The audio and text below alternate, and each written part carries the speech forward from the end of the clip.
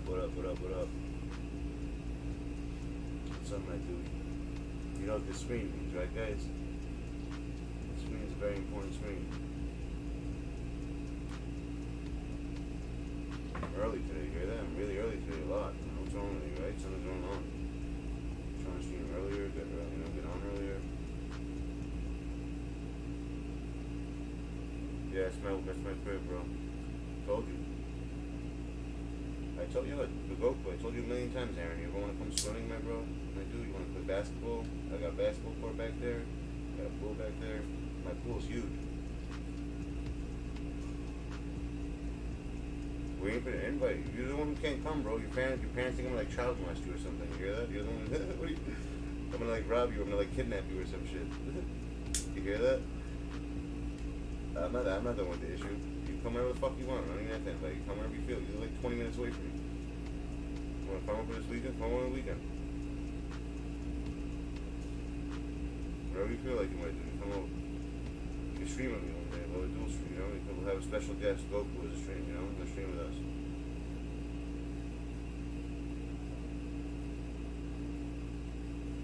I'll text you my address, bro. It's not that hard. 414 Manor Street, there you go. That's not bad. Simple.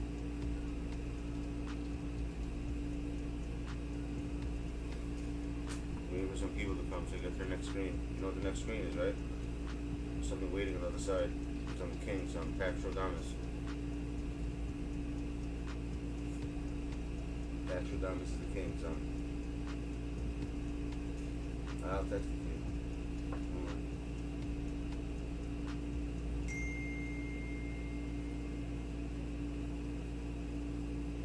Hit me up right now, folks.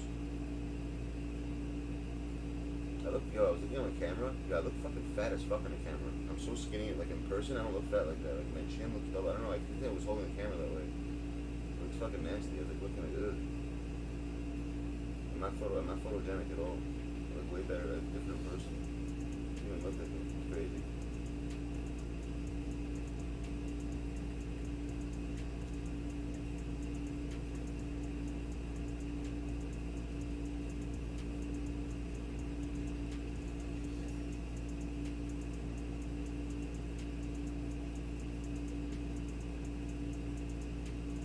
Oh, Loki? Fuck, I missed it. When did it come out? Last night or tonight?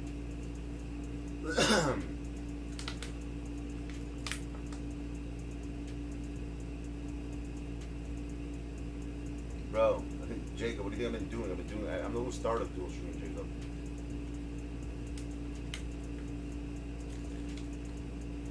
By the way, Jacob, I was in shock that you missed the pack opening today. I couldn't believe it. The freaking, the stream reporter didn't come for his pack opening. I thought you would definitely be there.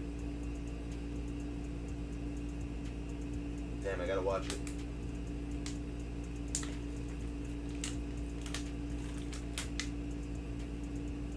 He was supposed to open the box, not anymore. No, it's not. You know why? Because Paxrodamus, the king of the packs, Paxrodamus, you know what he says, guys? Guess what Paxrodamus says? You know what he says? Should I show you what he says? 3, 2, 1, that's what he says. You hear that? That's what he says. That's what he says. Right there. That's what Paxrodamus says, dude. You hear that? Oh shit, what did you do? I just fucked my stream up. 1 second.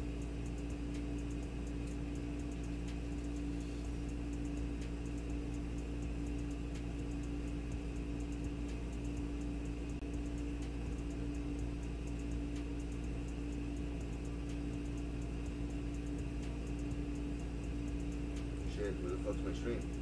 Oops.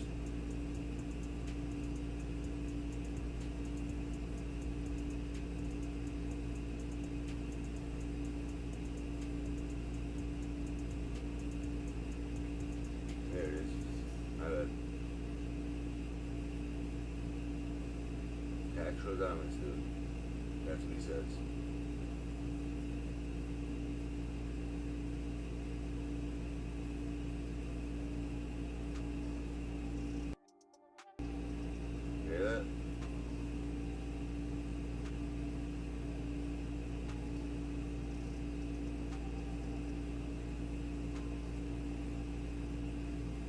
That's what Patrick says.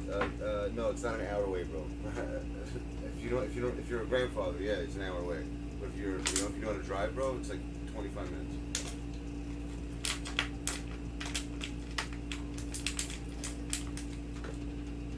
Especially from Starrett City, bro. You're in Starrett City. That's like the freaking port. I know exactly where you live.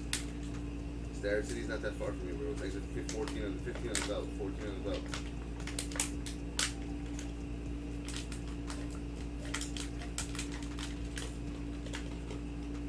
This is fire water. I gotta flip this card already. I feel bad. I hate like fucking waiting.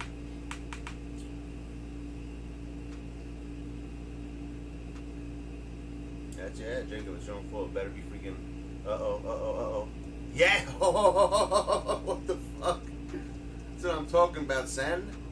That's what I'm talking about. I'm the fucking king. I'm the fucking king. I had one fucking pack to open, guys. Dead ass. And I opened it, you know when? At 10 fucking 45. Again. Like I do every fucking day. And Paxtradamus delivers. Again. That's why I'm the fucking king. That's why I'm the fucking king, my dude. What are the odds of that happening? For the king. Maybe that's a new thing. Maybe because I make it wait for 40 minutes, I get because every single time I've been doing this, I've been getting good cards. Maybe it changes. Like, you know, maybe it's a lot of, you know what I was thinking? Which is very possible, by the way, guys. I'm being dead serious. Like, I think when you flip the card, it's possible the card might change. I was actually thinking that. Like in the lottery. Like maybe the card, like let me give you an example. Like there's a bunch of dark matters, let's say, right? Like in the set. There's 3 of them. So I think like 1 second, like every second it switches. And whenever, if you click on you click on it at the right time, that's when you get the card. And I actually did some research. It can be done that way. You could actually program it to be done that way. Which kind of makes sense. Because every single time I do this now, this pack was sitting there for like 45, since 10:45. Almost an hour. I just let it sit like that. Because you're not saying anything. You know, I pulled 1 pack. Whenever I get the shake, I leave for the stream. Because I said I'm gonna do that. Every day I'm gonna start the stream with a fucking dark matter pull. And so far, ever since I said that, I've been doing it every single day. Remember, like I got Pippin three times. Remember? They were all invincibles. Every time I've done this, I've got an invincible. So I'm starting to think that actually works like that. The longer you wait, the card actually it's switching every second. And when you click on it at the right time, like whatever second you click on it, is what card flips over. And it's very possible to be that way. Very, very possible. It's not pre-decided. It can be, but I'm saying, but it's possible that it might not be if they program it that way. Which kind of, it's very possible. It's very, very possible. That's all I'm saying. I don't know if it is that way, but it's possible it can be that way. It's not a fact. Don't like quote me and say that's the way it is. I don't know. But I'm saying it's possible that it might be that way. Which is crazy.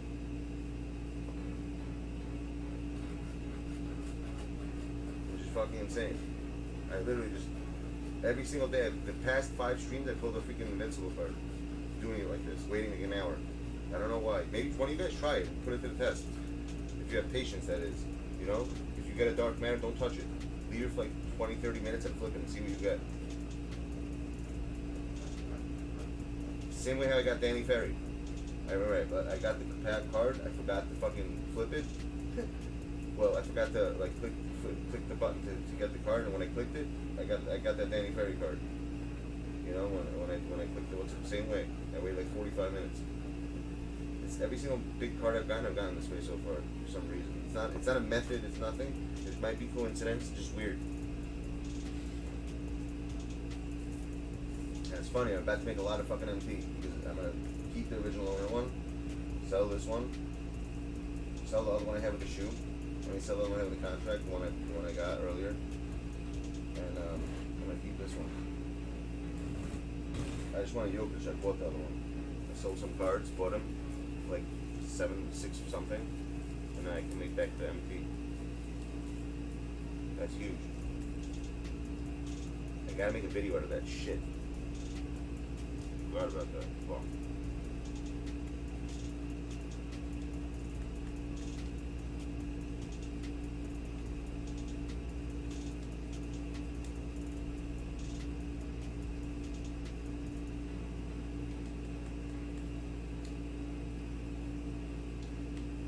That original owner sticker.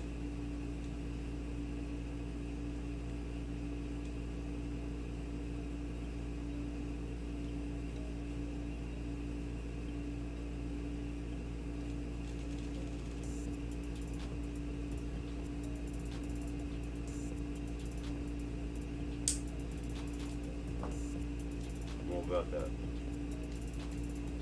That's so awesome. I just pulled penny. Just like that. One back. One fucking pack. Enough for one fucking pack. And I got him. It's crazy. And I did it again. Dramatically. 10 on the dot. 10:45. It's insane. Every day I'm pulling one at 10:45.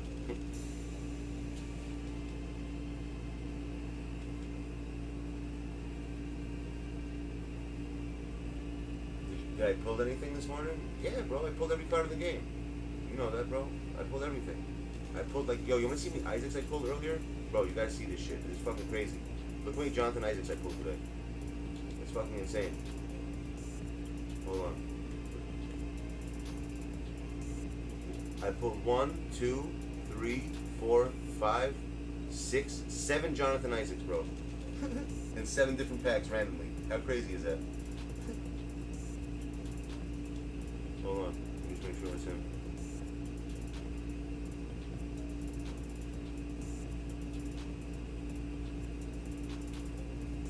Seven of them, bro.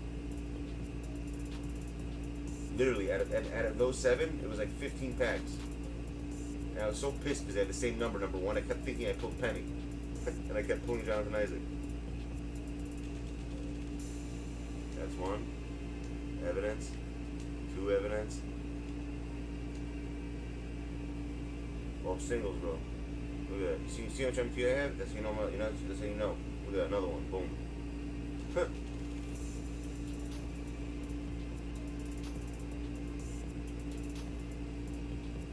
Jonathan Isaac again.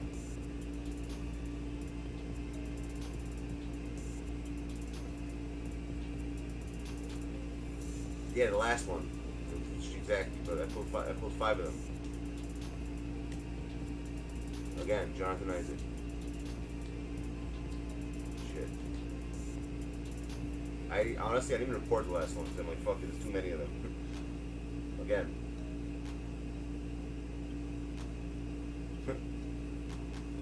Jonathan Isaac.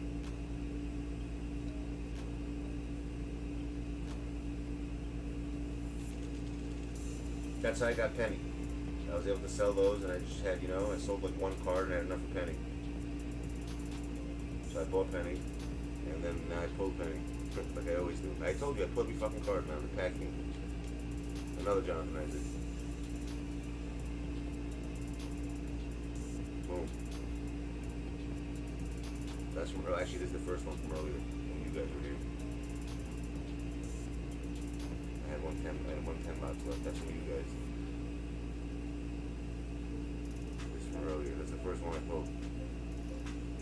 Like earlier in the morning when I had to leave. Look my MT, by the way. This is the one that I pulled 2 cards after the other one. I pulled Isaac, 2 packs later. I pulled another one. Remember I had 43k MT? There you go. I just got another one. Same spot. I told you I put like 6 of them. It's fucking crazy.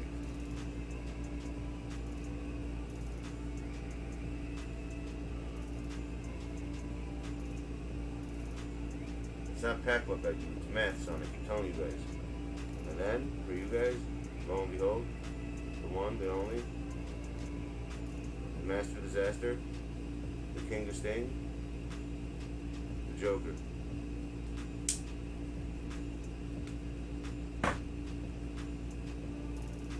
I had 7 of them in total, and I sold them all. That's how I got penny. I opened 14 packs. Out of 14 packs, I got 7 fucking Isaacs. 14 MT packs. Remember I had to open the boxes in the morning, so I started opening singles with MT. And that's it, That's how. So the last 10 boxes I had, I didn't do it on stream. I had to leave because when I did it off from my phone from the job, and I opened it from there. I'm like, what the fuck? And then so I saved that one, and then when I came back home, like a 5-second, to get to fill up the water, I just started opening packs, and the 14 packs, in 20 minutes, I got 7 of them. Fucking crazy. And I just pulled penny. Kanye West.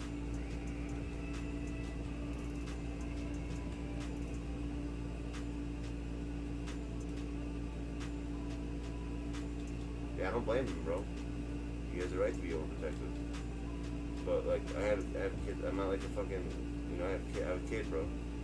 It's not like it doesn't matter to me. If you want to come, you know, stuff, it's just, whatever. If you want to play basketball, it's not like you're doing anything.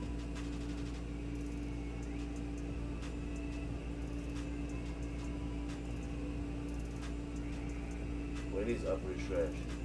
Tunch? He's Tunch? You trying to say he's Tunch?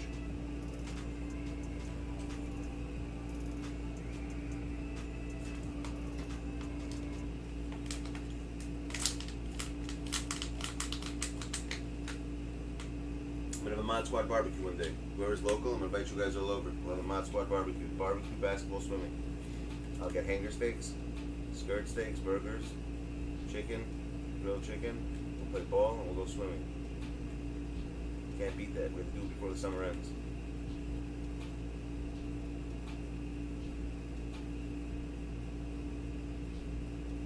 He can come with you, your dad. How old's your dad? Your dad's probably my age. He's probably like, maybe he's older than me actually. How old is he? How old's your dad?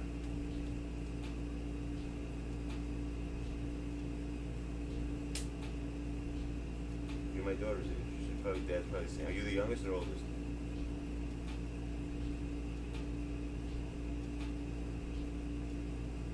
How old do I look like to you? How about that? Let's see what you say. Let's see if you get it right.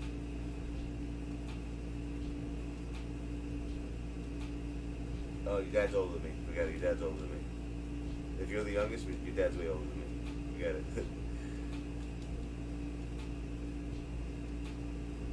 Yep, on the money, son. You got it on the money. In person, though, like when you see me in person, not like the video, I look fat as fucking video. I don't know why. People think I'm like in my late 20s usually. Early, like 27 to 30 is what I usually get. It's funny, they're wrong. Like a couple years, but yeah.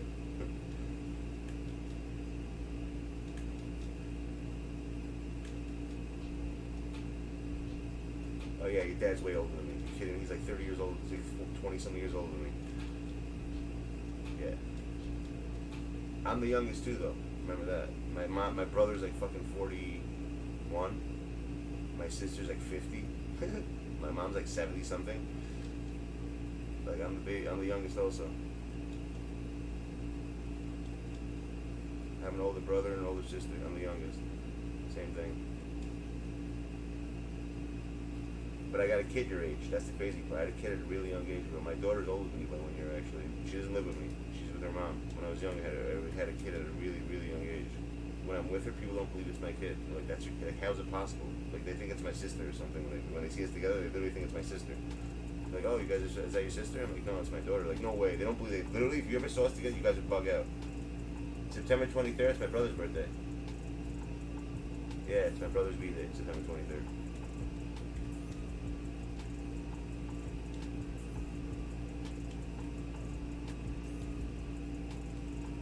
When people see us, like they don't believe it. I'll show you a picture of us together. You're gonna think it's my sister. You never in a million years will think it's my daughter. It's weird, honestly. It's weird for me having a kid that old. It like bugs me out a little bit. Like I could be a grandfather in like next year. Like if I have imagine, like she could have a kid. Imagine, I could technically be a grandfather. I'd be the youngest grandfather in the world. That'd be nuts.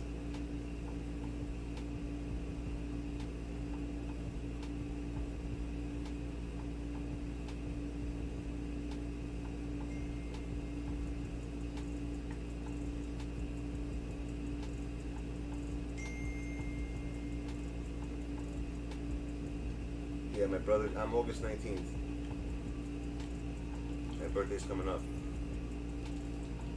The lion. The month of the lion, son.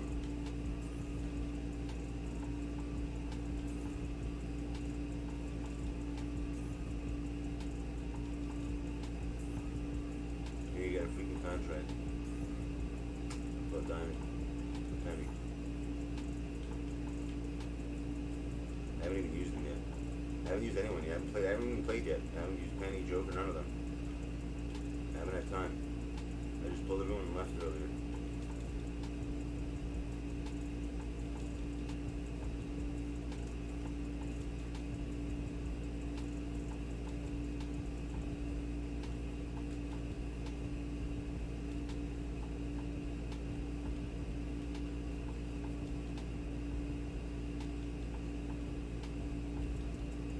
There are people in my old neighborhood in Borough Park, bro, dead ass. Like,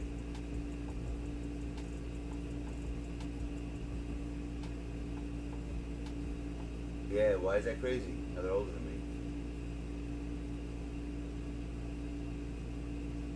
I'm 20 something. Yeah, my sister's 52. My sister's old.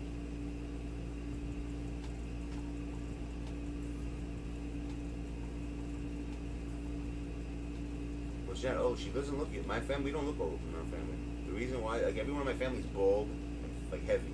I'm thinner than everybody there, literally. Like, on camera, like, today I was looking at myself, I look fat as fuck on the camera. I'm like, what the fuck? I don't look like that. Like, my chin, I think it's the way I was holding the camera, the angle.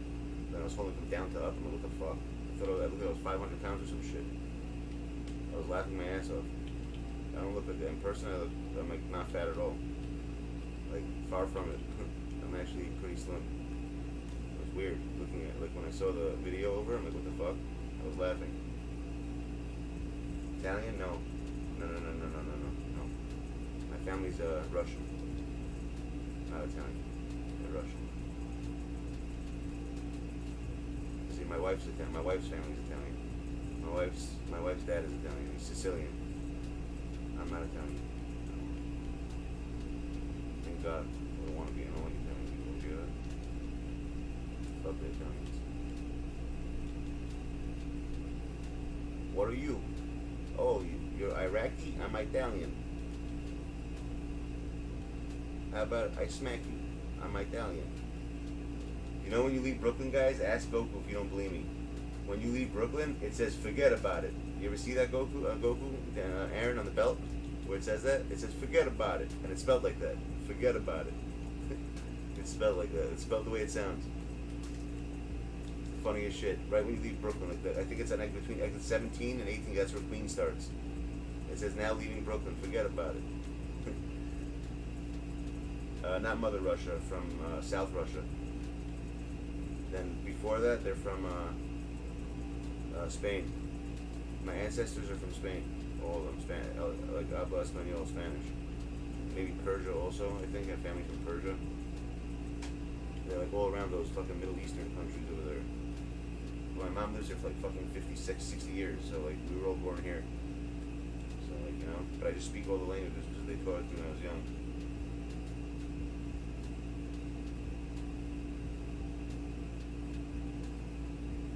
Nah, bro. Do you need to see what I just pulled? Daniel, I just pulled literally at 10:45. I just pulled the card I had waiting for the stream. You know what I just pulled, my dude? I just pulled fucking penny. Just like that, bro, with a snap of the finger.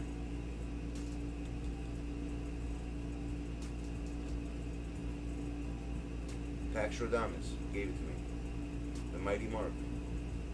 The mighty mark of Pax Radamus, the dynamic duo.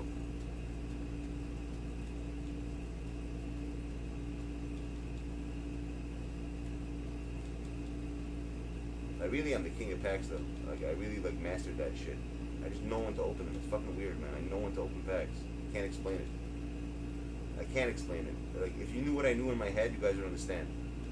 That's all I have to say. If you guys knew what I like, the way I think, the way like how I do it, you guys would be like, oh shit, that's sick. Like I can't, like I can explain it, but like you have to understand how to do it. Like there's so much to it. You have to like just. I think some people get the hang of it. I think like Daniel Endgame is understanding it now. He's starting to see what I'm talking about. That's all about timing. It's all about timing. It really is all about timing. See? I got a penny on it. It's right there. I'm selling that one now. It really is all timing.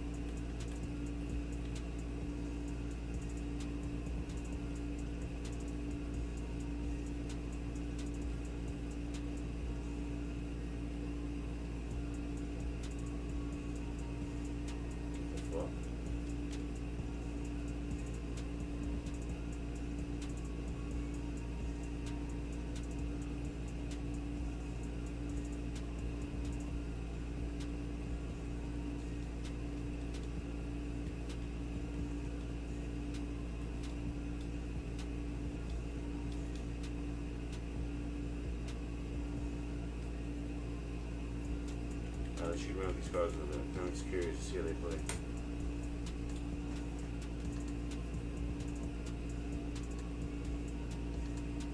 I'm telling you, yo, Daniel, I'm gonna do a one-on-one, Daniel, this weekend. You want Daniel this weekend?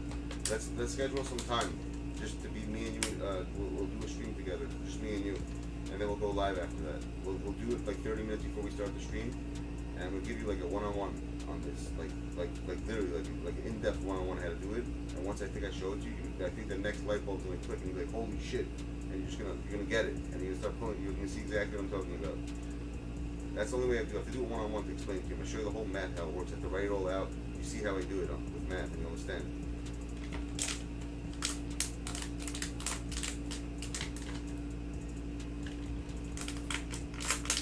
I was actually looking for Penny when I did that. In my head, I had a 70% chance, that I was gonna get him. I really believed that I was gonna get him because of just the way the market was and just the way I did the equation. I had a feeling it was him, and I was right.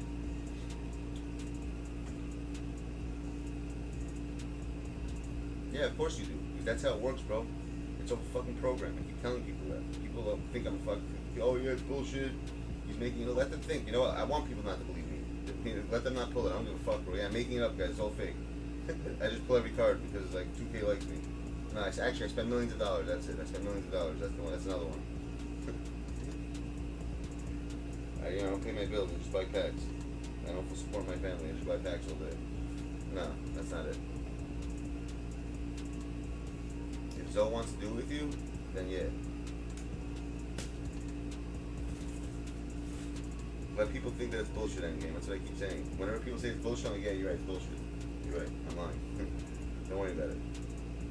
But those same people that say it are the ones who like fucking ask me like on the DL on Twitter, like, yo, how do you do it? I swear to God, I'm like, yo, I thought you said it's all bullshit. That ass. All those are the people who say it's bullshit on stream and they want to like act hard are the ones who message me privately and ask me how to do it. It's none of you guys don't know them. It's like people that don't really come here. It's funny as shit though.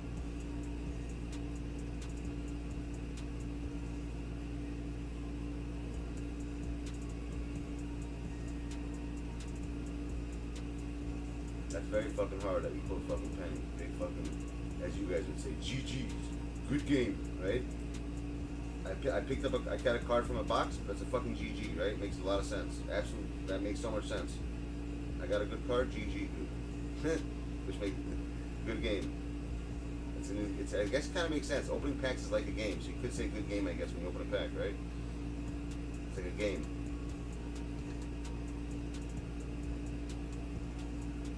Yeah, 2 pennies, exactly. What makes no sense?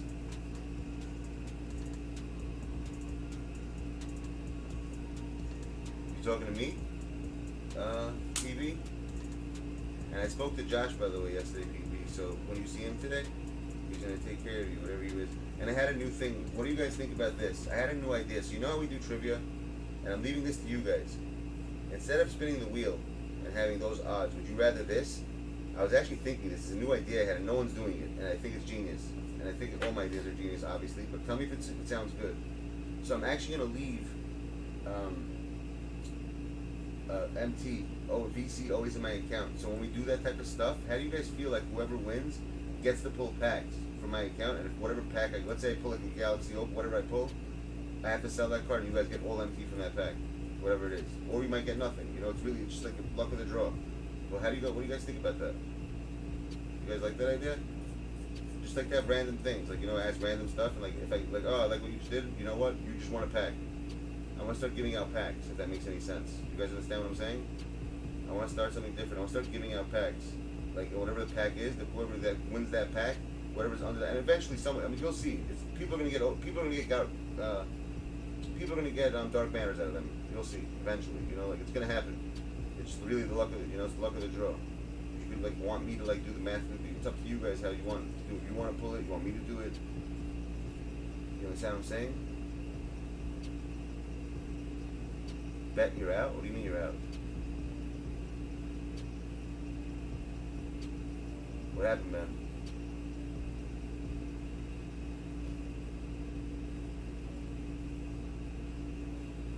I don't know, I'm asking, I just told you, what do you want? You want a wheel spin or you want a pack thing? You tell me what you want. It's your odds. The wheel spin, you get a foul, you might not win anything. This is guaranteed something. That's what I'm trying to tell you. I'm taking away that. What do you guys prefer, the wheel or that? what I just said. That's what I'm asking you guys. A question. Understand? I'm asking you guys a question. What do you guys prefer? You like that idea I just came up with? Or you want to do it, you rather win packs, and whatever comes out of that pack, you get to keep the empty out of it? Or it could be not, you know? It's the same thing. It's basically gambling. The same concept as a wheel. Except it's towards the game. It's up to you guys.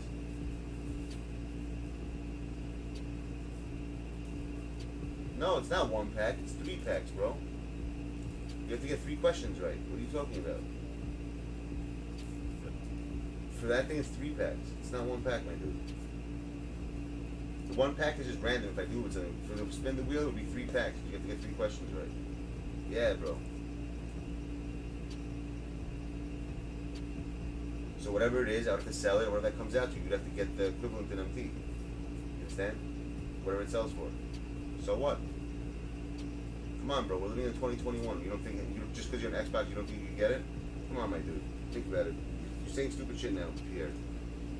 Think about it. How would you get it? The same way how. Come on. Use your brain.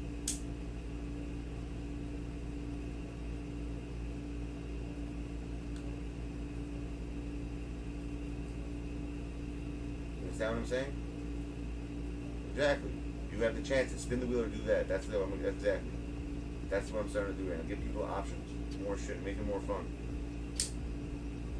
Like I said, I'm a content creator. I do shit that no one does. No one thinks about this type of shit. Only I think about this type of shit. No one even knows. When have you ever seen a channel that does this type of shit? You'll never find me one. I'd love to see it. I'll give you $1 million if you find me someone that does shit, that does the shit that we do in here. No one does this shit. Not one place. You won't find it anywhere. One of a kind.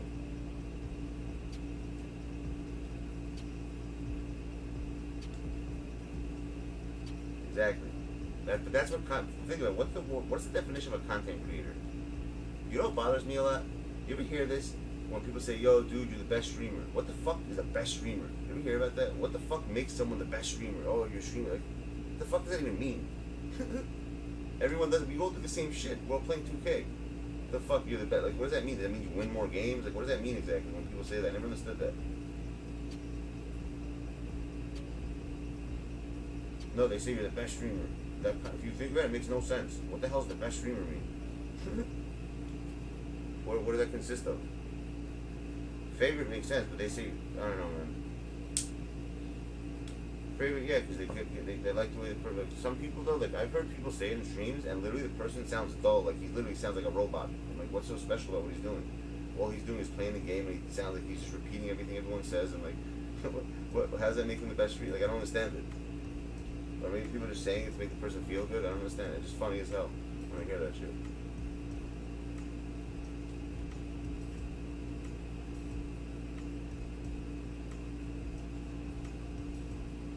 What do you mean believe the numbers? See, I think Endgame is onto something right now. What do you mean by that? You think they're saying it because the amount of subs they have? Or the amount of people that are in there?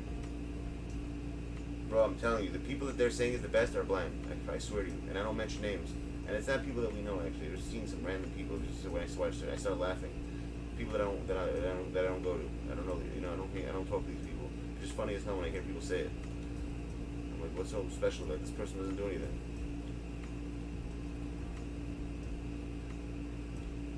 So it's all clout, basically. That's all it is. People just want to kiss their ass. It's all like, you know, riding their dicks. That's about it. They want to be on the person's good side. So they don't even really mean. They don't even know why they're saying it. They're saying because other people say it, basically. So they're looking at a number and basing it off a number. It just shows it. Very, very, very, very, very intelligent. Makes sense.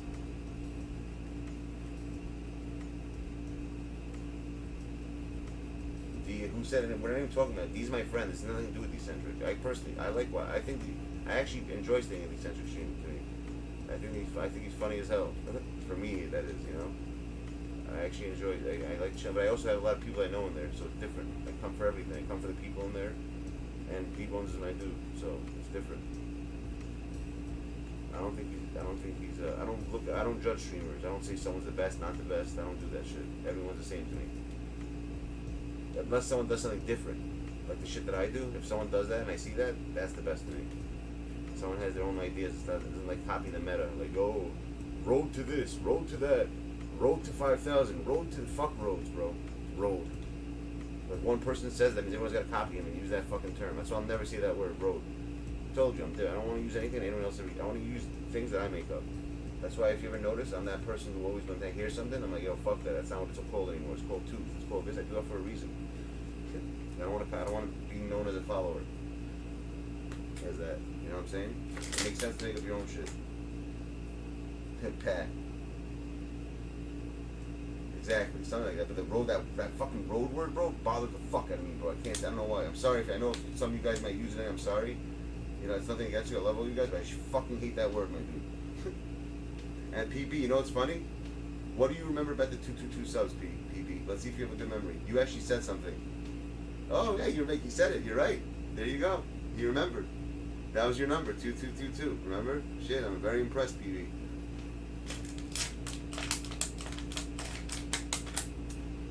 I can't believe you actually remember that for the PS4, for the PS5, right? You actually said, yo, you have to get 2,222 subs to do the giveaway. I'm like, why that number? You're like, I don't know, just that's the number. Yeah, I'm not into roads either. You'll never see me use roads. I'll say like, yo, let's get 3,000. You know, like that makes more sense. Let's get to it. Because that makes more sense. You want to get to it. What's a road? You driving there? What the fuck? Come on. I'm dead. Another one. I'm dead. I'm dead. I'm alive. I'm dead. Like, what the fuck's that mean? I'm dead. Why is I'm dead? What does that mean when someone says I'm dead? That means they can't think anything. Like, they can't. Like, explain that in English. Like, in my term, like, in modern term, like, normal terminology.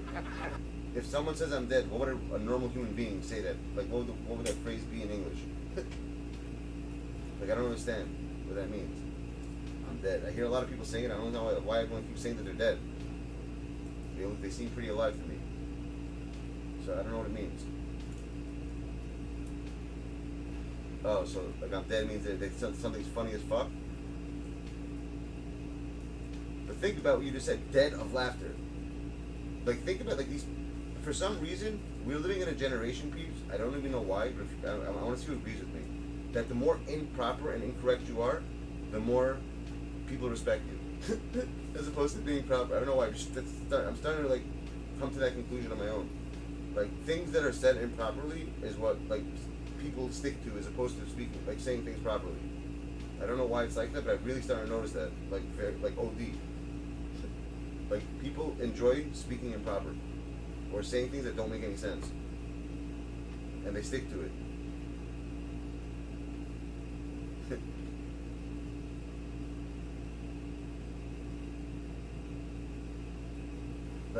What's another one? Canceling someone. I'm going to cancel you. What the fuck does that even mean? How do you cancel somebody? It's a new thing. I'm telling you, I learned all this stupidity on YouTube. Karens and a Karen. What's a Karen? A Karen is a woman now. A new one. A Karen is a new one I learned. This girl's a Karen.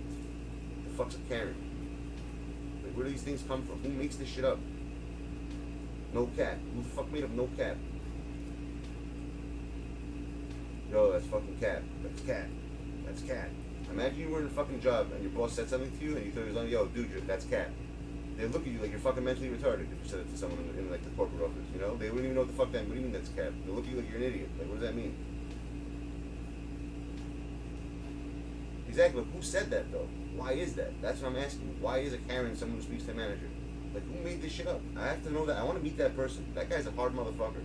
I guarantee the same person who made up Karen is the same person who said GG's to everything. He's the same person who said I'm dead. He's the same person who said no cap. He's the same person who said I'm dead. All that shit, this motherfucker started.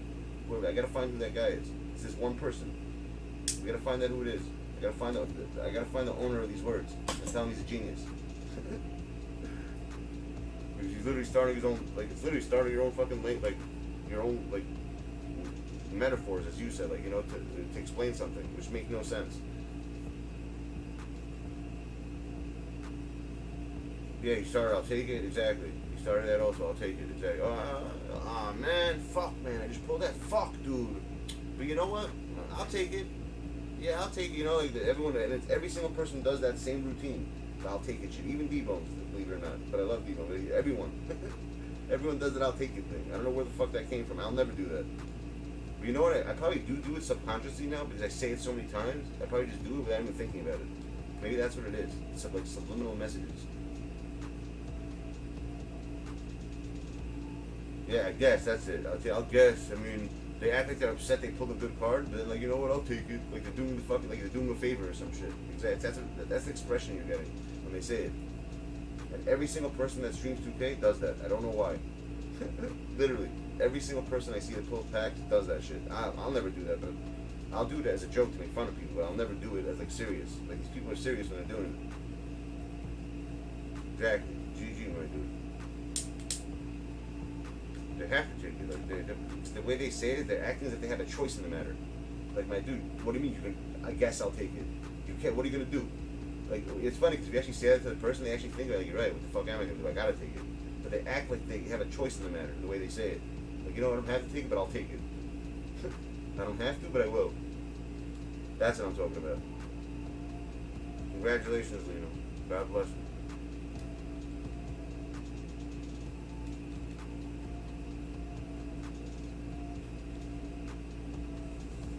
I'm alive. You hear that? You hit 3K? I'm alive, dude. That's all I gotta say. I'm alive. On tooth, bro. No tooth, I'm alive. To me, that makes sense. No tooth, I'm alive. No joke, I'm alive. I'm alive with laughter. There you go. Oh, hell yeah. On Thanksgiving, I'll be handing out turkeys like Nino Brown, baby. I mean, I hand out turkeys, dude. That's hard. Who the fuck, you know, like, think about that. Giving a turkey to somebody is a very hard thing to do. You gotta be, you know, you gotta be a fucking crazy ass motherfucker to go send someone a turkey on Thanksgiving. I mean, I did it last year, remember? I'm gonna do it again this year. Every year, I'm gonna send someone a turkey in some random fucking state. And I'm gonna tell them I'm alive. No tooth. That's what I'm gonna do. I'm sending them a turkey. And then they're gonna say to me, oh, I guess I'll take it. You know? I'm like, yeah, exactly. I guess you'll take it. Is he a fast dunker or a slow dunker? Please be a fast dunker.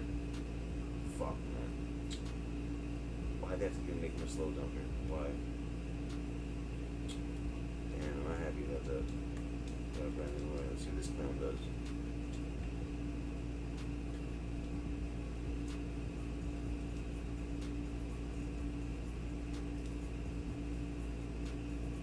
Can't hit a shot.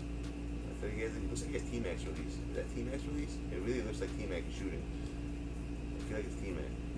But I can't hit for some reason. Don't know why. I mean, I guess I'll hit.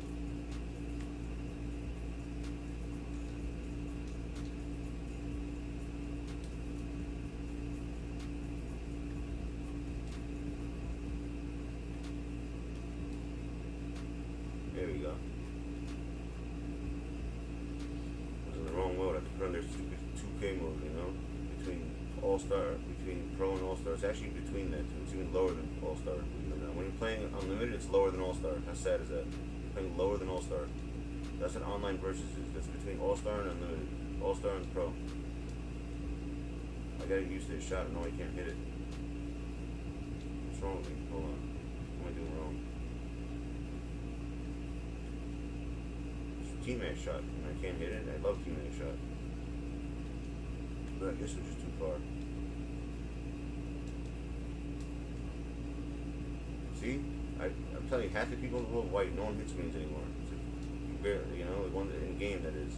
He's definitely a fast dunker. He has to be a fast dunker. No, he's not that bad. He's a slow dunker. Great. What Isaac? He's probably tired. Oh, hell yeah. It's fucking ridiculous. This shot is so sick. This shot is the easiest fucking shot in the world. It's like I hate it. It's not too fast. It's not too slow. It's like the easiest shot to hit. It's like you just gotta time it perfect. It's like just so simple. Yeah, I really like this card. I'm gonna like this card a lot. And he dunks fast. Nice. Let's see Joker. Oh, what the fuck is that? What dumbass shot is that?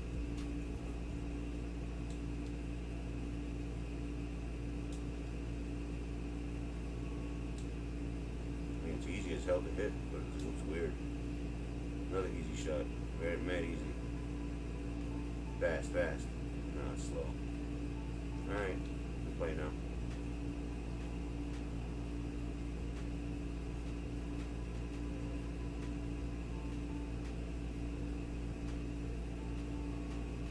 How? run 3 packs. And you're gonna, whatever you get from there, let's say you pull like a crazy card, I'm gonna sell it, and let's see, it could be like an 800, like let's say I pull Penny right now. I would have to sell that card and give you whatever, what it sells for. You understand? But I might not pull it. It's the same thing, it's a gamble. You get 3 chances, though, you get three chances, right? You could open them, yeah. You could open them on my account. You have to screen share somehow. I don't know how you would do that. You don't have a PlayStation, so it's not gonna happen. Or you can just tell me when to do it.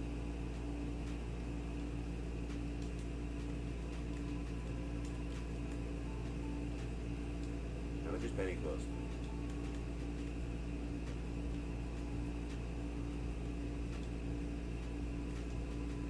Nice. So I'll get at least 500 from it. So I'll get 490 maybe.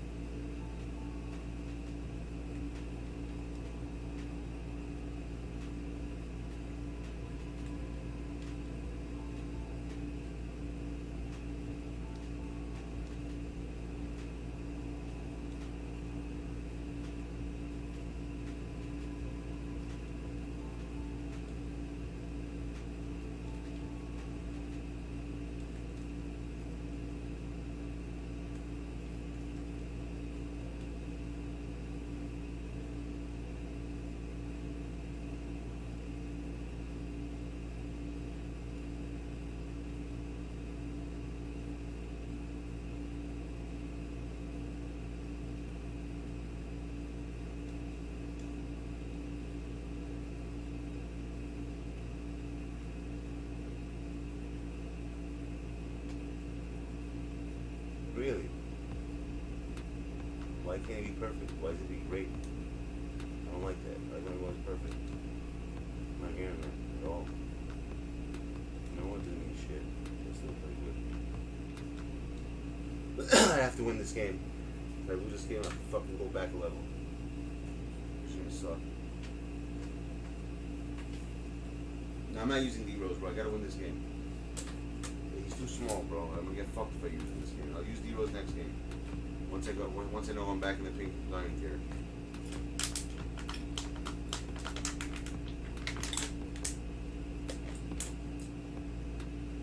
What's up, Elijah? How you doing? But I will switch the recipe. What do you want to do? What do you want me to put? Starting. I put Jokic there. I put Garnett. Oh, wait a second. Where's Ball? Wow, that would have been scary. Imagine I played the game without Ball. Shit, that was crazy. What the fuck was I thinking?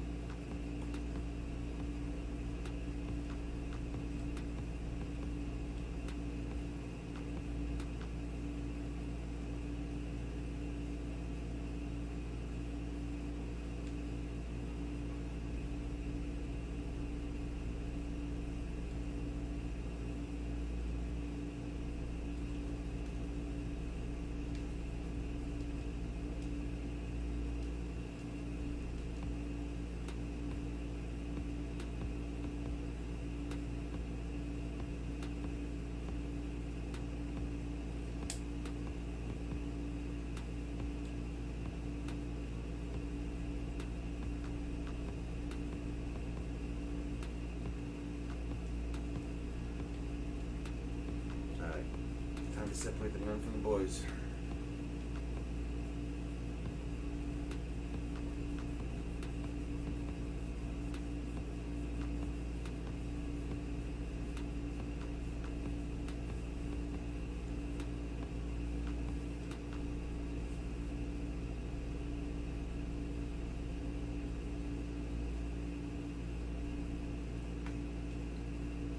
Like you fucking people press. What's it called? That fucking button. So what do we need to do this for? Why we gotta come to the screen? For what?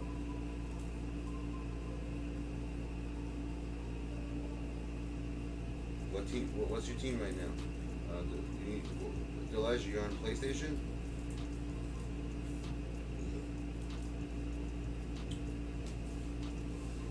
You know what, Elijah? We haven't gotten you a card. If you're on PlayStation, think of a card you want. I just got Penny. He's selling. I'm gonna get a lot of MP right after in a couple hours. Get you a card. Who do you want? What's a card you really want? You don't have. In reasonable pricing. Don't like go crazy. Say like LeBron or someone that's like $1 million. I'm talking about like someone who's, you know, like affordable. It's not too crazy. No, not any card. Anything like up to 100. That we can buy now, no bidding.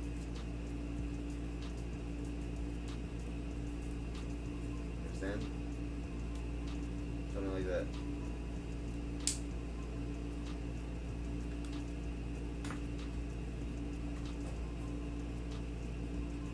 If I ever tell anyone about a card, it's always a buy now. It can't be a bidding card. It's so crazy. Yeah, go look for cards that you really want.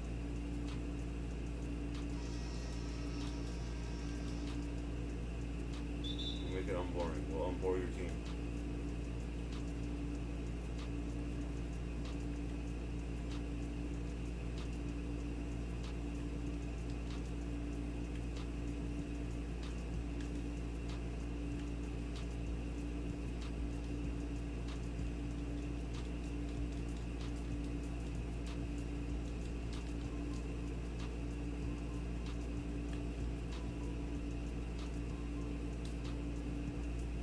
Come on, man.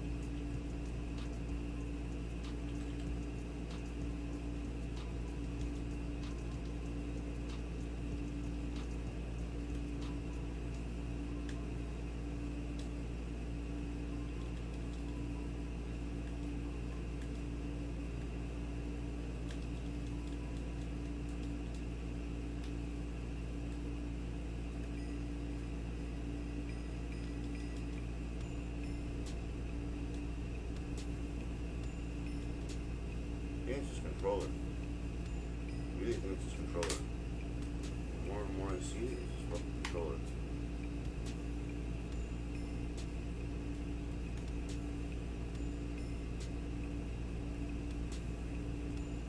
See if I'm right.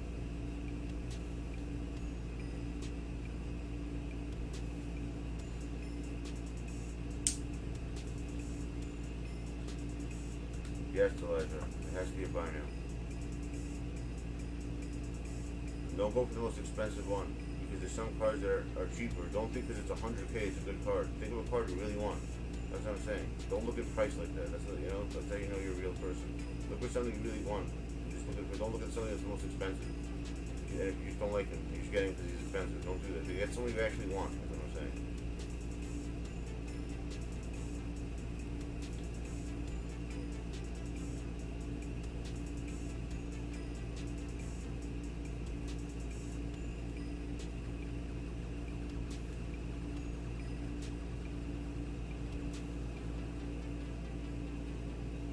Wasn't controlling I do it.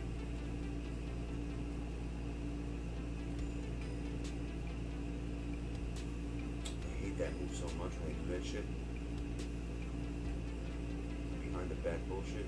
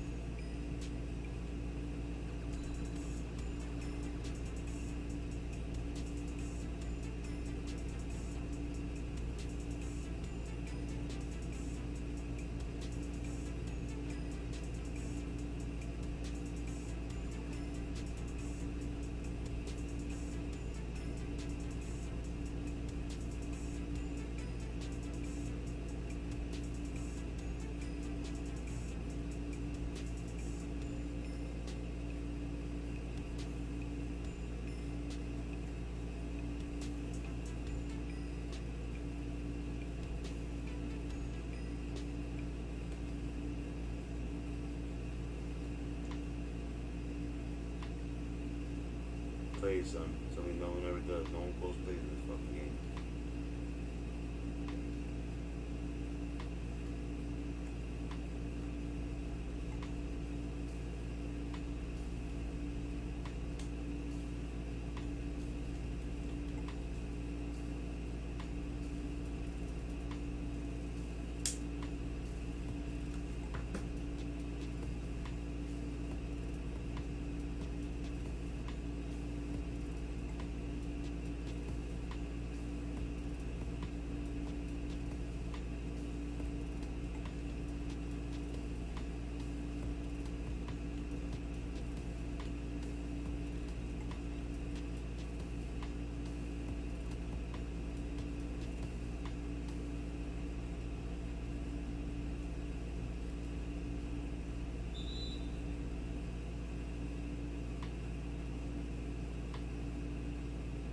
Alright.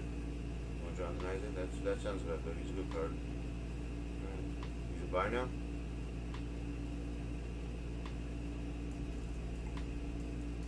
Remember, that's be a buy now.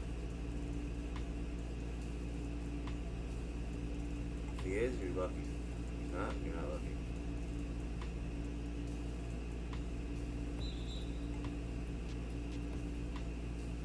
He probably will be. He probably snipe him.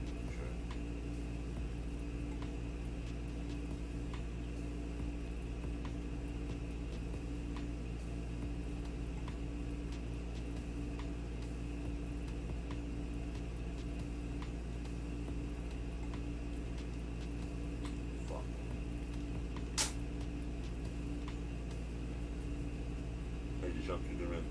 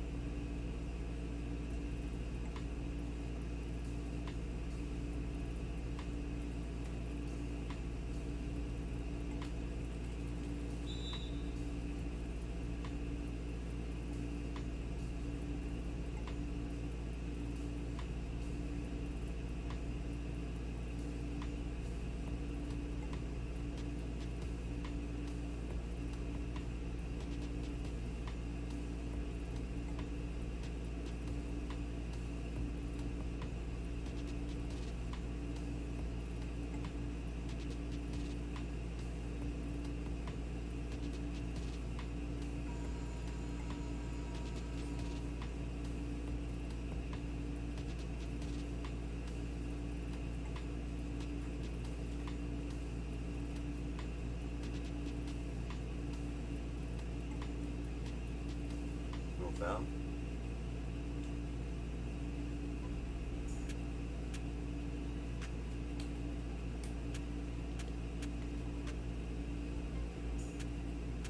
Alright, roll, no fucking foul.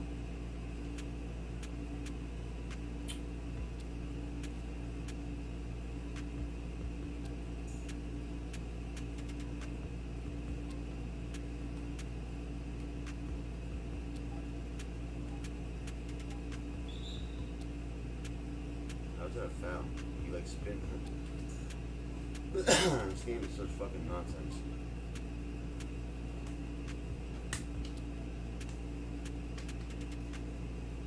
How much are they selling them for?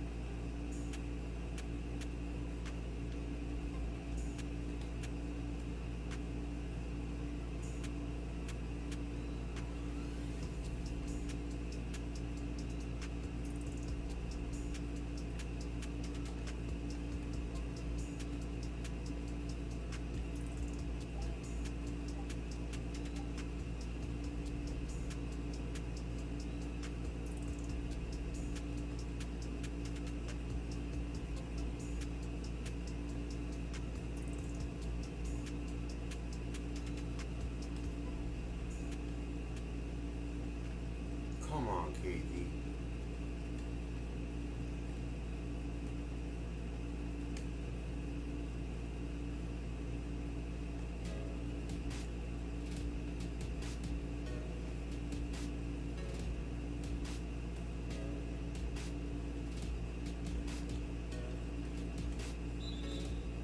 Legal screen. Lead.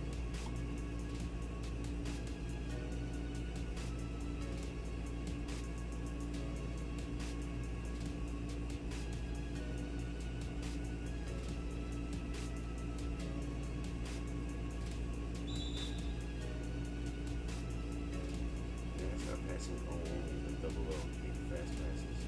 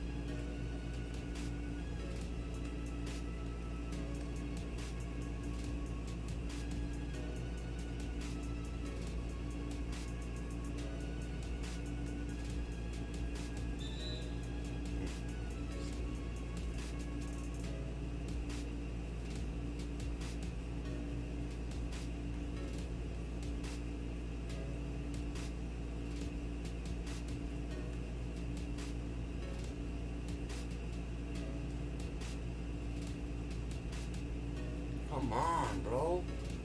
How do you miss these easy ass shots?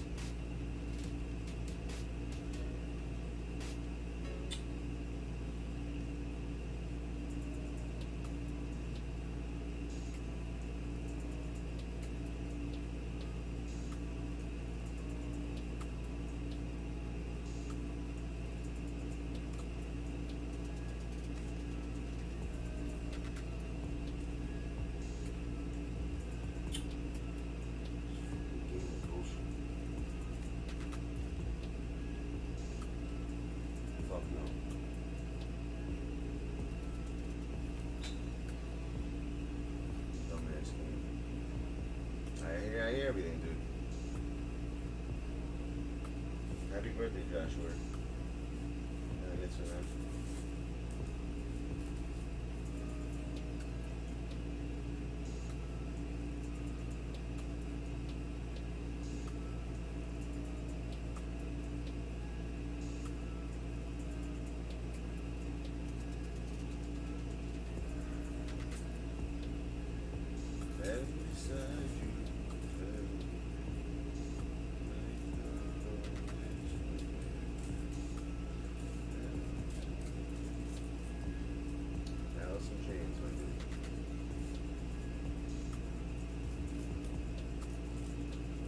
Paintballing is so much fun. With, bro, yeah, if you don't wear like layers, what do you guys do, indoors or outdoors? Just like different types of paintballing. And it's really cool when they do it in the woods. Like, we used to go to this place upstate New York and do event there. Shit was crazy. My friends are nuts with that paintballing shit, bro. They have like their own fucking like guns, like fucking like automatics. How many people were there? What colors were there? Sorry, 12. What teams were there? You had like red and blue, like what were the team colors? How many people were on each team? And you do, when someone gets shot, they go to the gulag basically, like they're out to the next round. How do you guys play? Or you just do like whatever, like like nothing, no rules, just everyone, just whoever kills, whoever hits who.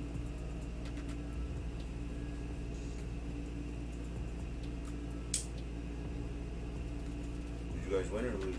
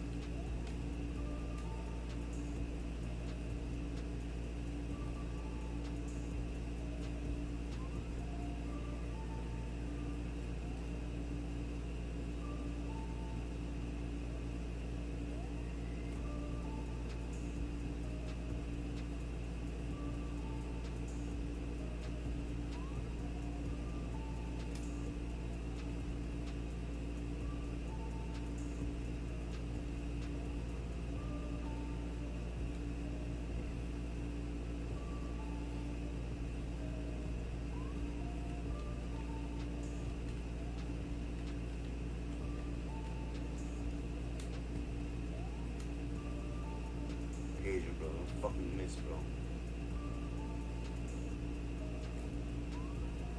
Oh, nice, bro.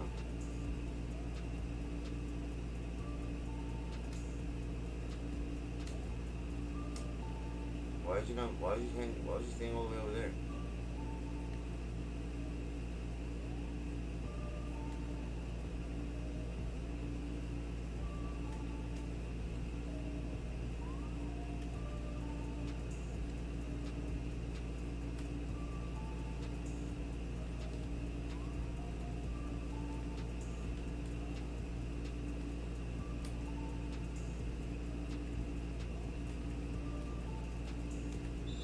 Come on, why would you jump back? Fucking stupid. Why would you hop back when I'm going forward? That always happens.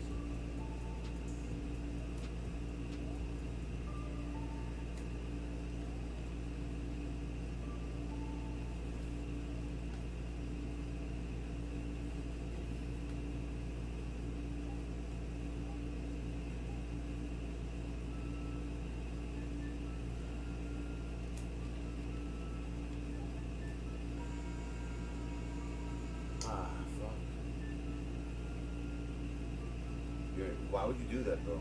That's like asking to get hurt. Oh, Elijah. Bro, that shit's mad fun. I've been paintballing a few times. That shit hurts like a mother. Especially if you never had like customized gun, like automatics and shit. That shit's crazy when they have that.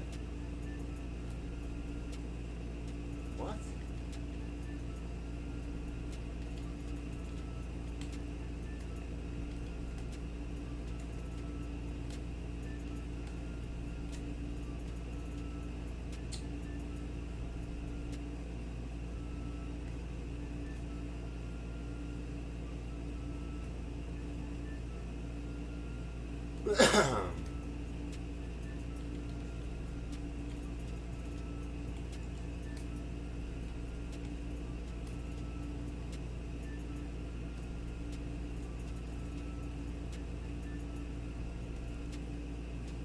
No foul again.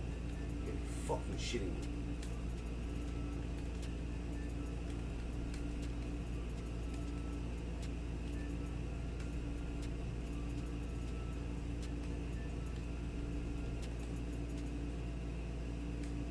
Fuck no.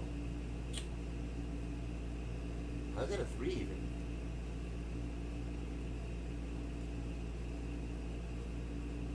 That shouldn't even be a 3-pointer. Fucking bullshit.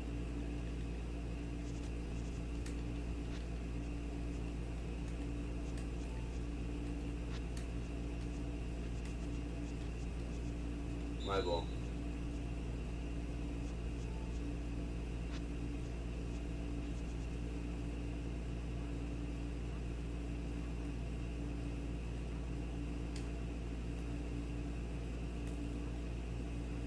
Off. Why isn't he dunking it though? What the fuck are you doing, my dude?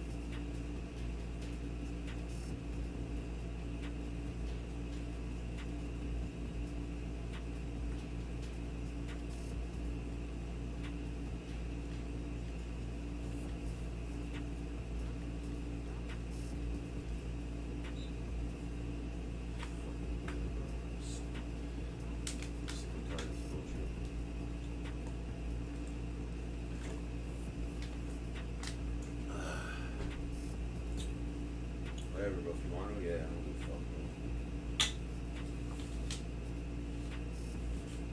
It's either that, like, we're playing a broken game, so might as well just enjoy it, play with your friends.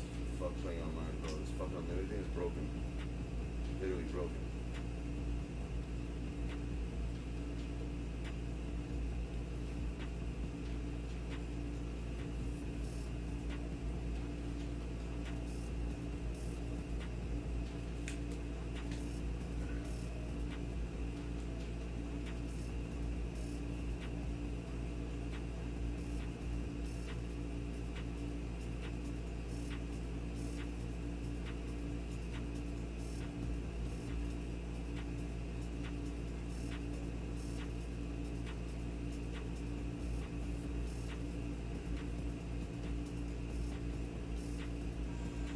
Using a 5-man, the whole squad. I heard like another bullshit thing that they do. It's fucking dumbass 5-man.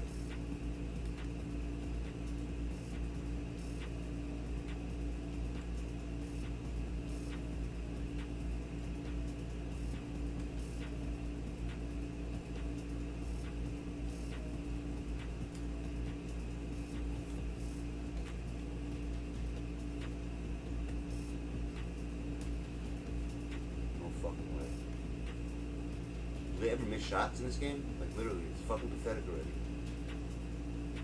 People don't miss fucking shots. It's insane.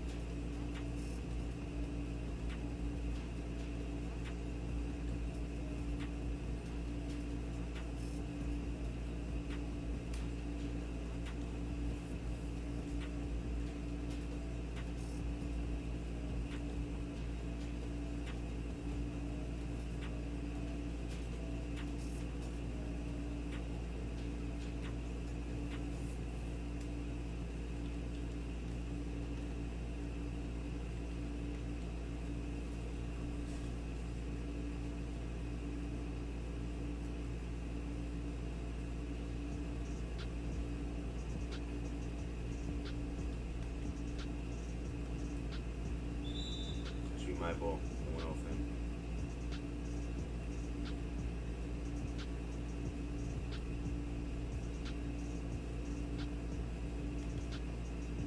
What the hell was that? Why would you throw it? I didn't even pass it.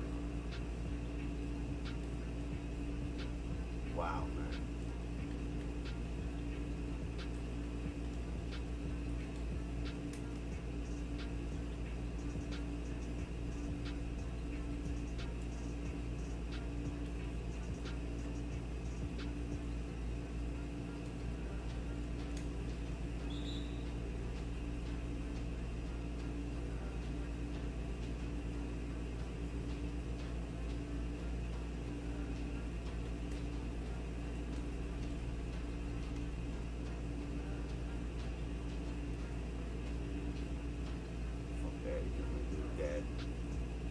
Dad.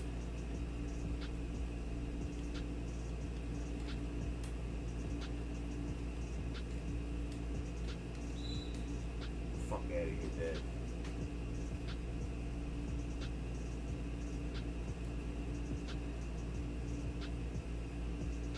Why? Because it gets Joker?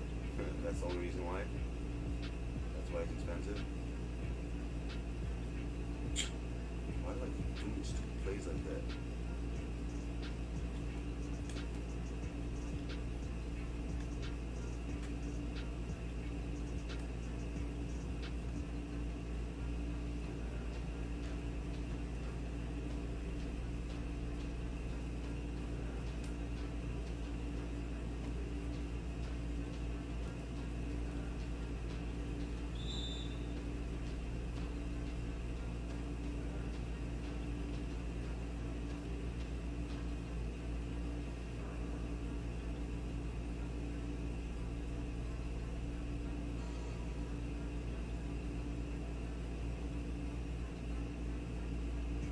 It's not the rat. I'm not doing the rat. Too tired to do the rat right now.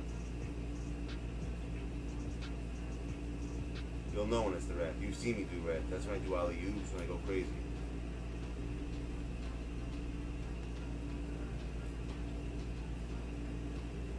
I'll do the rat next quarter, like hard. I'll blow this motherfucker up at 60.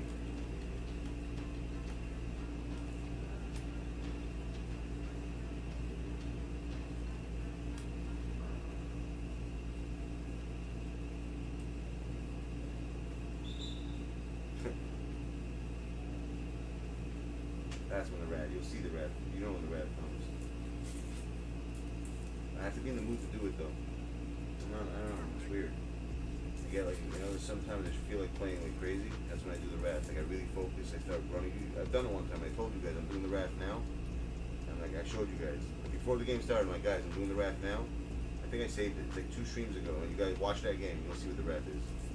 I played 5 games and everyone quit within 2 minutes of playing me. That's what the rat is.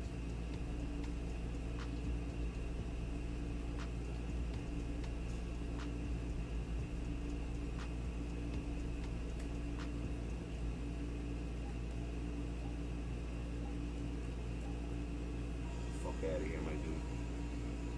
tell you one thing, my dude.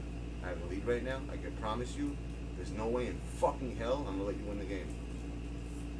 Mark my words, bro. No way. Unless I get somehow hold and they do something stupid. Can't happen, but if it's under my control, they win it. That's all I'm saying. I have control over it.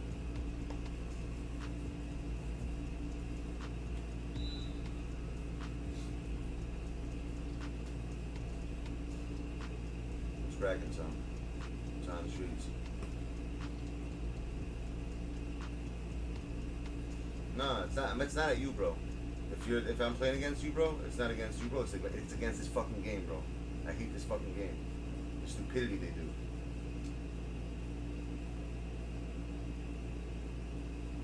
Really? That's very mature of you, bro. I think I fucked this guy's mom one time, though. I'm pretty sure I did. When she was cheating on your dad, that was me, my dude. And I came all over her face. Yeah, man.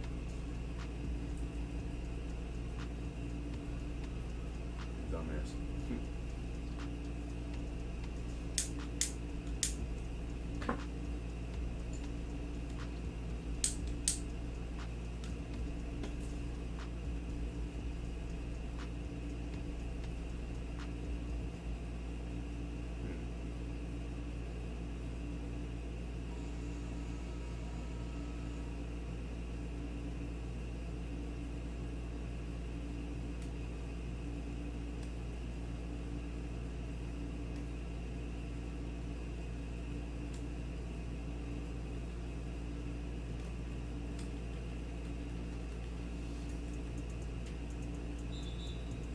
What was that?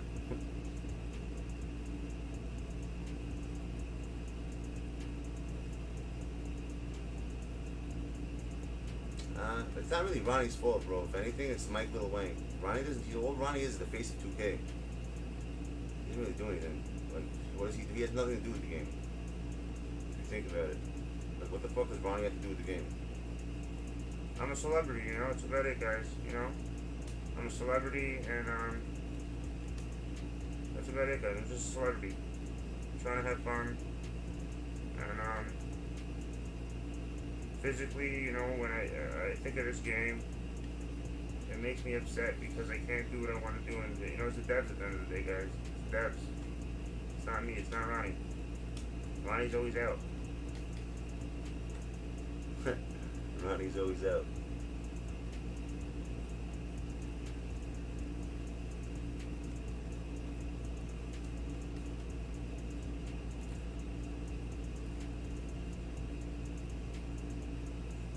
Mike Wang, dude.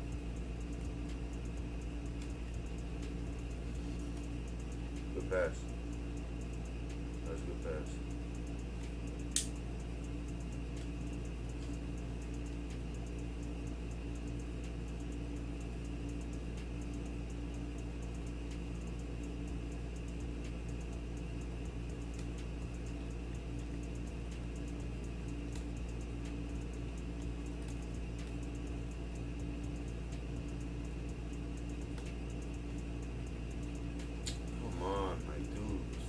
Game, bro.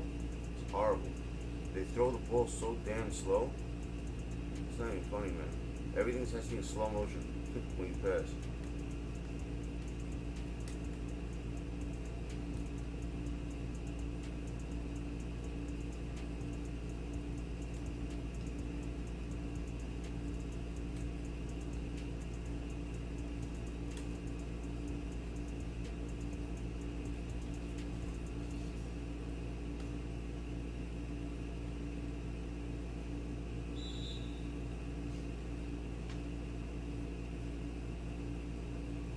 Yeah, I pulled Penny. You saw that, Ken? I actually pulled Penny out 10:45. I was actually looking to pull him, believe it or not. And I actually got it. Pretty fucking crazy.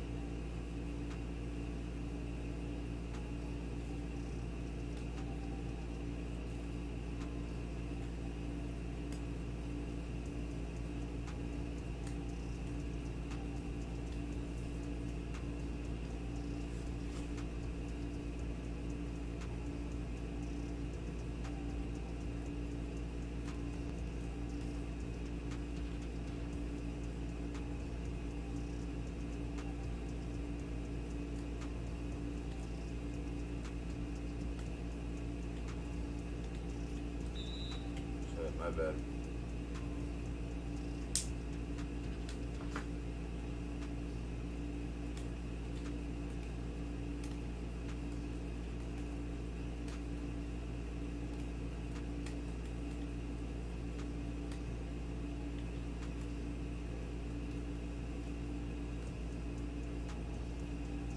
Good pass.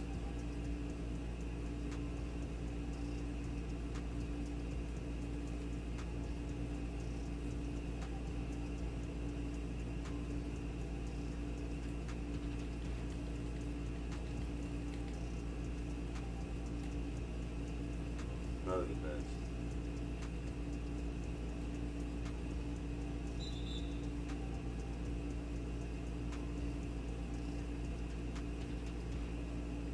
Well, that was funny as hell, right? It's funny because the people said they couldn't see anything. I don't know why.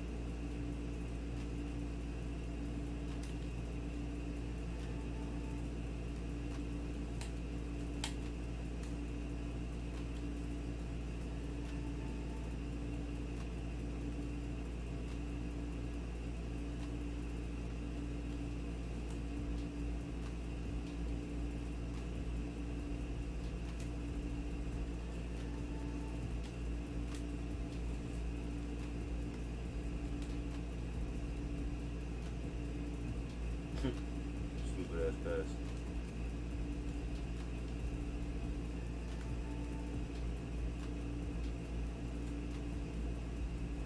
Good block.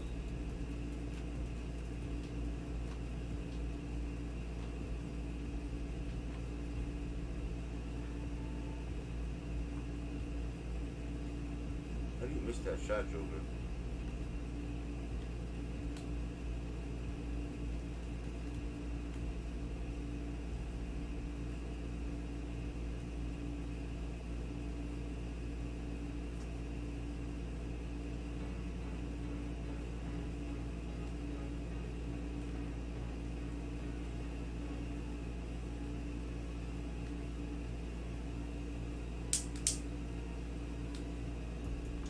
Damn it, dude.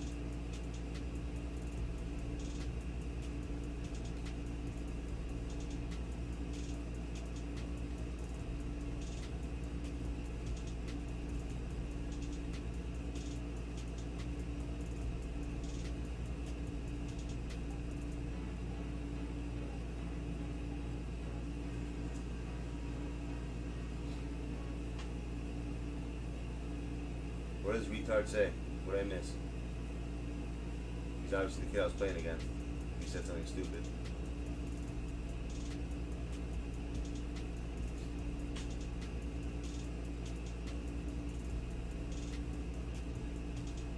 Hey, I'm not losing, bro. Dude, I had to win this game. I told you, if I win on demand, I have to win. I'm not going to lose a game that I have to win. Because Jacob lost too many games for me. And we would have went back one level. I decided to stay in the level. I let Jacob, which I don't mind. You know, I'm not mad at, you know. I told him he can do what he wants. So it doesn't really matter. So as long as I just stay in the level, that's all that matters. So now we can stay. Now I can start over. I'm gonna actually get that. I'm gonna get the open card. I'm gonna get that Petrovic by the end of the week. See, I can stay in here at least. Good. I don't have to go back one. That's all that matters. That's all. If I lost that game, I would have to go back one. So that's why I had to That's why I had to win that game. So I wasn't talking much. All right. Who wanted to play Elijah? You did, right? So see, I got that out the way. So now I can play. I have to win one game. That's it. Timmy? Oh right. You know what? I'll get Timmy. I have what's it called up there? Penny. So I think I'll have enough for Timmy. I don't know if I'm gonna keep him though, but if you want me to see, if you want to see him, I'll get him for you. Probably have to get. I'm not gonna be able to get it today, no. Unless someone, yeah. Unless someone puts one up. There's none up in here right now. thing's gonna happen. What's your name again, Elijah, on here? I forgot. You wanna make my squad, peeps? Against Elijah, go ahead. Hold on.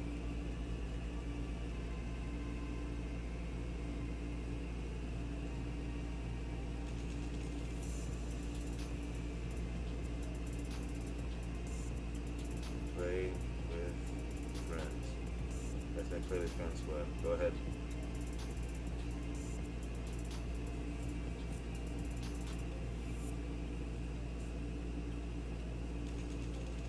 Can I do you a favor? Yeah, what's up?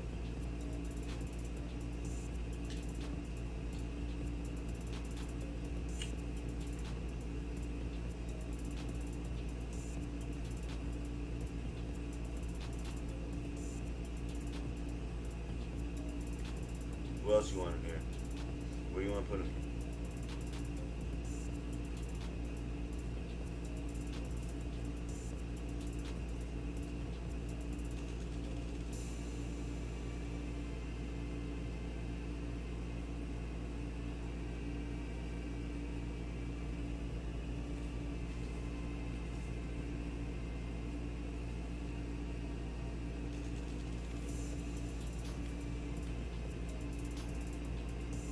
That's it.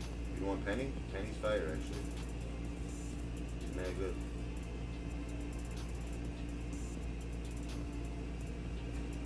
You know what else is really good? What is this kid saying? What am I missing? What did this kid just say? Something stupid again?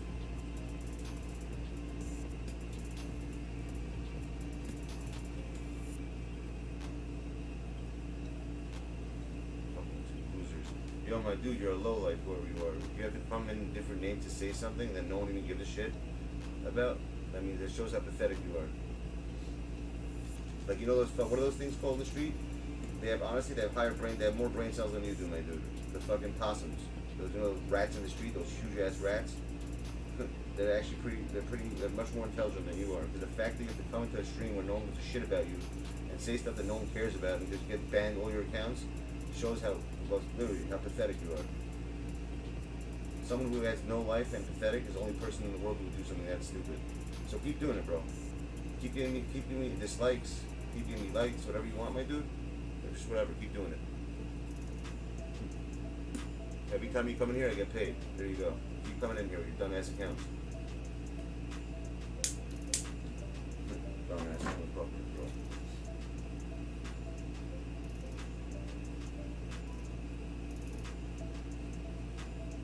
Yeah, I literally took a shit on this guy. I wasn't even trying. That's the funny part. Guys do even know to come in here. That's so weird. I didn't mention. Oh, well, Clam Champs thing on court. But that's why. Who'd you want to switch? You said Don Maker.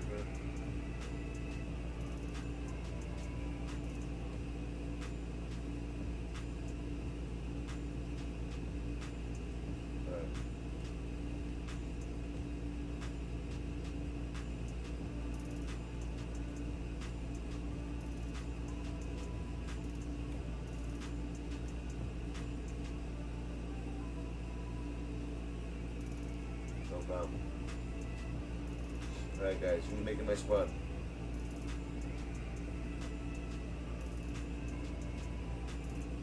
This is my play with friends squad. Pick anyone you want. Don't pick no one short, please.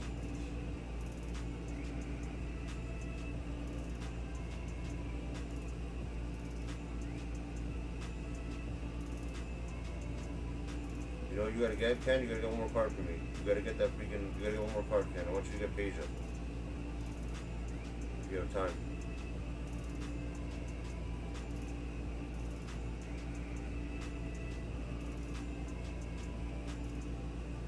Taco? Nah. I'm not getting taco. Fuck that. I'm not wasting my time with that shit. It's a waste of time getting that card. Yeah, Peja. I'll show it to you. Yeah, he's one of the cards. He's one of those cards out of those Dark Matter cards.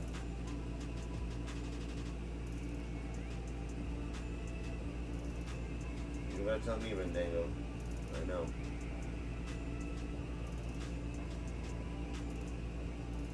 mind putting it to 1? Joker? Now you guys want it to 1? You want to be a point guard? I don't think he's good at that position.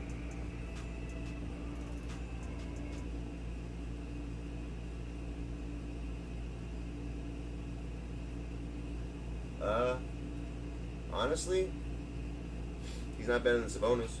I'll tell you that. He's alright. Penny and Joker at the 1. Alright.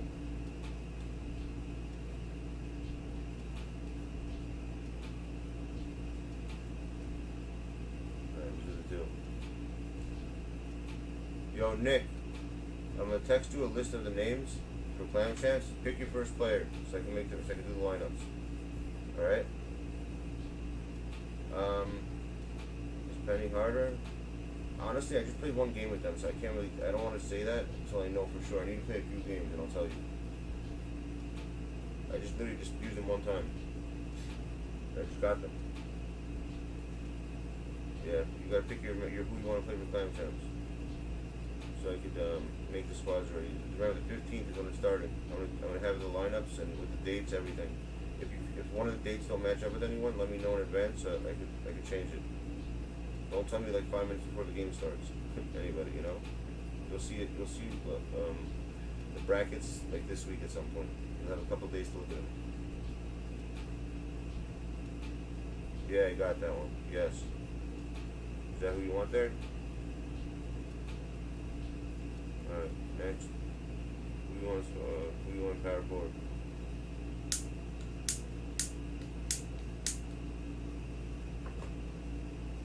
I keep missing what the kid says. What does he keep saying, this retard?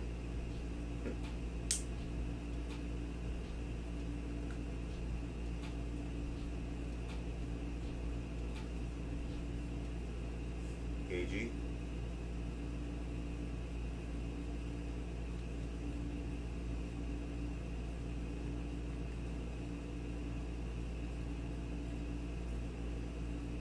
Backup spot. Who's at the 3? I mean at the 8.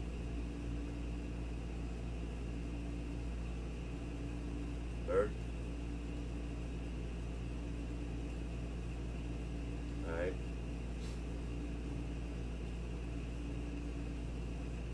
Alright. Center.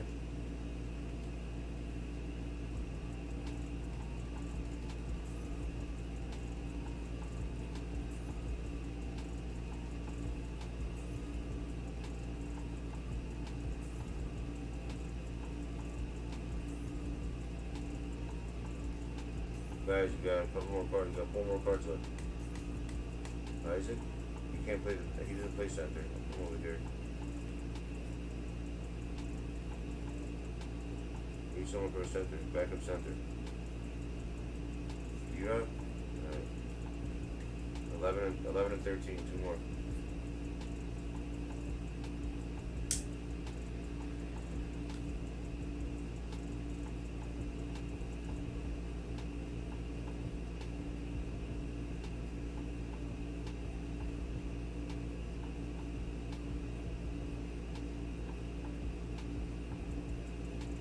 Cards, these last 2.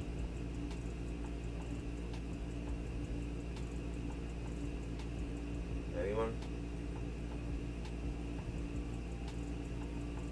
Hold on.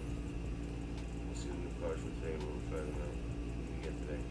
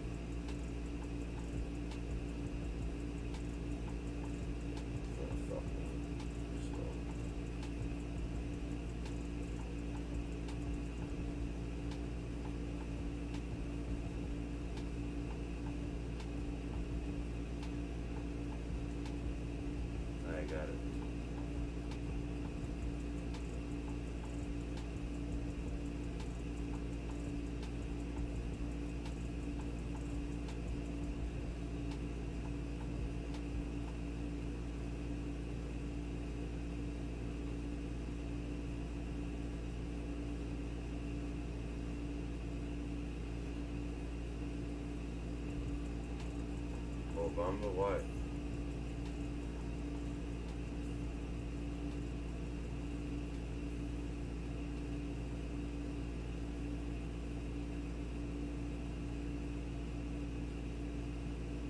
Yeah, it's fine. I'll use another game.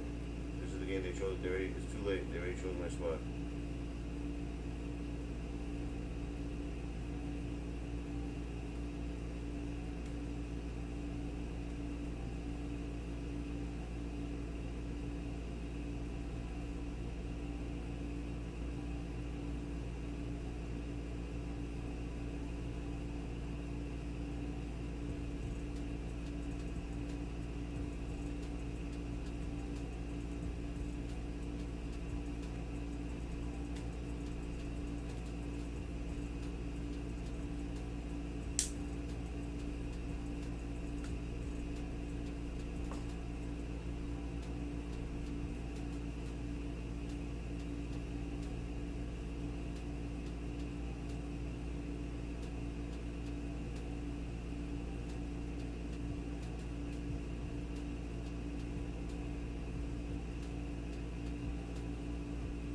Yeah, his team is pretty hard, she's alone.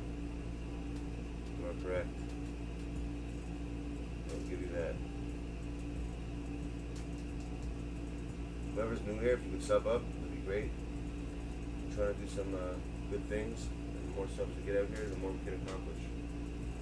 So I don't know who's here. If you are, if you don't want to, you don't have to. But if you can, that'd be cool. Or you can unsub with noties. Unsub with noties is the new wave. Everyone's doing that. Unsubbing with noties.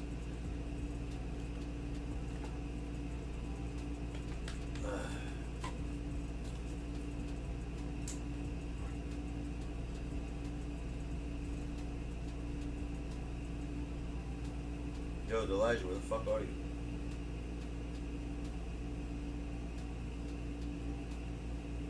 So guys, so this is what Wacky Wednesday is gonna be. I'm gonna tell you guys with a new thing. Okay? So, you know how we do trivia? Some of you guys missed it. Let me tell you what's up now. Pay attention. So I'm gonna have enough, probably like 75k VC in here. And whatever we do, like a Wacky Wednesdays, is basically anything. I can make someone, I can say, yo, Spooks, you're playing him a game. Whoever wins, you get to open 3 packs. You understand? So I'll open up 3 packs. Whatever, if you get anything from those packs, we sell those packs, and you get all that from those cards. You understand? It could be anything.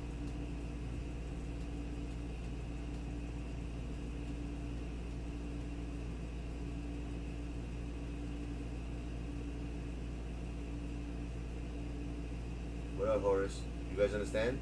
That's what Wacky Wednesdays is. It's basically like a mashup of all the things we do in one. What do you guys think about that? If you're paying attention.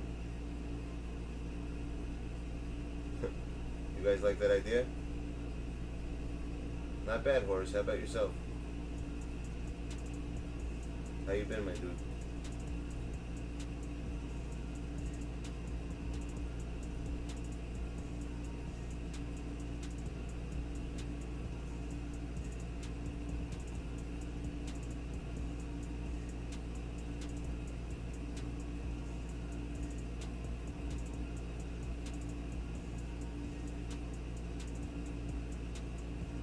Who are you guys talking about? Who cares? What's cheat? What do you leave this guy alone? She's a hoe. What are you guys bothering him for? Who cares? He's verified. Who cares? Great. I'm happy for him. As long as he's a good person, that's all I care about. If someone's verified and an asshole, I'm gonna fuck about them. If he's a good dude and he's verified, that means, you know, that means he deserves it.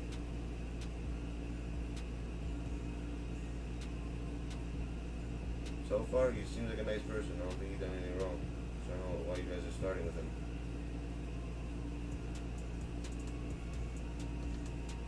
Unless I'm reading it wrong.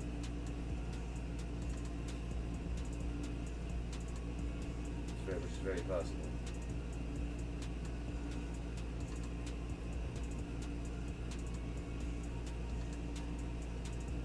Is it fake cheese? Who cares? Real fake.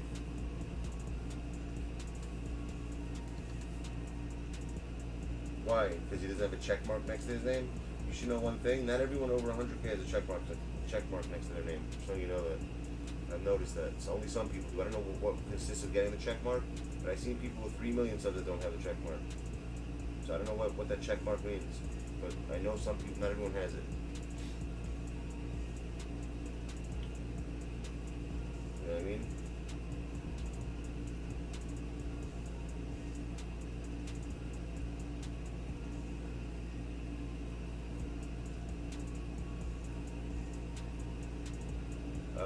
Elijah, you want to play in a Hall of Fame mode? What mode do you want? I don't care. You tell me the mode you want to run. You want a rookie, all-star, what do you want to run? You want to play on rookie?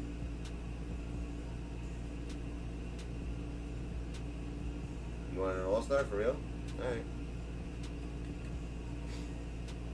Your choice.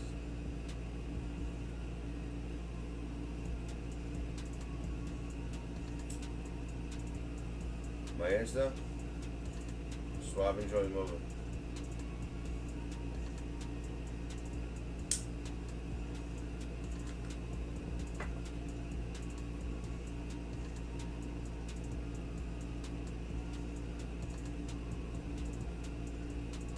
Oh, Nick, Champ, you gotta put up your card today for July. You missed your perks, your membership perks.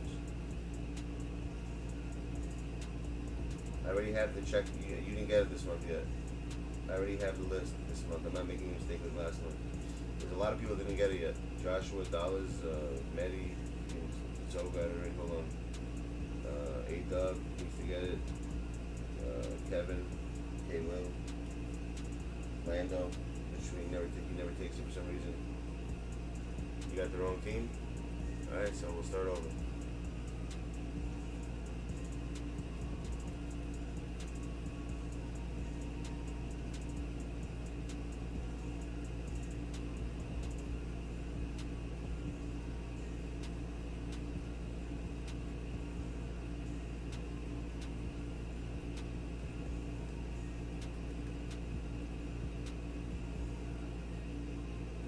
My rat squad. Hold on.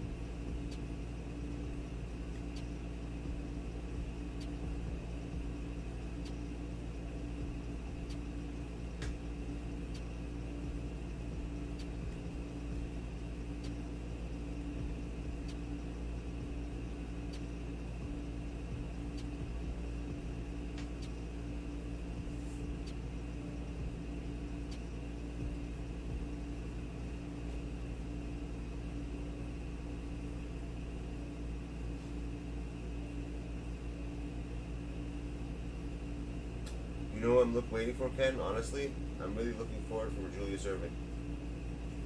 That's the card I'm waiting for.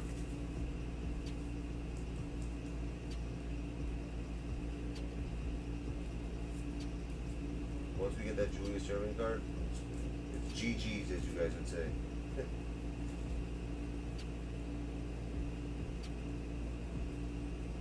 Hell yeah.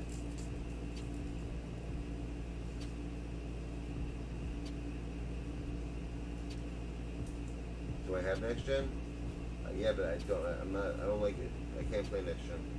I just don't understand it. It doesn't make any sense. I'm gonna wait for 2K22 to play it. This year, just this game is not it.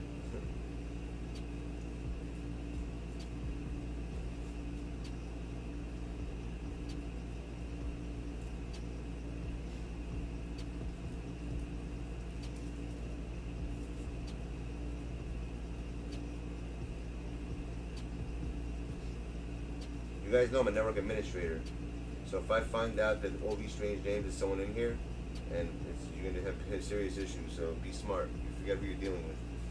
Just letting you know that in advance. Don't forget that piece. Look what happened with Matt. So if something gets out of hand, since things go crazy, I'll find out who it is. Trust me. Mark the words of the mark. You think it's a joke? Keep thinking it. But, test me. That's all I gotta say.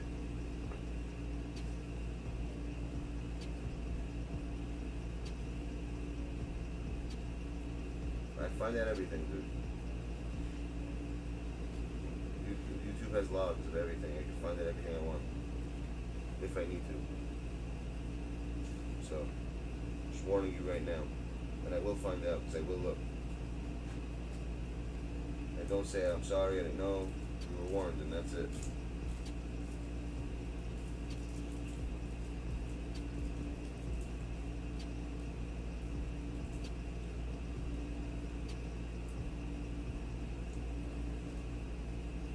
Followers? What are you talking about?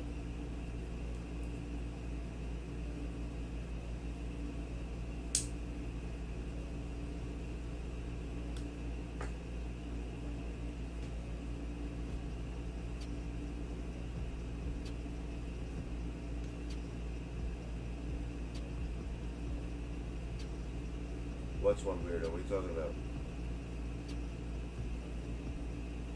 Yeah, and you notice that they're all vanishing? It's someone who's in here. And I'm going to find out, you know what? If they don't come back, and they're going to be smart, I will not look into it. But Mark Wang, would you use one more, so you say one more comment with that account? I don't care if you're a member here even. I'm going to ban your fucking account from this forever. I don't like that type of shit. We're not 2 years old over here. Alright? That's all I'm telling you.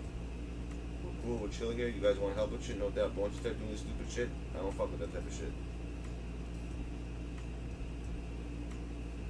You'd be surprised. Are you okay?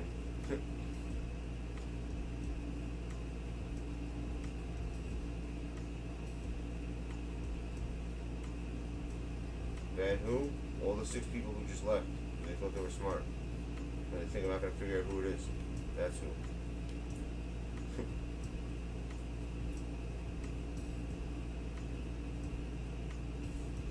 Ask Mateo Jose Betuesta. He thought he was slick, and look what happened. Same shit. A 19-year-old kid scared to show his face. I can't get over it.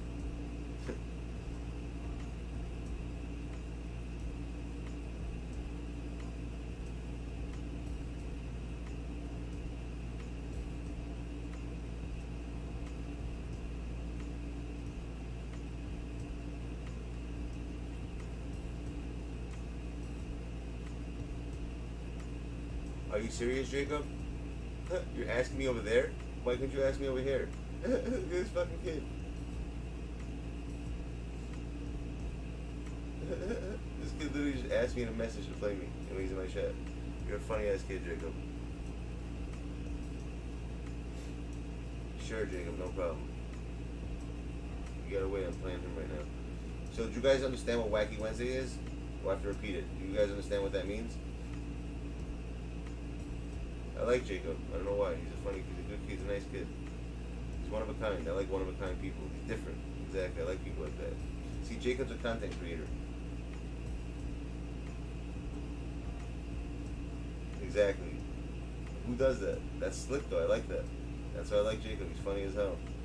He doesn't even realize he's funny. That's the best part of it. He has no idea he's like being funny. That's why it's that way. That's what makes it even better.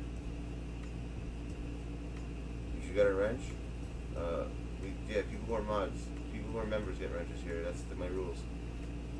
Everyone has different rules. That's my rules on my channel, unfortunately. And trust me, it has nothing to do with the money. $2 is not going to do anything for me. You guys get, like, I don't even have to mention it. You guys already know. I don't even want to say it. you guys already know. There's no point in mentioning. If you know, you know. You don't, you know. That's it.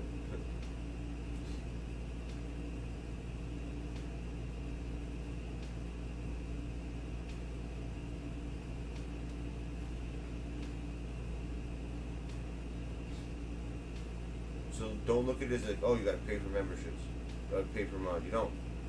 You got what you're doing is you're helping someone who helps you guys at 1,000 times more than anyone has ever had in your life. Get recommended. That's what you're doing.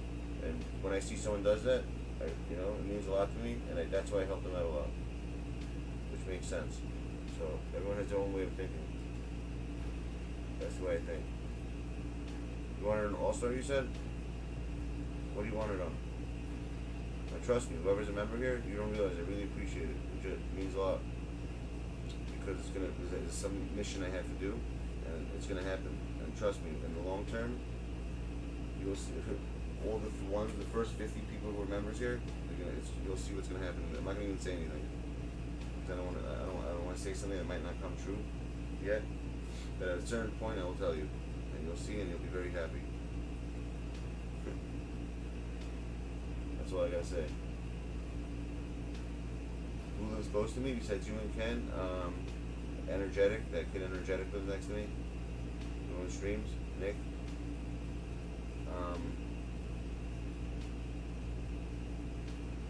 We're playing on rookie, no problem. Who else lives next to me? Oh, you know that kid Dichotomy? The one who came into Clam Champs once? That motherfucker lives like 3 blocks away from me. That ass. The Dichotomy kid. He lives 3-4 blocks away from me. He's in my neighborhood. He's like literally in my hood. I never seen him though. But honestly, you know, it's crazy. I've probably seen the kid 1,000 times. I just don't know who he is. That's the funny part. Yeah, he lives in the Bronx. The Bronx is like, I live right next to the Bronx, bro. Remember, I'm in the Southern State. I'm right smack in the middle. The Southern State and the Cross Island. The Cross Island's 3 exits away from me. I'm like right next to Queens, bro. Queens is less than 5 minutes away from me. I'm on the border of Queens and Long Island. Long Island. I'm like 2 exits away from Queens. So to get to the Bronx, I take the Southern State to the Cross Island, take that to the Frog's Neck, and I'm there. So pretty close. I mean, yeah, I'm from Brooklyn originally. I was born and raised in Brooklyn, New York.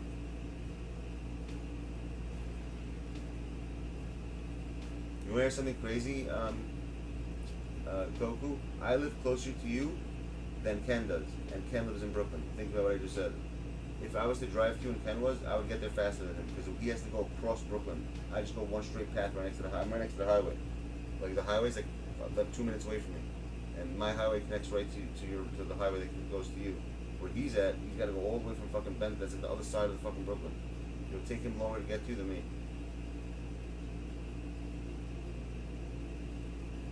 Yo, deadass, I pulled 7 Isaacs.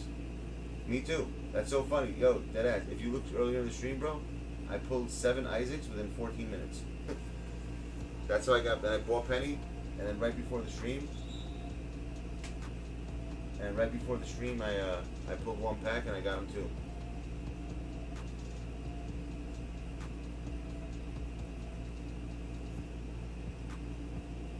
I got a text. Oh shit, BK, I gotta text you something too. I didn't forget. I got you. I gotta go downstairs and get that little letter that I got from that. I got that little thing, the sticker from them. I gotta give it to you. I'll send you a picture of it.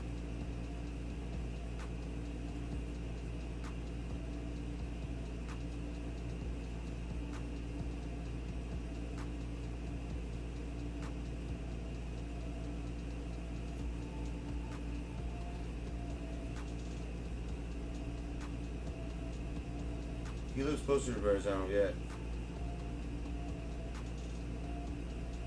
He lives closer to Verrazano, yeah. That's where he's at. No way, you live in Long Island? Where you at, Jaron? You serious? What part, where you at? Staten Island? New Jersey? New Jersey? Dirty Jersey?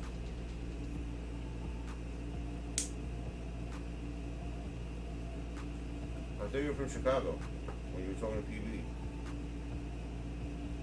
I know exactly where Goku lives.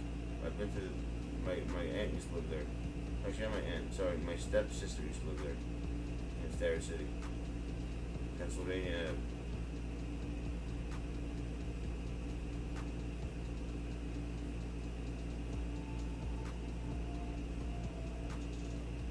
I thought you were from Chicago. Weren't you arguing? Who was Giant? Weren't you arguing with PB earlier? I thought you did gardening or whatever in where he is. Unless I read it wrong earlier. Could have sworn that's what you said. But you're in New York. That's cool. What part of New York? That's what I'm asking. Which borough?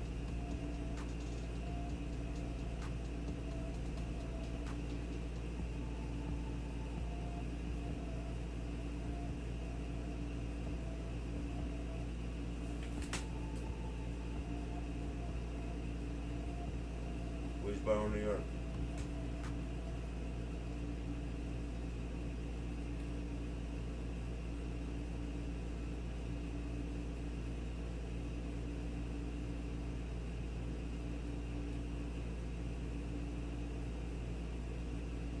Well, anything upstate's next to Albany, you know? Well, you got Canada too. Canada's only 4 hours away from here, you know that. Montreal's like 4 hours away from here.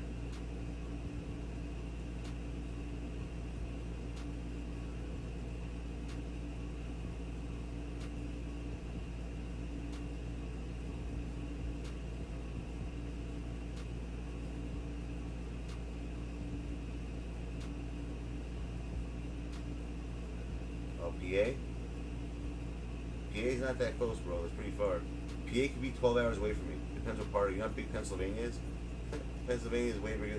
Like, it's one of the biggest states in the United States.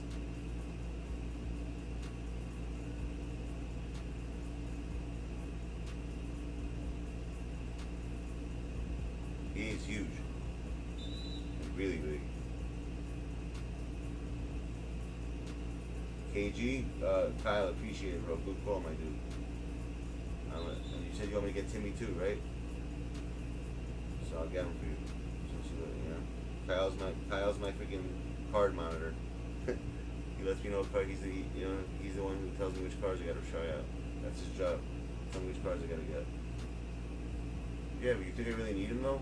Because I used KG.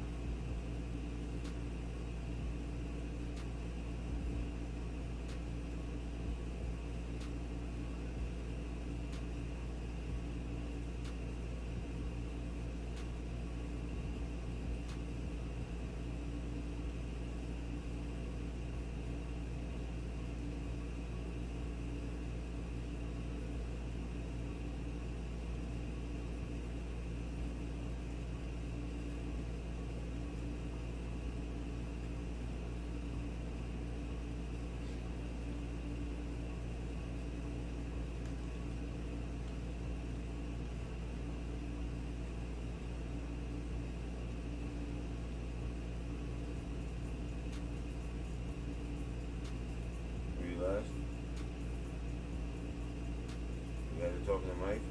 If you speak there, Jacob, you don't really talk. You just laugh a lot, which is funny as hell. I'm making a redeem for you, Jacob. You're gonna see it. You know what, Jacob? I think I just put up Jacob's redeem today. I told you we gotta make a mod squad barbecue in my house. I got a swimming pool, basketball court. Ken, you didn't see it? I put the video up today. Of like my business and shit, like what I do, like when I'm not playing 2K, what I do. I show peeps my house, my car, the van. Everyone, whoever was here saw that.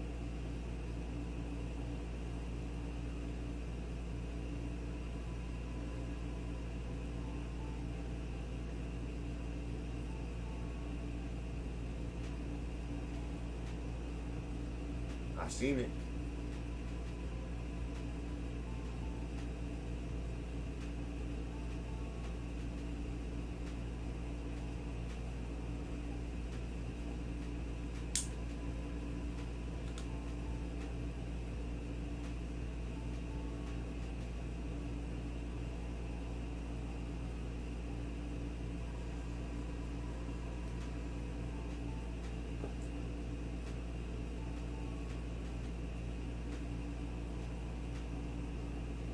Yo, you were mentioning Loki before. And I gotta tell you one thing, Goku. Loki, by far, hands down, since this is the best fucking series I've ever seen from Marvel as a series. Every single episode's just been getting better and better. Whoever created that shit did a good job. I really like last episode. Last episode was sick, bro. There's such a twist to it. You know, you understand the twist, right, Goku? What's going on right now? Like, you saw the last scene. Did you see the opening credits? Did you see the opening credits last week? When they showed all the Lokis, like the young one, the old one. You saw that last week? It was like at the end of the act, there was like ending credits last week.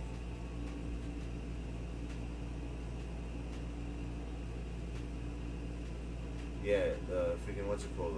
Loki Fire. Really, really, really good. I wish we could watch that shit together, like shit like that. It kind of sucks that we can't. There's so many different movies I have like I want you guys to watch that you haven't seen. A lot of them. There has to be a way we gotta do it.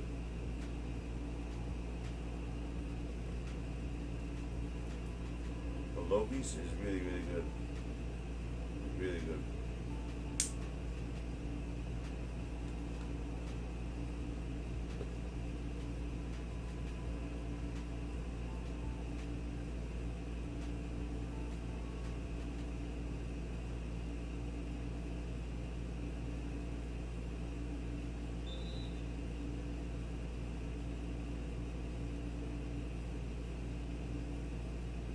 I have two accounts on Twitter. They're both connected. I have JM Performance Detailing, my company, and I got Swab Joey Mova, my DJ, my DJ shit, my music shit.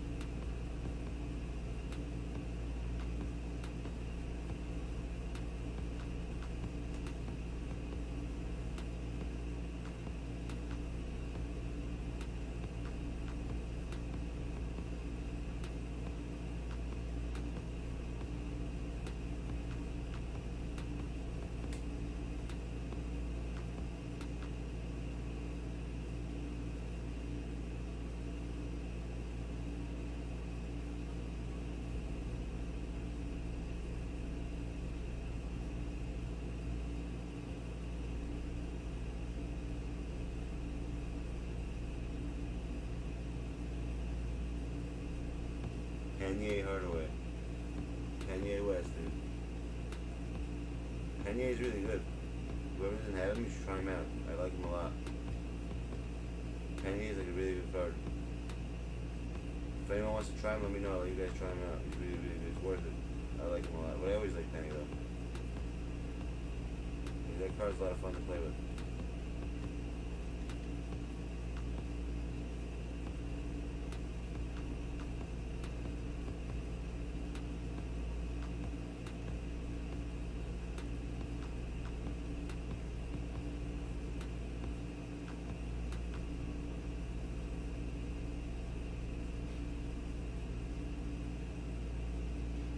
Waiting for you to get a 20-point lead, Elijah. Yeah, you got a 20-point lead. Then we gotta see what happens after that. That's what I'm about. I'm all about 20-point leads. You wanna try some cards, Jacob? Not today. You gotta give other people a chance. Remember we said once every 2 weeks. We're gonna do a live stream with you. So if you really want to, we'll see what I can do.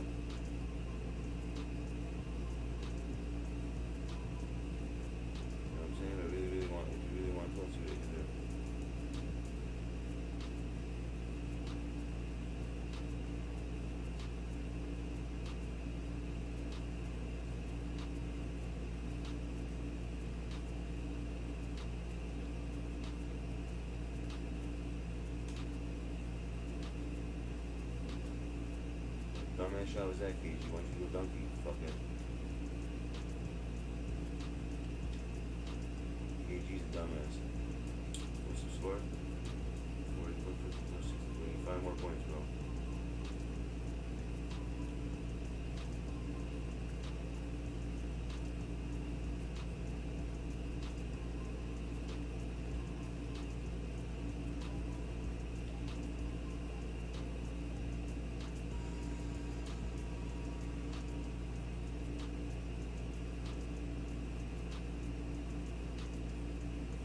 Going on vacation. I'm going on vacation, dude. Mod Squad Discord? Type in Discord, exclamation point. Look at Dama Sneak, dude. Dama Sneak, dude. Sneaking in shots.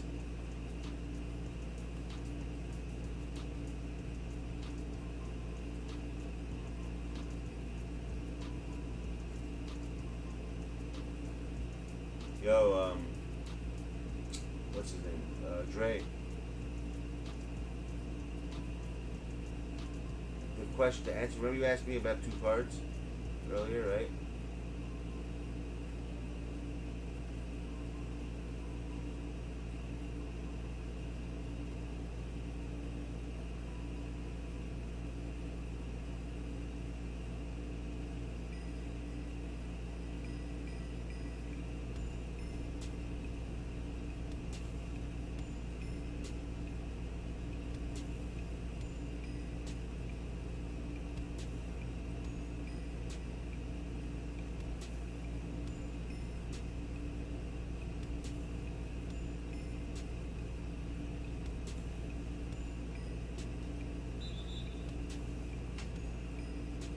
Kanye, get him. Fire, bro. If you want a huncho, I'll let you log on. You can shoot around him. He's really good. Really, really good. I think he's better than Joker, personally. He's not better than Sabonis, though. That's Sabonis is something else.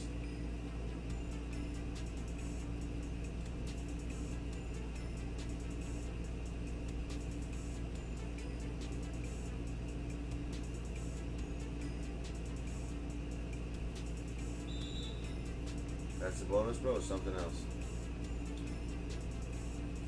But Pena, bro, is really good.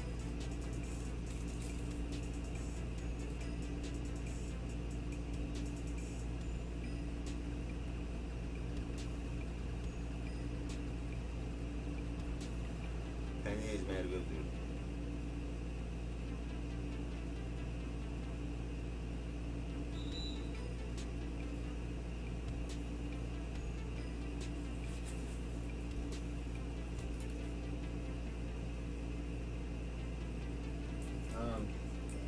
Yeah, Jacob, we'll figure it out. Not right now, soon. I'm playing a game right now.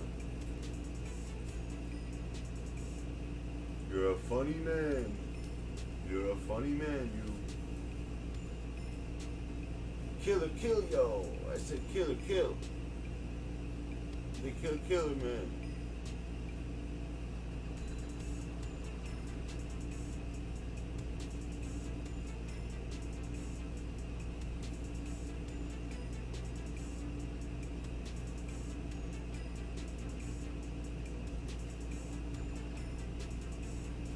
Kill killer, yo.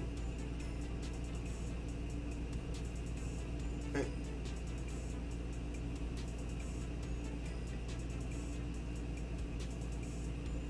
kill killer, me.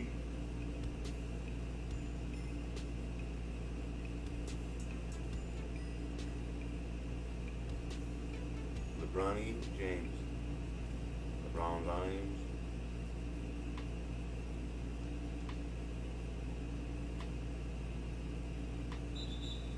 Rhymes.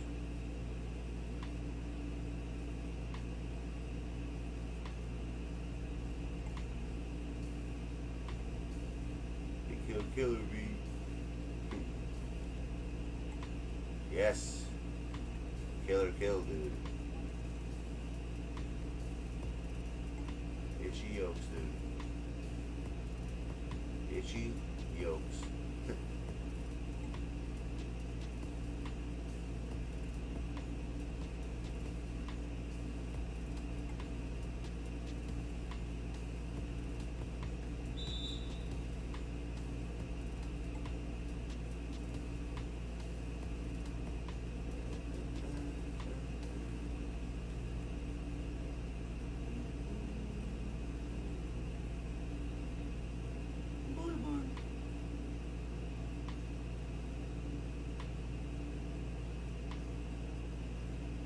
Mr. Caruso. I don't got no fucking plays, man.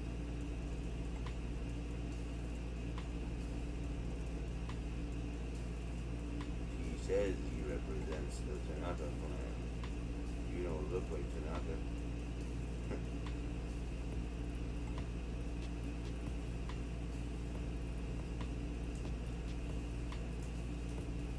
I saw it already, Jacob. You asked me, I answered you.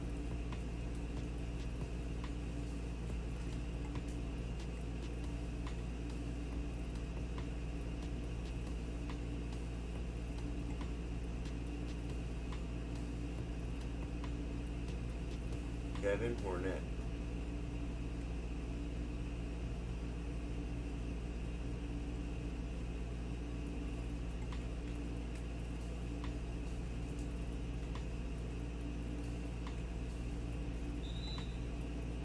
Illegal screen.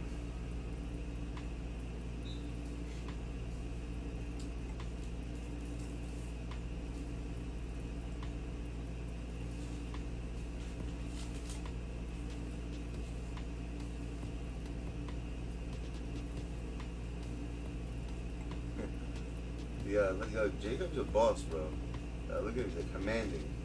Joe, if Zoe's busy, can we do a triple stream? I can do it next week. I'm going on vacation. I hear that, Jacob. Let everyone know, dude. You know what I need, Jacob? I need you to give me, like, the days you're gonna be around before you go. That's how we're gonna do it, Jacob. You gotta give me your schedule, my dude. And, like, you're, like, making decisions for, he's making decisions for Zoe. Like, how do you know Zoe's gonna do that shit? You gotta ask Zoe first, my dude. You can't just make decisions for someone. Just so this kid Jacob's a hard ass motherfucker, bro. I'm telling you, he's one of the hardest kids I know. You guys don't realize it. He's like very blunt. I like that. Not too many blunt kids out there. I'm starting you out, Jacob. I'm putting your name out there, my dude. I'm showing everyone that you're a streamer. That's why I put you on. Yesterday was your first stream ever, I think, right? You never streamed before. Yesterday was his first stream you ever had.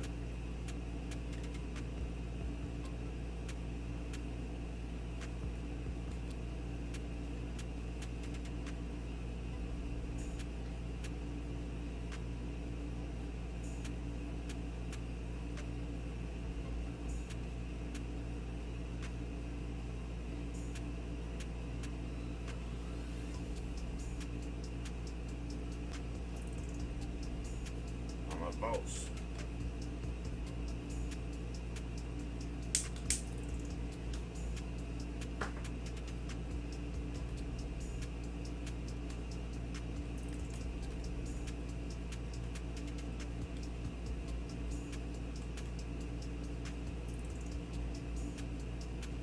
Now, Dolphins, the tables have turned.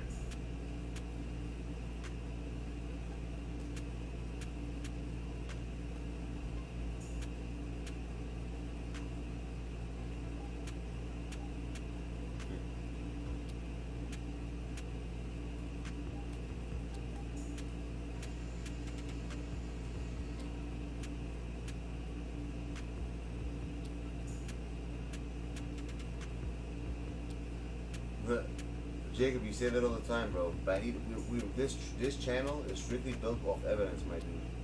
You ain't got no evidence, you can't say anything, my dude. It's all about evidence. You gotta show it. I believe you, though. I really do. I really believe in you. I'm serious. I really think you can do it.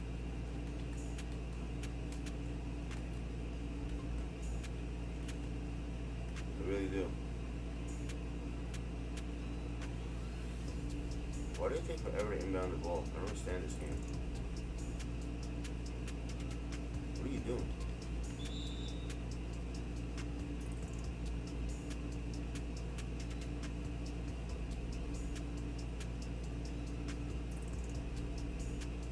I'm a snake, dude.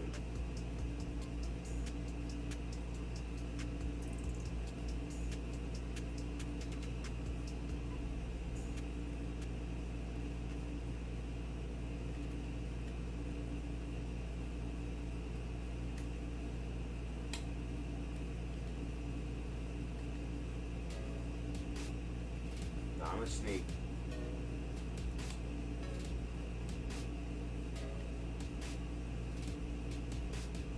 a sneak.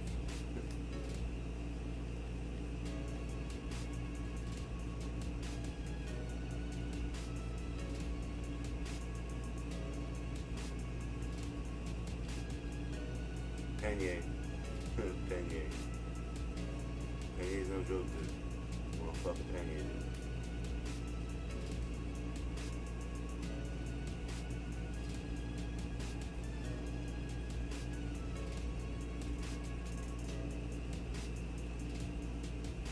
What the hell was that? That was that directional passing. Son of a bitch. You want no fish?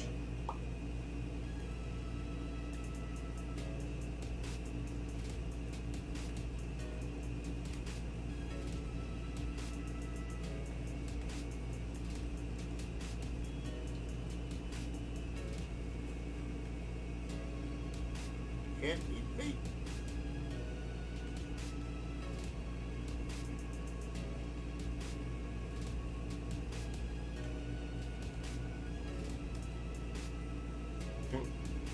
Bring around the rosy, dude. Switch some things up. Tomorrow? What's tomorrow? Tomorrow's gonna be rewind. I think tomorrow's cards are gonna have to do with, well, whoever like teams made it to the playoffs. That's what they're doing, guys. It's gonna be playoff cards.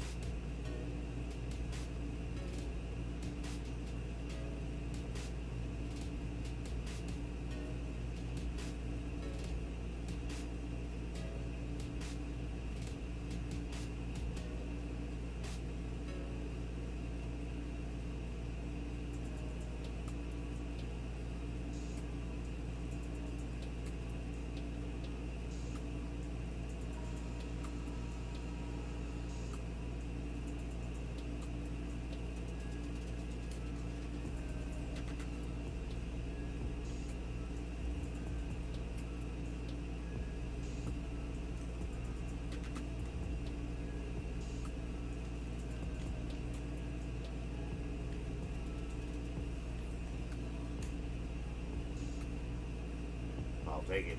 Forget it.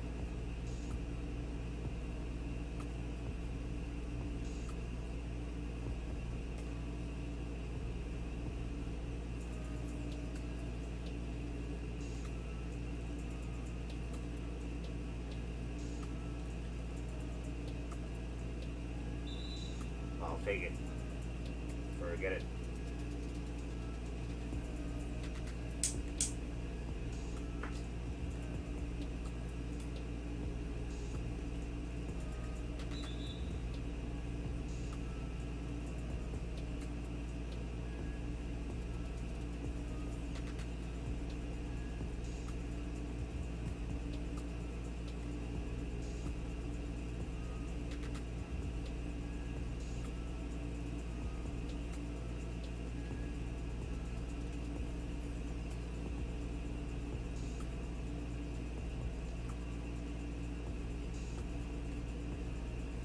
I'll take it.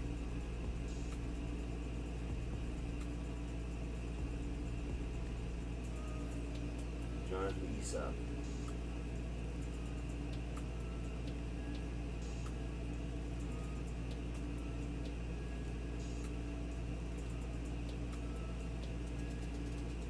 Dentist. Cleaning teeth. Tooth cleaner. No tooth cleaner.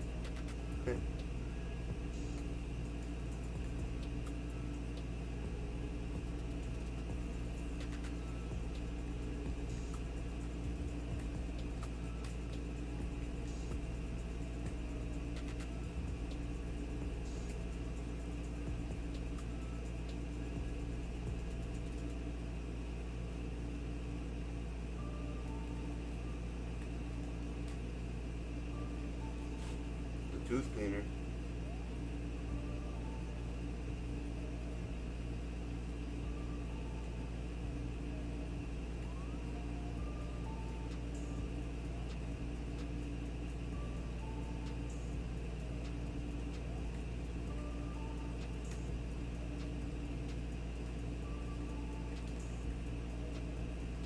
Tooth cleaner.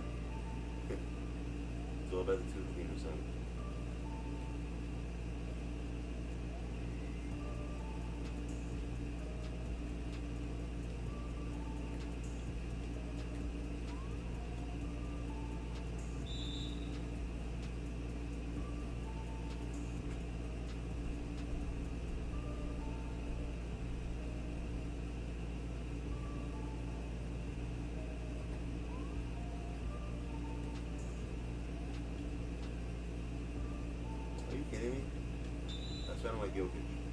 He's not consistent. The itchy yoke is not consistent.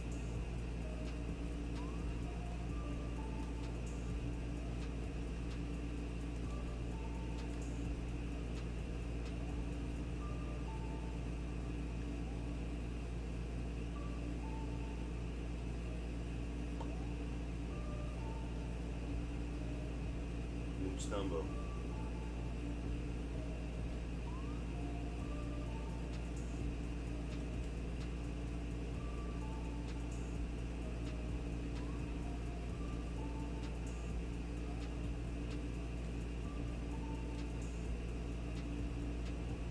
Stumbo.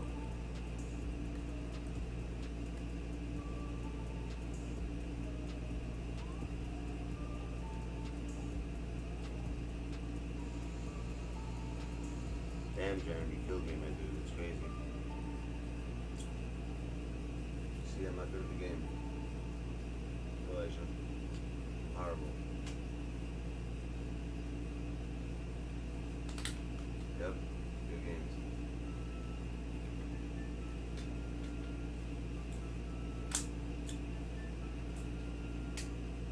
I'm a hustler, so you hear that?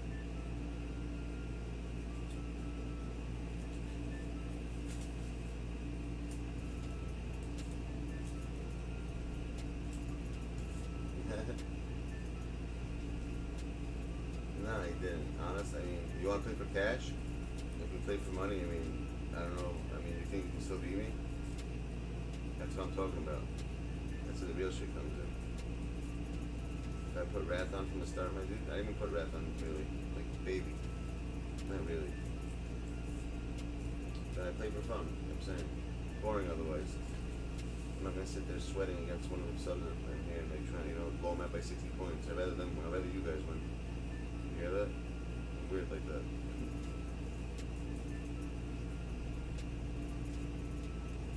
That's good. I like that. It's a good game.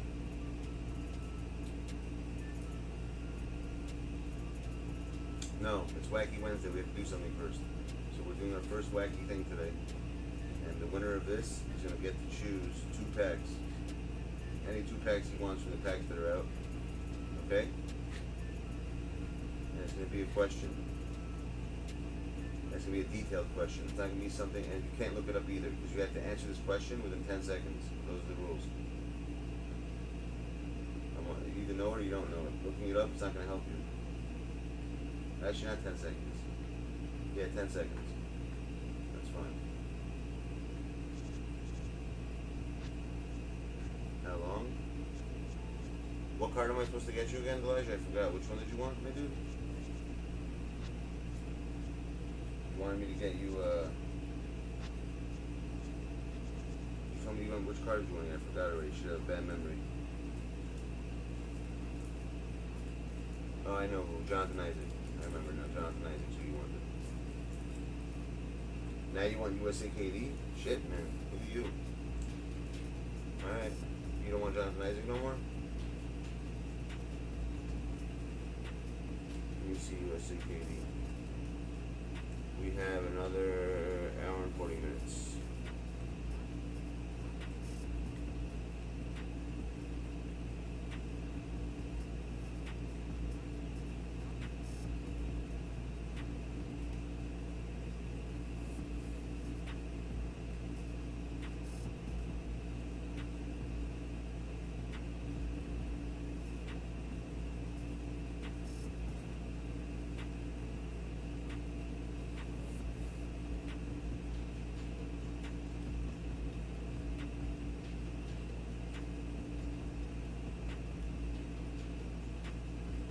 So he's 97.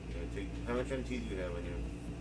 Because the card you're gonna put up, bro, you only get 90 from it out of the 100. So you have at least 10K that you can buy him. What's he gonna need?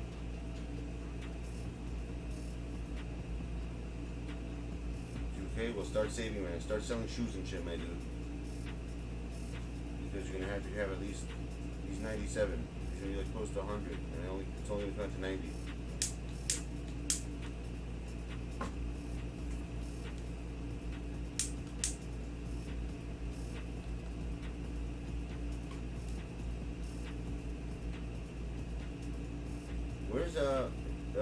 Nick, what's it called? Nick has to put up his code. Who's a member that didn't get their 25K yet this month? I have the list. I want to see if anyone's here. So we have to do that. It's already fucking July 8th almost. And it is July 8th already. You guys are late. I'm on time, but you guys are late for once.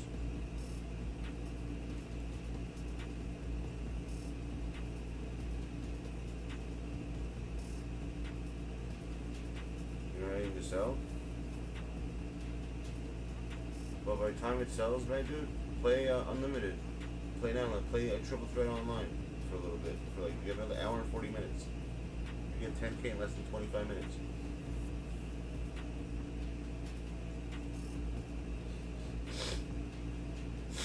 Who's ready to do the pack question?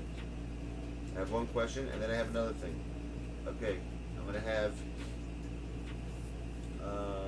Aztec play.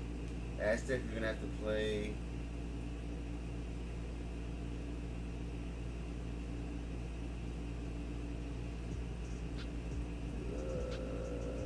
Where is he?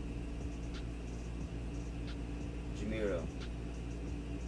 You know Jamiro gotta play a game. Whoever wins that game gets to open up 2 packs. Any 2 packs they want.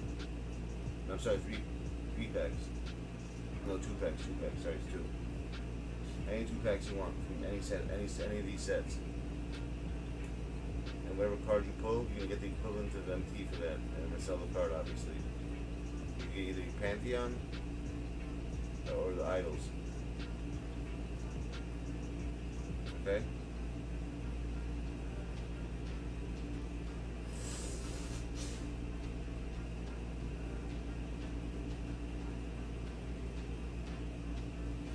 And you don't have to play 5-minute quarters. You guys can do 3-minute quarters if you want. Oh, there you are. What card? What position am I supposed to get you? Because I'm about to sell Penny, and I want to get that over. We're already late, like 2 weeks, my dude. You're supposed to remind me of this shit, Daniel. I told you that. Remember, we're supposed to get you. You said you needed. This Clan Champs is coming up, and I need you to have you guys. I'm helping you guys build your squads for it. People who are in it, so you guys have good cards for the when it comes up. So, what position did you need? We have to take care of it today.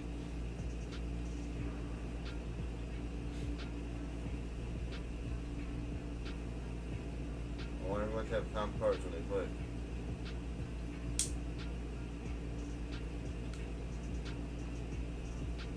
You need probably like around 7K to get Durant, Elijah. That's it. 7K around, alright? Which is nothing. You get them like, you need a small forward? Hold on a second. Who's your small forwards right now? Show me who you have so I just know what I'm looking for. We're gonna get that card today. You have to start practicing with it. And we'll play a few games also to get you on your A game. I'm gonna use Wrath full squad. I'm gonna use Wrath on you like no other one game, and you're gonna see like what the fuck's you gonna, you know. It might be a little bit too crazy, but that's the only way you're gonna win. Like the real Wrath.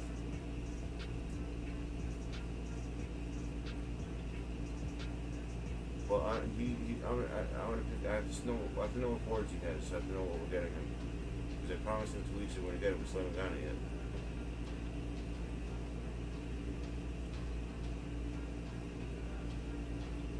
Do you want a power forward or a small forward?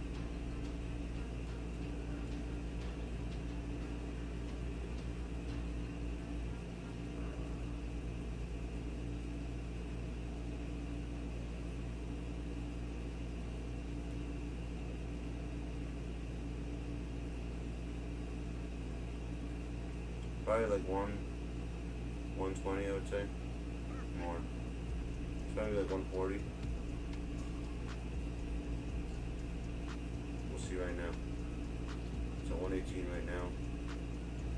Base, no contracts, no. That's an authentic pull, not tampered with.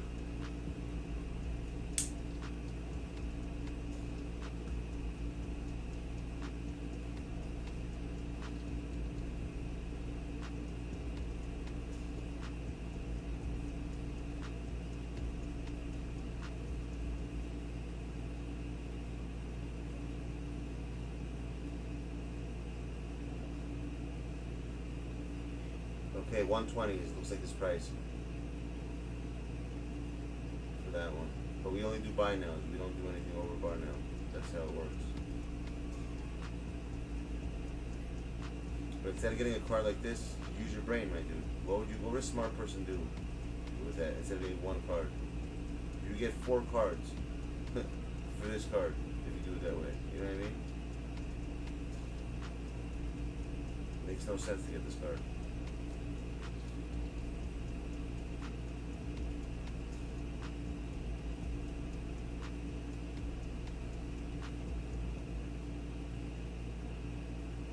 I feel you say you need a forward. Oh, you need a small forward. Got you. Hold on. Let me see what cards you're going to be sending right now. Let's see what forwards you guys. What you should do is you should basically make the starting 5 and from your 6 to 13, put all the good forwards you have. You understand? So you can see what cards you have. So you can choose which one to get you for the player chip. So you can see which one we're going to get you. Alright, let's see what you got. Hopefully that's what you did. See? Bro, this is how you know Daniel is literally one of my disciples. I didn't have to tell him that, and he already knew to do that. Your average person wouldn't have done this. They put like, he already did what I told him to do before even like telling him. That's funny as hell. That's how you know he's blessed by the mark, son. Alright, Halverton. You put all the good ones away. There's 1, 2, 3. You got 4 pounds.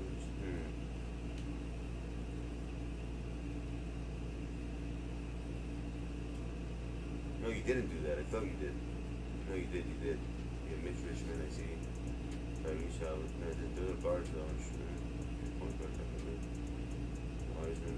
Okay. So you small forward. So you small forward. Those are your best. These are your best. So basically, the Terry Dischanger and John Collins are your best small forwards, right?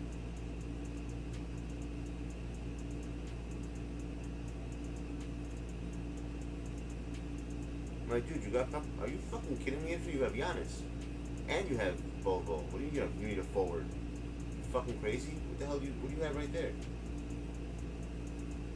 So why do you need a forward? I don't think we need a forward, to be honest. You have good forwards already. What more could you want? Your backup, what I would do is switch your lineup a little bit. Put Dischanger, put Terry when you start the game. Put Michael Porter at the 3. Put Giannis off the bench to move back up to Bobo. And then put Wiseman as a center. If anything, bro, it looks like you need a center for Clam Champs. That's the truth. That's what I think you need. I think you need a center, bro. I'm being honest with you. So that's what, bro. That's what I'm asking you. So why are you saying small forward? That's what I said originally, Dan. I said you need a small forward. I said you need a guard, don't you? Yeah, it looks like you need a guard as a backup, but honestly, you need a center more. More so, you need a center. Height. You don't have height, bro. Remember, you saw what I do with my 7-foot squad. You saw how many rebounds I got. When you're playing Clam Champs, bro, you have to understand. You're playing against a lot of people who know how to play. What's going to make you win that game is RNG. And when you have 12 people, like oversight, like my 7-foot squad, odds of you winning are going to be way higher than you not having that squad. That's all I'm telling you. I even just remembered by looking at it. When I was playing those unlimited games with that, I had so many rebounds. Every single game I played, I've had like, and that's why I won most of those games, because of rebounds. Like just Murasan alone. I'd put Murasan in here if I were you. Do you have Murasan or no? The center Murasan, that card's really good. And he's 7'7", bro, and he's fast. And he locks it up, and he locks up good. And he's a freaking opal.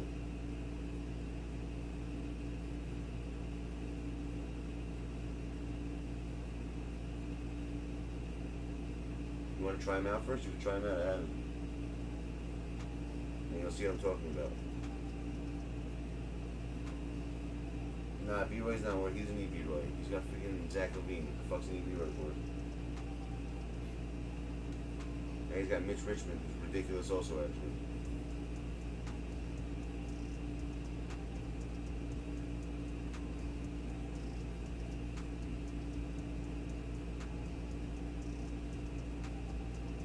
Say your thing in English, Daniel.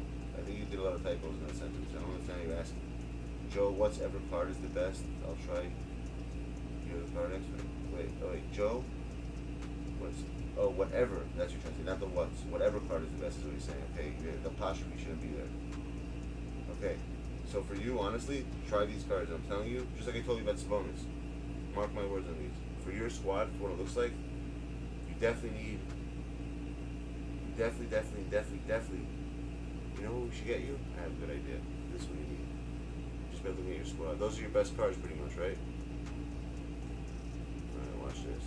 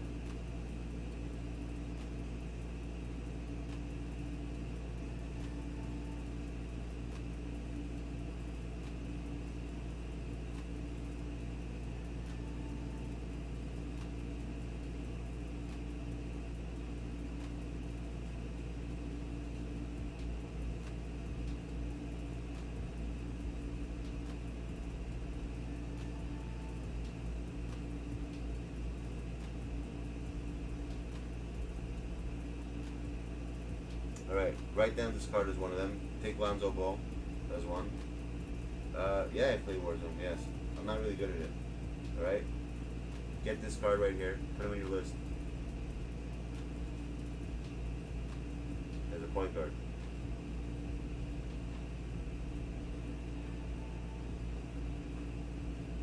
Put this card in your list, Magic. USA one. Oh, put Kobe Bryant. Oh, no, you have shooting guards. But the truth is, though, bro, honestly, I'd get Kobe instead of Zach LaVine. He's so, bro, that Kobe card is so fucking consistent, bro. Like, I'll let you shoot around with him. That shooting guard, the USA one, is ridiculous. I get rid of LaVine and put Kobe there. It started. That USA one.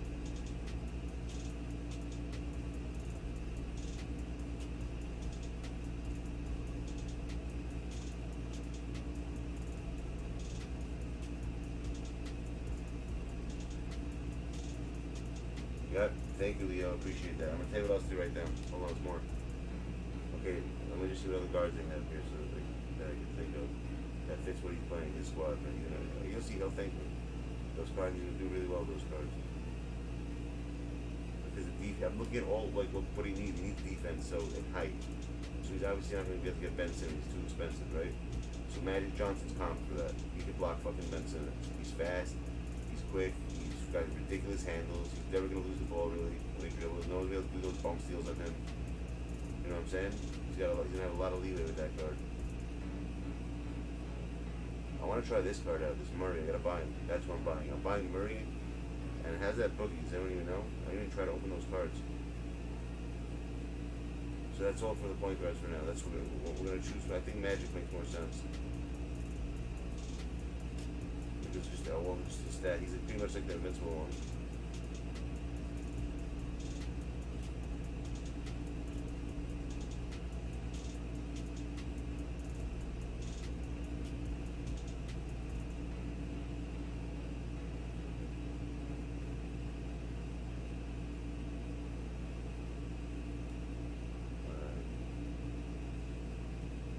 And now the center, I said, right? Yeah, Magic and Kobe. I'd switch LaVine out and put LaVine as your backup guard. There's your backup shooting guard now. Start Kobe, start Magic. Or you have Luka, right? Yeah, keep Luka there. Put Magic off the bench. Move Howard to the other side. I'm telling you, I build when I think of squads strategically, and a center now. I'm gonna get you a 6 center. Murasan's gonna be one of the centers we get you. That's one center. We need these two also. We gotta try these two cards for you. You'll see. The glitched ones. You're gonna get Murasan and Rajda. These two cards are gonna be good for you as backups. You'll see. Really, really good cards. They're both ridiculous. Because Rajda's hands are so long, bro. He gets so many fucking boards. This card, like, gets the every time he's in the fucking game, this guy out rebounds everybody. You're saying ill, but I'm smart. I know what I'm doing. Trust me. He has certain cards to do certain things. He's missing this on a squad. And Murasan's just gonna be, if someone has like height over you, you're gonna need that card. And he's fat. And he's fast as hell for his size. He moves really fast. Like, I play with him, bro. He's fast as he can. If you get the Grinches on him with speed, bro, forget that. Bro, he's even crazier. Yeah, you should get the Grinches on him. I think I have the Grinches on him, right? I don't. I should. You know, I'm gonna put the Grinches on him. I didn't realize it. Can I? With speed, though, not this one. How much should I cost? I'll be able to get it once he sells. I'm gonna actually update that card to the Grinches. I'm gonna update. He needs that. He needs those shoes.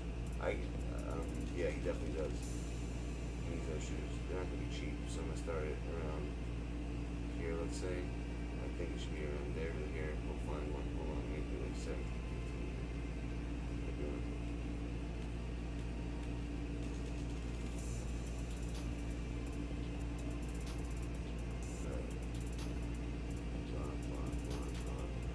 Here we go, the prices, though, you're able.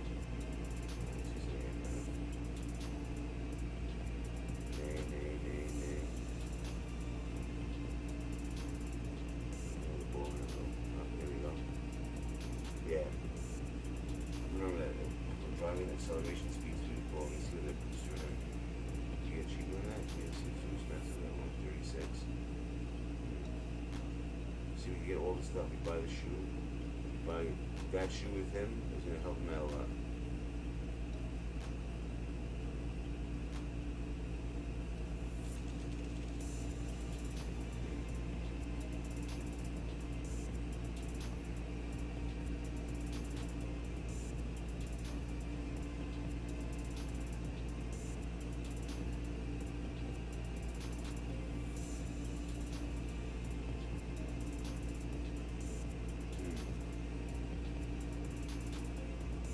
You know what I wish? I wish they let you, when you search for shoes, I wish they let you, like, search for a specific shoe, like, with the names, the way they have cards. It's so much easier than having to do this fucking scrolling bullshit.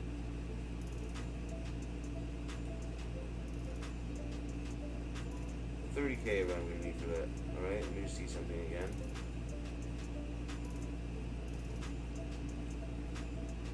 So, speaking of which, fancy boosts. Those ball handles, your ball handle will be an 85 pretty much. Your speed with ball will be a, that's a plus 3 right now, he has, right? So for your 79. You have 84 speed with ball, your acceleration is going to be 86, no sorry, 87. And your, that's 1, 2, 3. Driving down will be at 85. Then you put the coach that gives a boost. I don't know which coach. I have to see what coach gives a speed boost for him. So you would get him up to 90 in speed, bro. This guy, as a center, 7'7", bro. With ball handling like this is insane. And you get, yeah, bro. This card could be literally, you can make this card ridiculous. And you already have Sabonis, which is good because he's tall. Like, to be really fucking crazy, you should start him as center and Sabonis as power forward. Like, I used to do shit like that in 2K19 and beat everybody. These crazy ass squads like that. Like, those two guys down low, bro, you ain't missing rebounds. I'll tell you that. That's how his game works. You gotta go according to the dynamics of the game, man. That's how his game works, unfortunately.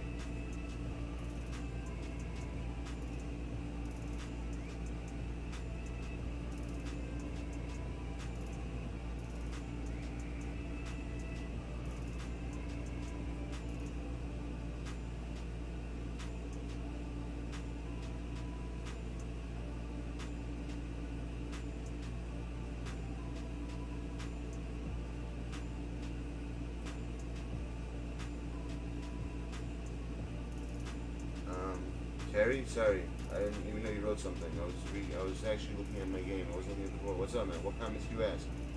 What does he want, Harry? Let me see what he's asking.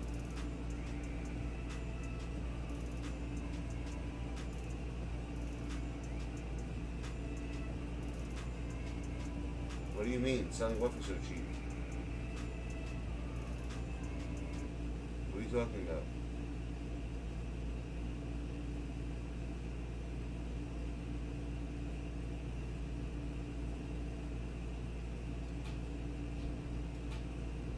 I don't know what am I selling for so cheap?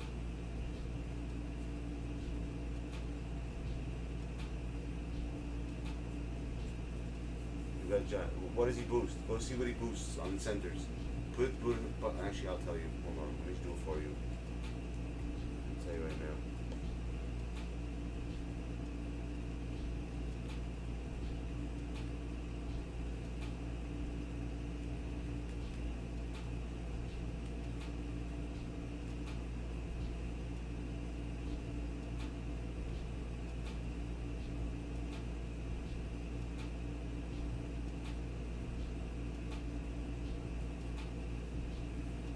No, that's not the coach for him. Hold on, I'll tell you which coach to get.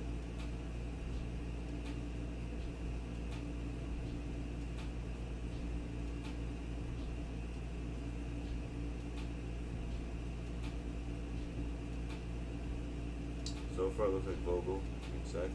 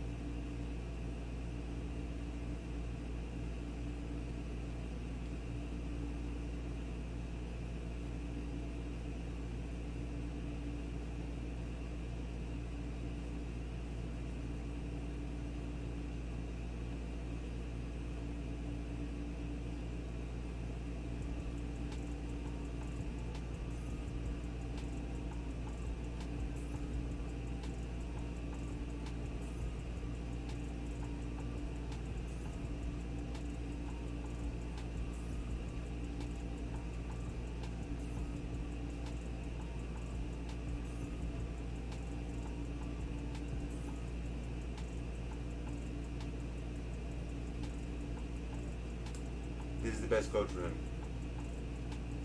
Right here, either him or D'Antoni.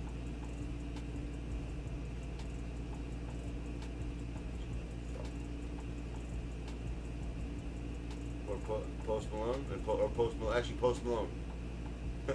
Post Malone's the best defense, the best guy you can use for him. He's got ball and speed. This guy, Post Malone, that's the guy you want to get as your coach. Post Malone. And he raps too, dude. Imagine you got a rapper coach. How much does Post Malone cost? We can probably get him cheap. Hold on.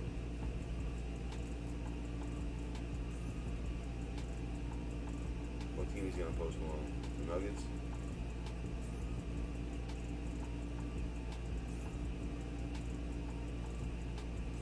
Yeah, bro, 2K. That's the coach you want to use.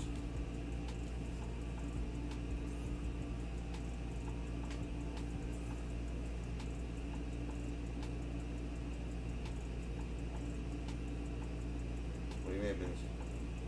Yeah, bro, it's an important thing. This is Infinite. I want my dude Infinite to get foreign fucking clam champs, bro. It's a lot of money involved. What do you mean? I'm trying to help out my friend. Well, I'm doing the right thing right now. That's what a friend does, man. We help each other. I'll do it for anyone in here that asks for help. Anyone who asks, I'll help them. Same exact way. And you'll see. I guarantee you, I know He's gonna like exactly what I'm telling him to get him. He's gonna get him. I promise he's gonna come back and tell me it was the best movie ever made. Watch after one or two games he plays with them, you'll see. Mark my words. With those cards specifically for him, you'll see. Jimmy got some videos. We'll do them shortly. I just want to finish up his team for him. Let me go back to the squad. I want to add a few more players.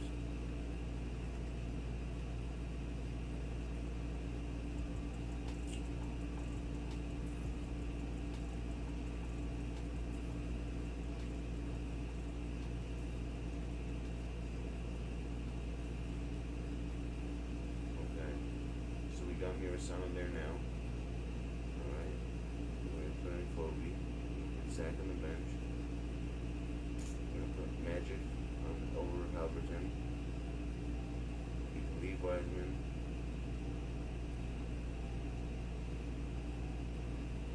Porter, I guess you can leave if you like him.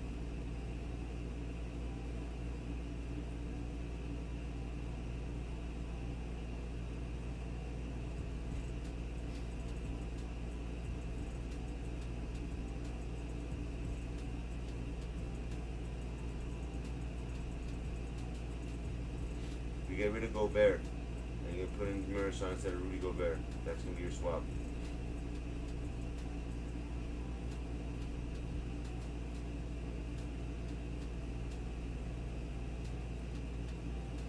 How's that card on the side? I don't have him. Bailey Howells. Is he good? I don't know anything about him. So you can just keep him there if you like him. John Collins. You're going to take him out and put Dino over there.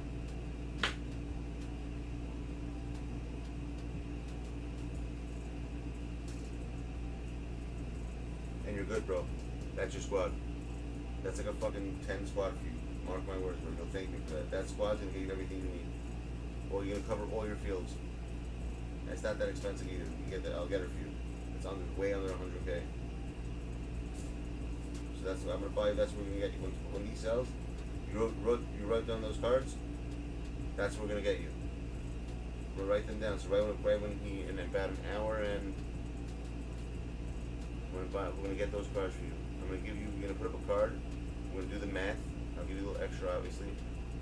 And you're gonna buy those cards. You're gonna put one card up. You're gonna, put up whatever the code comes out to, and you're just gonna buy those things. And the Grinches too. Add the Grinches in there. It's important to add those Grinches. That's gonna be part of the buy.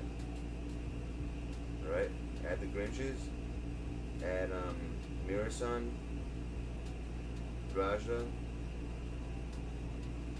Kobe, and Magic, alright? Let me do the math meanwhile to see what we need for them total. Kobe can't be expensive. Better not be. I think we can get him for like $11.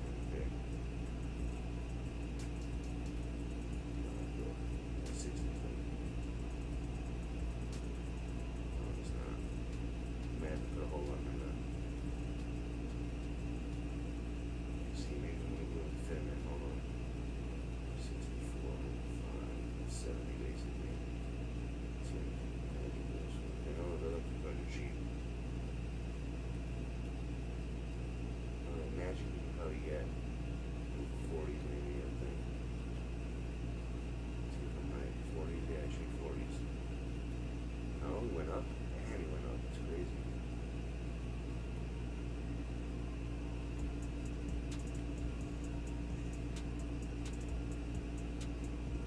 Yeah, we'll be able to get him. I was right, he is in the 40s. Fucking 2K's broken, as usual. You see this? And that fucking market's broken? He's even lower than that. We could afford Magic. 100% we're getting Magic. We can afford him. See this shows our market sucks. I searched this before and it says, nah, fuck you. And your couch. Alright. Write this number down. So write Magic Johnson 34, Kobe 60. Alright? Grinch is 27. Those other cards should be cheap, like 5 or 10K. I can't see them being a lot. Mirasan. I mean, unless it went up again.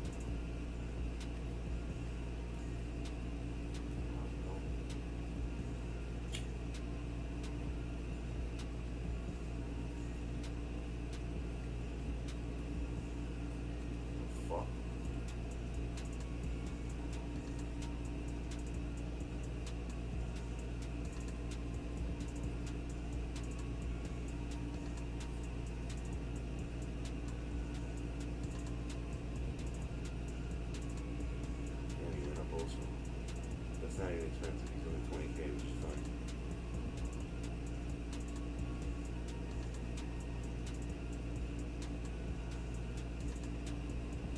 Just put up 18,500 for him. We'll be able to get him for that price.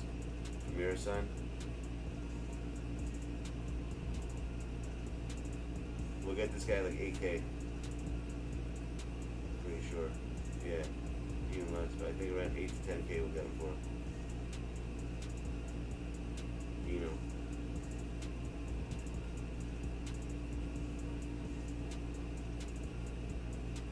Yeah, just put 10 to be safe. That's 10, 20, 40, with magic. So without Kobe, we could probably get it a little bit under 100. I think we can afford all of it. And we'll figure something else out. I'm going to figure something else out for the shooting guard. Because magic's more important. His defense is crazy. You need that defense from him. And his shot's so easy, by the way. You wrote that down, Daniel? You wrote it down? Those numbers I told you to write? That's what we don't even know. Just when we get it, I'll know off rip what we'll get it. We'll put up the card for it. 1 second, Jacob. On Friday packs, you join my stream? No, Spencer does. Alright, good. So that's your team. Perfect. Yeah, we finally got this. I feel better now, bro. I don't like saying shit and not doing it. We were supposed to do this for how long already, bro? It's over a week. Way overdue for this shit. But at least now we got it out the way.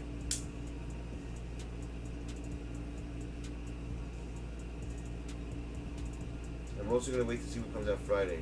That's why I don't want to get Kobe yet. If they something crazy might come out Friday, and we might change something. But for now, we have to sell something and buy something else, alright? But for now, just keep this squad that I'm telling you to get, and just play with them, and you'll see. Like, if you have an issue with them, let me know though. We'll change it. But I'm pretty sure if you like the bonus like that, you're gonna like these two. Because they're very, like, especially the mirror sound guy. He's one of those guys. He's clutch. He'll hit shots. He hits, and they're so tall. It's so easy to shoot threes with them. If you want to get really cheesy, you can use Manu Ball and a shooting guard. I mean, that card's ridiculous, bro. That Manu Ball and a shooting guard. You can have that card or no?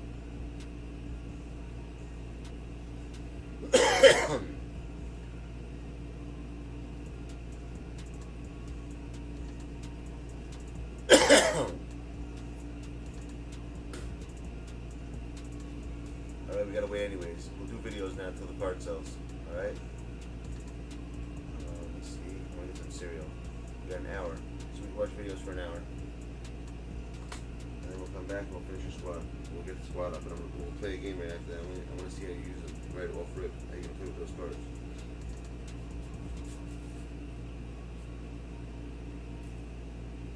Let me explain something to you, Daniel. If you're in something, bro, you're in it to win it, my dude. I don't give a fuck if you're sweating, shitting, whatever you want to call it, my dude. That's who you have to be if you want to win a tournament. That's the mentality you gotta have. That's the Marks mentality. That's the only way you go in. Otherwise, don't play them. You hear that?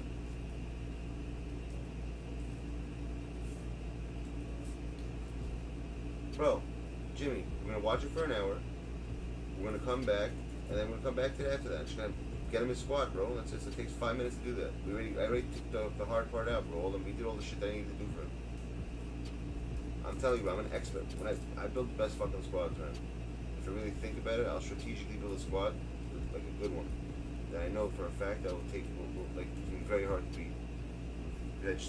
Once you know the dynamics of this dumbass game, how it works, you know there's certain cards you have to put in. Even though you don't like them, you just have to put them in. Otherwise, you're gonna get hoed. With those cards, you're not gonna get hoed. That RNG shit's not gonna work on those centers, right? You're always gonna get the rebounds. You'll see. You'll thank me for doing that, because otherwise they're gonna be out rebound with the ones you have now. Besides, if the bonus is not in the game, you're fucked. You have no one else to talk. You have to be prepared to play players that are gonna be big, because you're playing against 16 other people. You know, there's 16 other players, bro. And trust me, they're all looking at the cheese and sweat. So you gotta think on their, you gotta get on their level of thinking. So those two cards, and you know what the best part is? This is why I like those cards. Let me tell you quickly, Dan, because think about this. You're gonna see the squad once they come up, right, with the people. So if you see it's a squad that you don't need those cards, then it's fine. You don't have to use them, but you might need them. You understand? That's why the squad I'm giving you is good, because technically, that's why 13 man is important to use too. If people don't realize that, those 3 extra little cards at the end is what's gonna save your games. Those 3 extra ones at the end. I never ever did it. I always do 13 man. People don't realize that. That's what you should be doing. 13 man makes the most, you know, because you never know what can happen. Certain cards can hold, you know, don't play so good in games. Some do, but according to the squads you're playing against, you'll understand how that works. All right, Elijah, we'll do it tomorrow. Message me on Twitter which card we said we're gonna get. So I can prepare it, right? So I don't forget. All right, what are we watching, Jimmy? You got videos? What video are we playing? I want to go get cereal. What cereal am I eating all day today? It's bad. I just drank water all day. Legit. What cereal am I getting?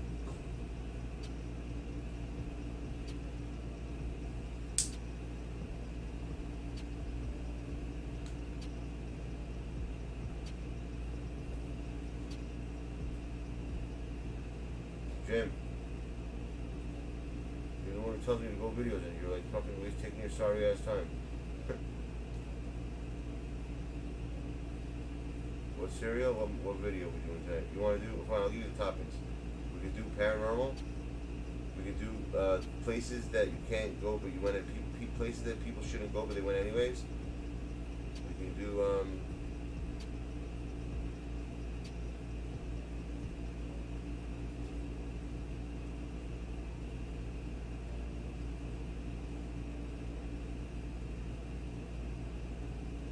bro.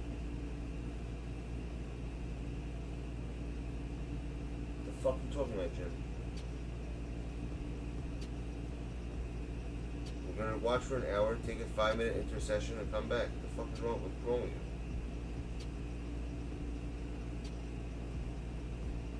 So I'm asking what videos we're watching now. These videos are 20. We watched 5 videos in that time. What the fuck are you talking about, my dude? An hour. Well, 5 minutes. Yeah, 5 minutes. Well, I already did the math with him, bro. All I gotta do is get in here, redeem the MT, and he puts up a card, bro. That's all we gotta do. He already knows what to do. We already took care of all that. You're not here. I've been doing for the past 10 minutes. I already did all the math with him. So all I gotta do is wait for the card to sell, redeem it. He puts up a card, and that's it. It's over. So yeah, 5 minutes max. It might even be less than that.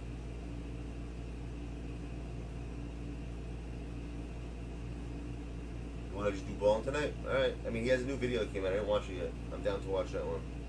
But I want to get cereal right now quickly before I do it. I want to run down and get it. So I'm getting fucking... I think I'm going to do Cinnamon Toast Crunch today. I'm going to have that in a minute.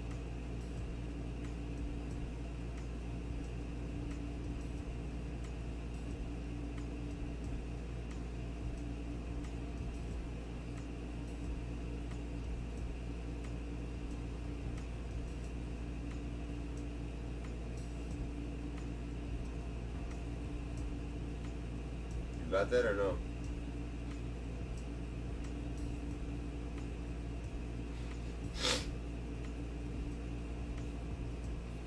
I'm gonna set up the stream right now before I go down. Put it on the other one.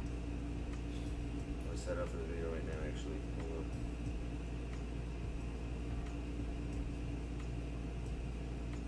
on. All right, so go get that shit ready. So I'm going to get mine. Let me just put the video. Let me switch over.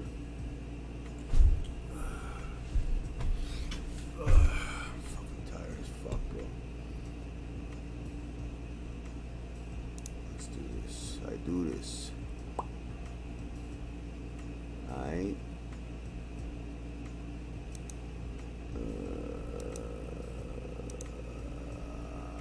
Fuck, man.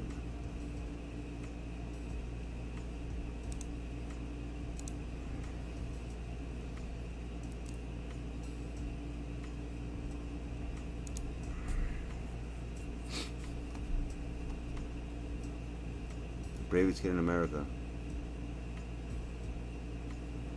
This road trip is a death trap. We're gonna do this one. We're gonna do... Yeah, we're doing this one first. As you listen to today's... Jim, should I start it now and watch it from my phone while I get my cereal, or should I just wait till I get back up? What are you trying to get right now, Dan?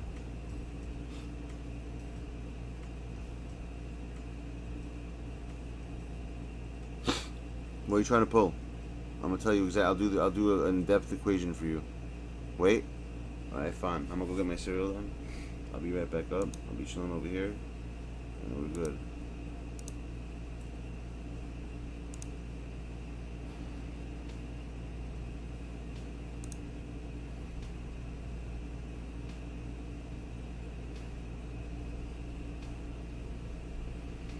I'll be back. Oh, we got cereal.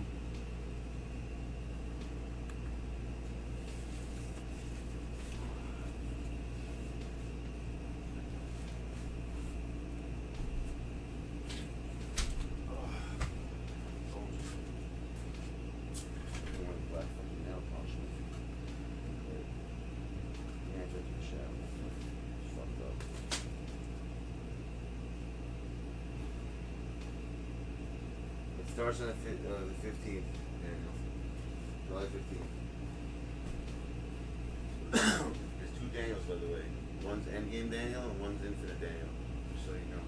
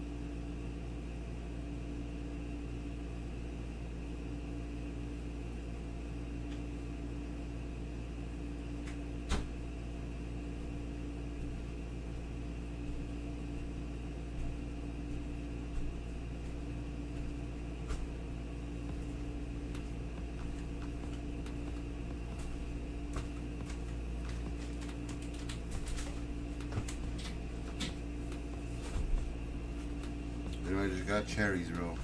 I love when cherries are crunchy. They're fire. Who likes cherries? Legit, I love cherries. Only when they're like crunchy, not when they're soft. You know what I'm saying? When they make that little crunch sound. Unfortunately, I don't got any fucking milk. Whatever it is, what it is. Alright, you guys ready? I'm ready. Let's go. His absolutely epic story. Remember, the main character was a child when all of this happened. A child. But before we get into today's story, if you're a fan of the strange, dark, and mysterious delivered in story format, then you've come to the right channel because that's all we do, and we upload 2 or 3 times every week. So if that's of interest to you, please continuously maneuver your vehicle right in front of the like button's car on the highway, and then turn on your blinker, but don't change lanes. Also, please subscribe to our channel and turn on all notifications so you don't miss any of our weekly uploads. All right, let's get into today's story.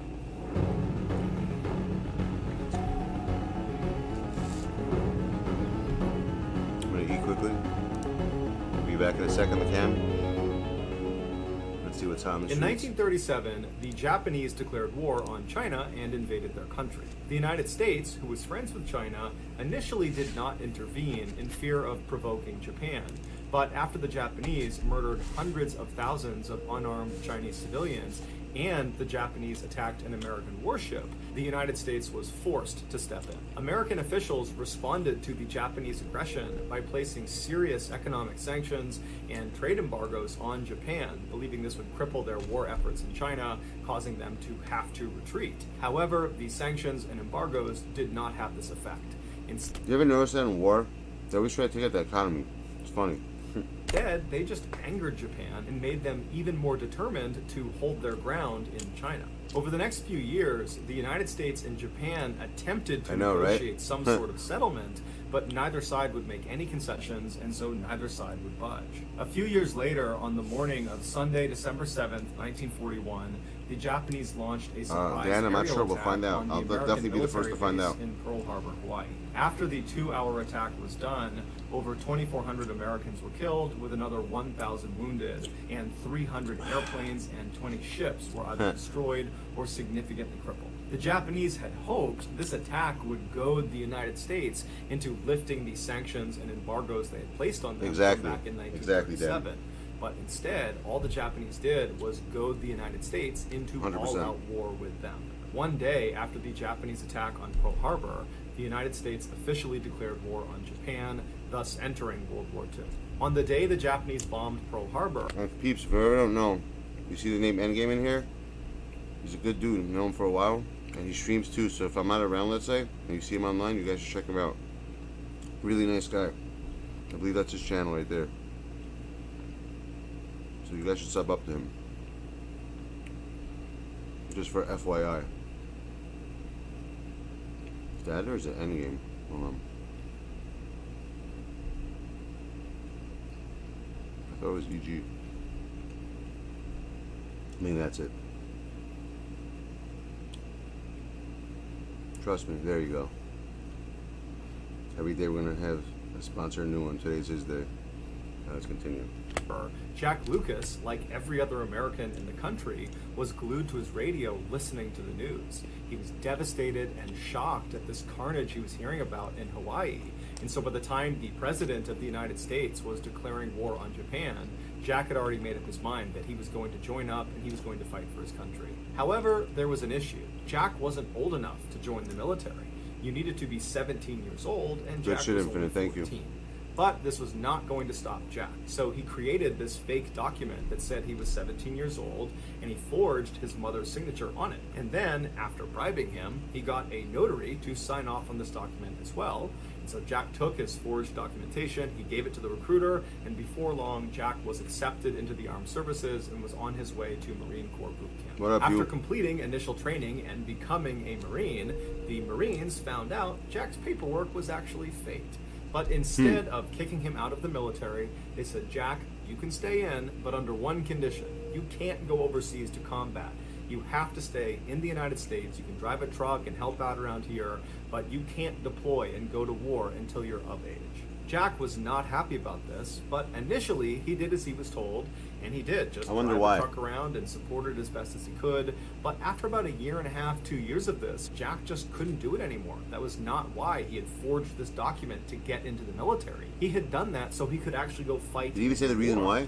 And so finally, when he was just 16 years old, he abandoned his post and snuck onto the back car of a troop transport train that was going to another military base. And so when he arrived at this base, which was in California, he hopped off and then ran to the docks where there were these big warships. That's really he nice saw of one him, of Kyle. them, That's there was awesome. a whole bunch of troops Good loading shit. onto it. And he figured, that's where I need to go. And so he snuck onto the ship and he hid down below. And then after the ship took off and was out to sea, he revealed himself, and he walked up to a Marine officer, and he kind of played off the, oh, I must have got on the wrong ship, but, you know, now that I'm here, you know, can I join now your that I'm unit?" here, right? And this officer, who had no idea how young Jack was, eventually said, okay, but prepare yourself, because we're going to invade Iwo Jima.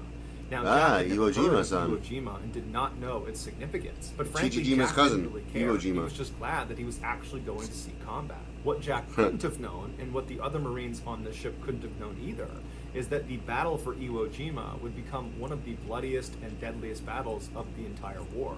The Japanese that were on this island defending it were absolutely fearless and would not surrender despite being outnumbered, and they were heavily entrenched in these caves and tunnels built in all over the island, and they rarely left these caves and tunnels, which meant Jack and the other Marines, when they landed on this island, the only way they could fight the Japanese was by literally crawling down into these tunnels, which were usually booby-trapped, and fighting up close and personal with the enemy. Jack's ship arrived off the coast of Iwo Jima in February of Iwo Jima. 1945, when Jack was still 16 years old.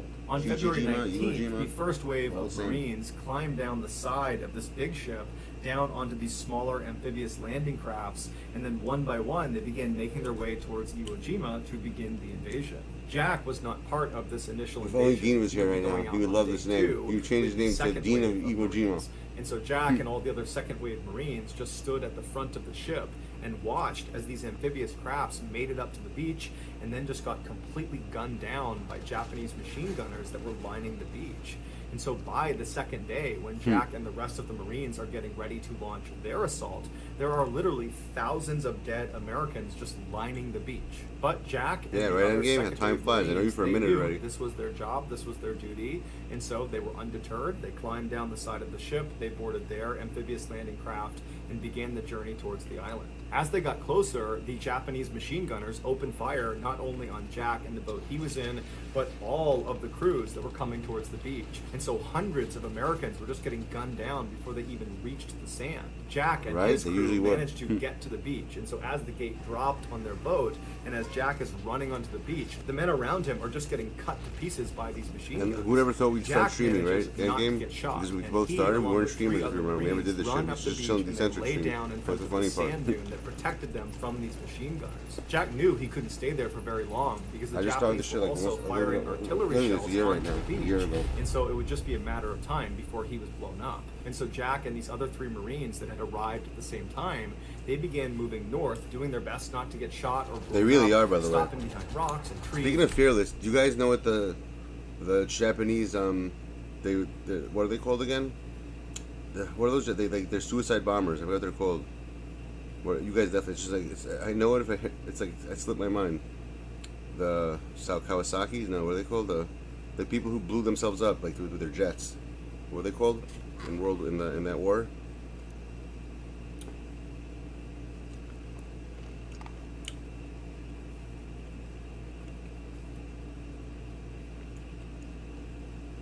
You guys know what I'm talking about?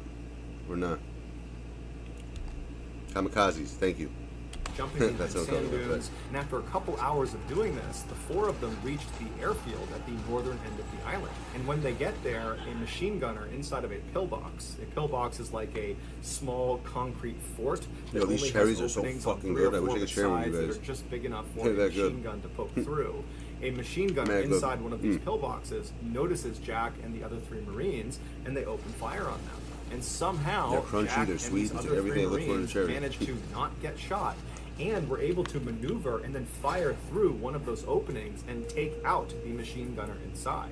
And the so color's now that this perfect. It's gunner like dark is to down, like light red. Jack It's and like the in others between. see It's the like that bright opportunity red. It's to not run too dark. forward It's like and right in take between. more Like the ground perfect of this brightness. airfield. And as they're running, other Japanese soldiers in the general vicinity, they see them, they start opening up on them from other pillboxes and other locations, and it forces Jack and these Marines to just jump into the nearest trench to avoid getting shot. And so they're jumping into a Japanese trench, which is a deep hole dug in the ground to protect yourself from getting shot. And as they jump in there, they're expecting to see Japanese soldiers coming towards them. Jumping in, I but love them. there weren't any soldiers. But they knew they couldn't stay there for very long because eventually Japanese soldiers would come through here and then they'd get killed.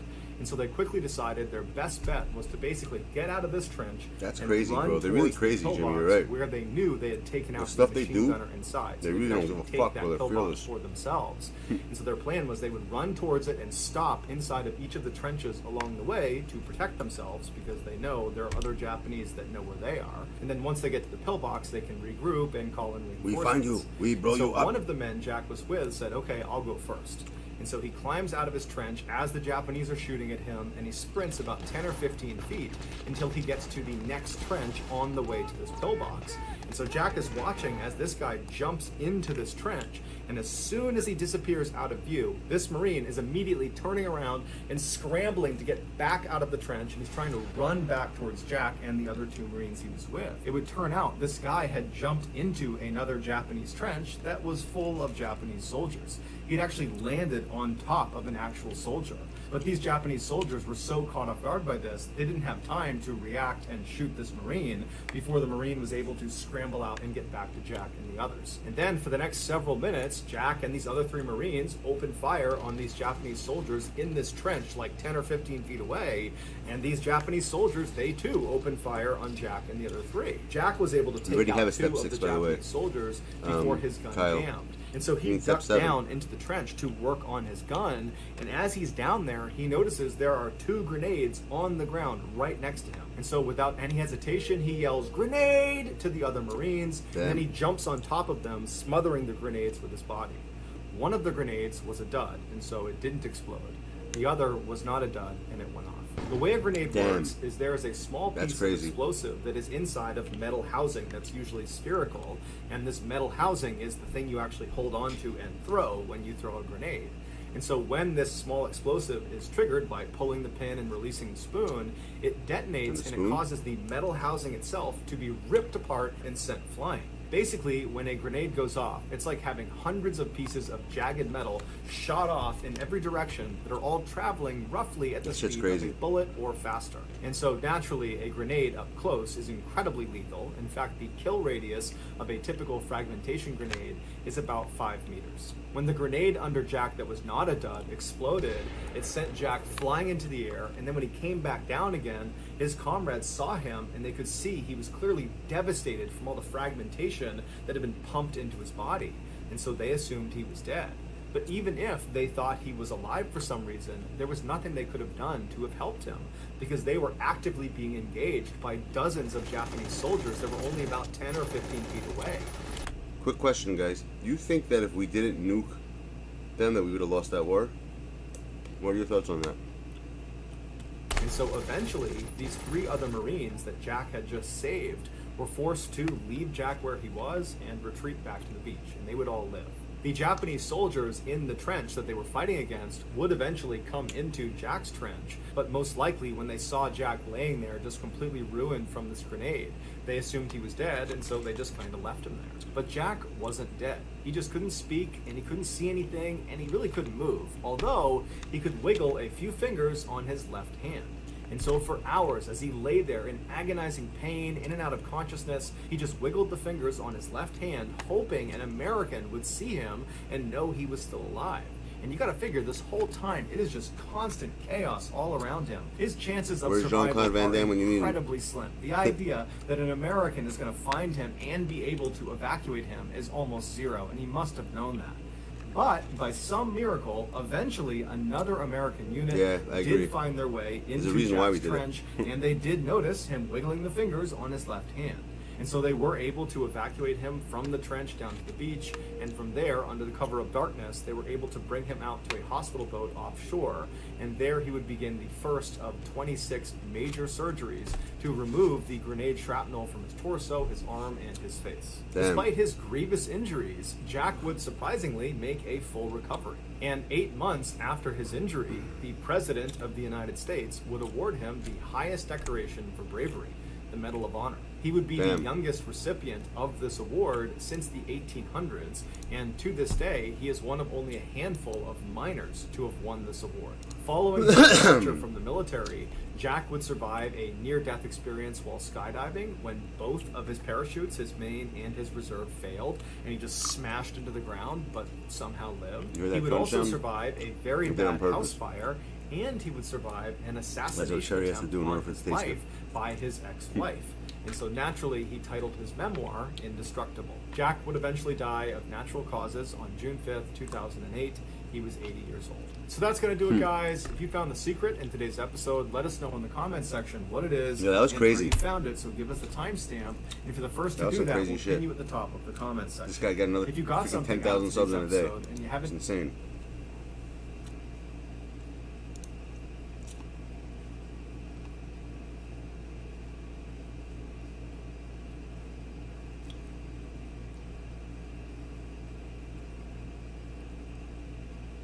Three identified life forms living in buildings?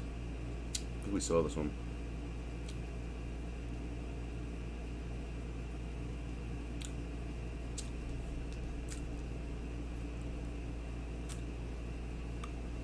I need a toothpick. A cherry stuck in my tooth.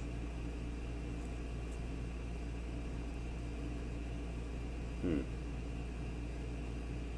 fuck is that?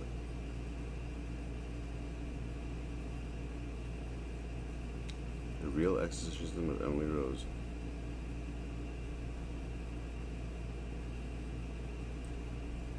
Whoa. Abigail vanished? The Lost Calling of Roanoke? Do we see this?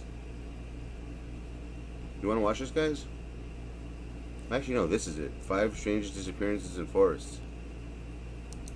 Hell yeah. Something very strange seems to be going on inside of national parks in North America. Every year, hundreds of people go missing in these parks. But these parks are huge expanses of wilderness. Yeah, read this. So it's not saying a hunter be snuck up by a predator is like saying Steve Irwin couldn't be killed by a stingray. But every year, of those hundreds of people that go missing, there's always a few that go missing under very strange circumstances. Either the way in which they disappear. Honestly, I haven't. Those things, a lot of times, I just click him. Half these videos, I would like just leave on my his channel. I fell asleep one day for like a day, and I literally went through his whole channel, and I didn't watch half. That's the fucked up part. I don't even know what videos I've watched right now because I literally slept one day and just like it was. I haven't watched any. Like played like 90% of his channel, and I haven't watched any of them. That's why I don't know which ones I've watched. That's why they all look done, but I really haven't. That's the messed up part. I probably watched maybe like 40% of his videos. It's kind of messed up because now I don't know what I watched. Did we watch this yet or no? Because I don't remember. Doesn't really add up. You know, someone will be watching or keeping an eye on someone. They'll turn around and then turn back, and that person. He looks so. He looks so hard. He should. This look is good. The stash is very hard. We got stash, dude. Someone will go missing. There'll be an extensive search. There's no trace of them, and then they're found like miles and miles. I think we saw this. Just because what he's saying right now, I've heard that line before. Now, one man, David Politis, who's a former police detective, we've seen this one. He began researching these very strange disappearances inside of national parks. It started when a park ranger actually approached him and said, "Hey, there's a bunch of weird things happening in state parks. Look into it because you're a former detective." And so after looking into it, where there was, call it sparse trees. I'll just skim through it to see if we've done this already. I'll just know I'll know what a certain word that it. Sign of Charles. There's nothing. There's no that he had this strange. They found his pants unbuttoned and on a log. How did he move 12 near the dry bag and the bow and arrow? They found Mark's teeth. And no, we never saw this. Something very strange. We never seen this. Said, "Hey, there's a bunch of weird things happening in state parks. You should look into it because you're a former detective." And so after looking into it, he discovered that there were so many oddities around many of these strange disappearances. And he saw there was many overlaps and similarities that he really dove into it. And he's examined thousands of these strange cases. By his count, The hell is that?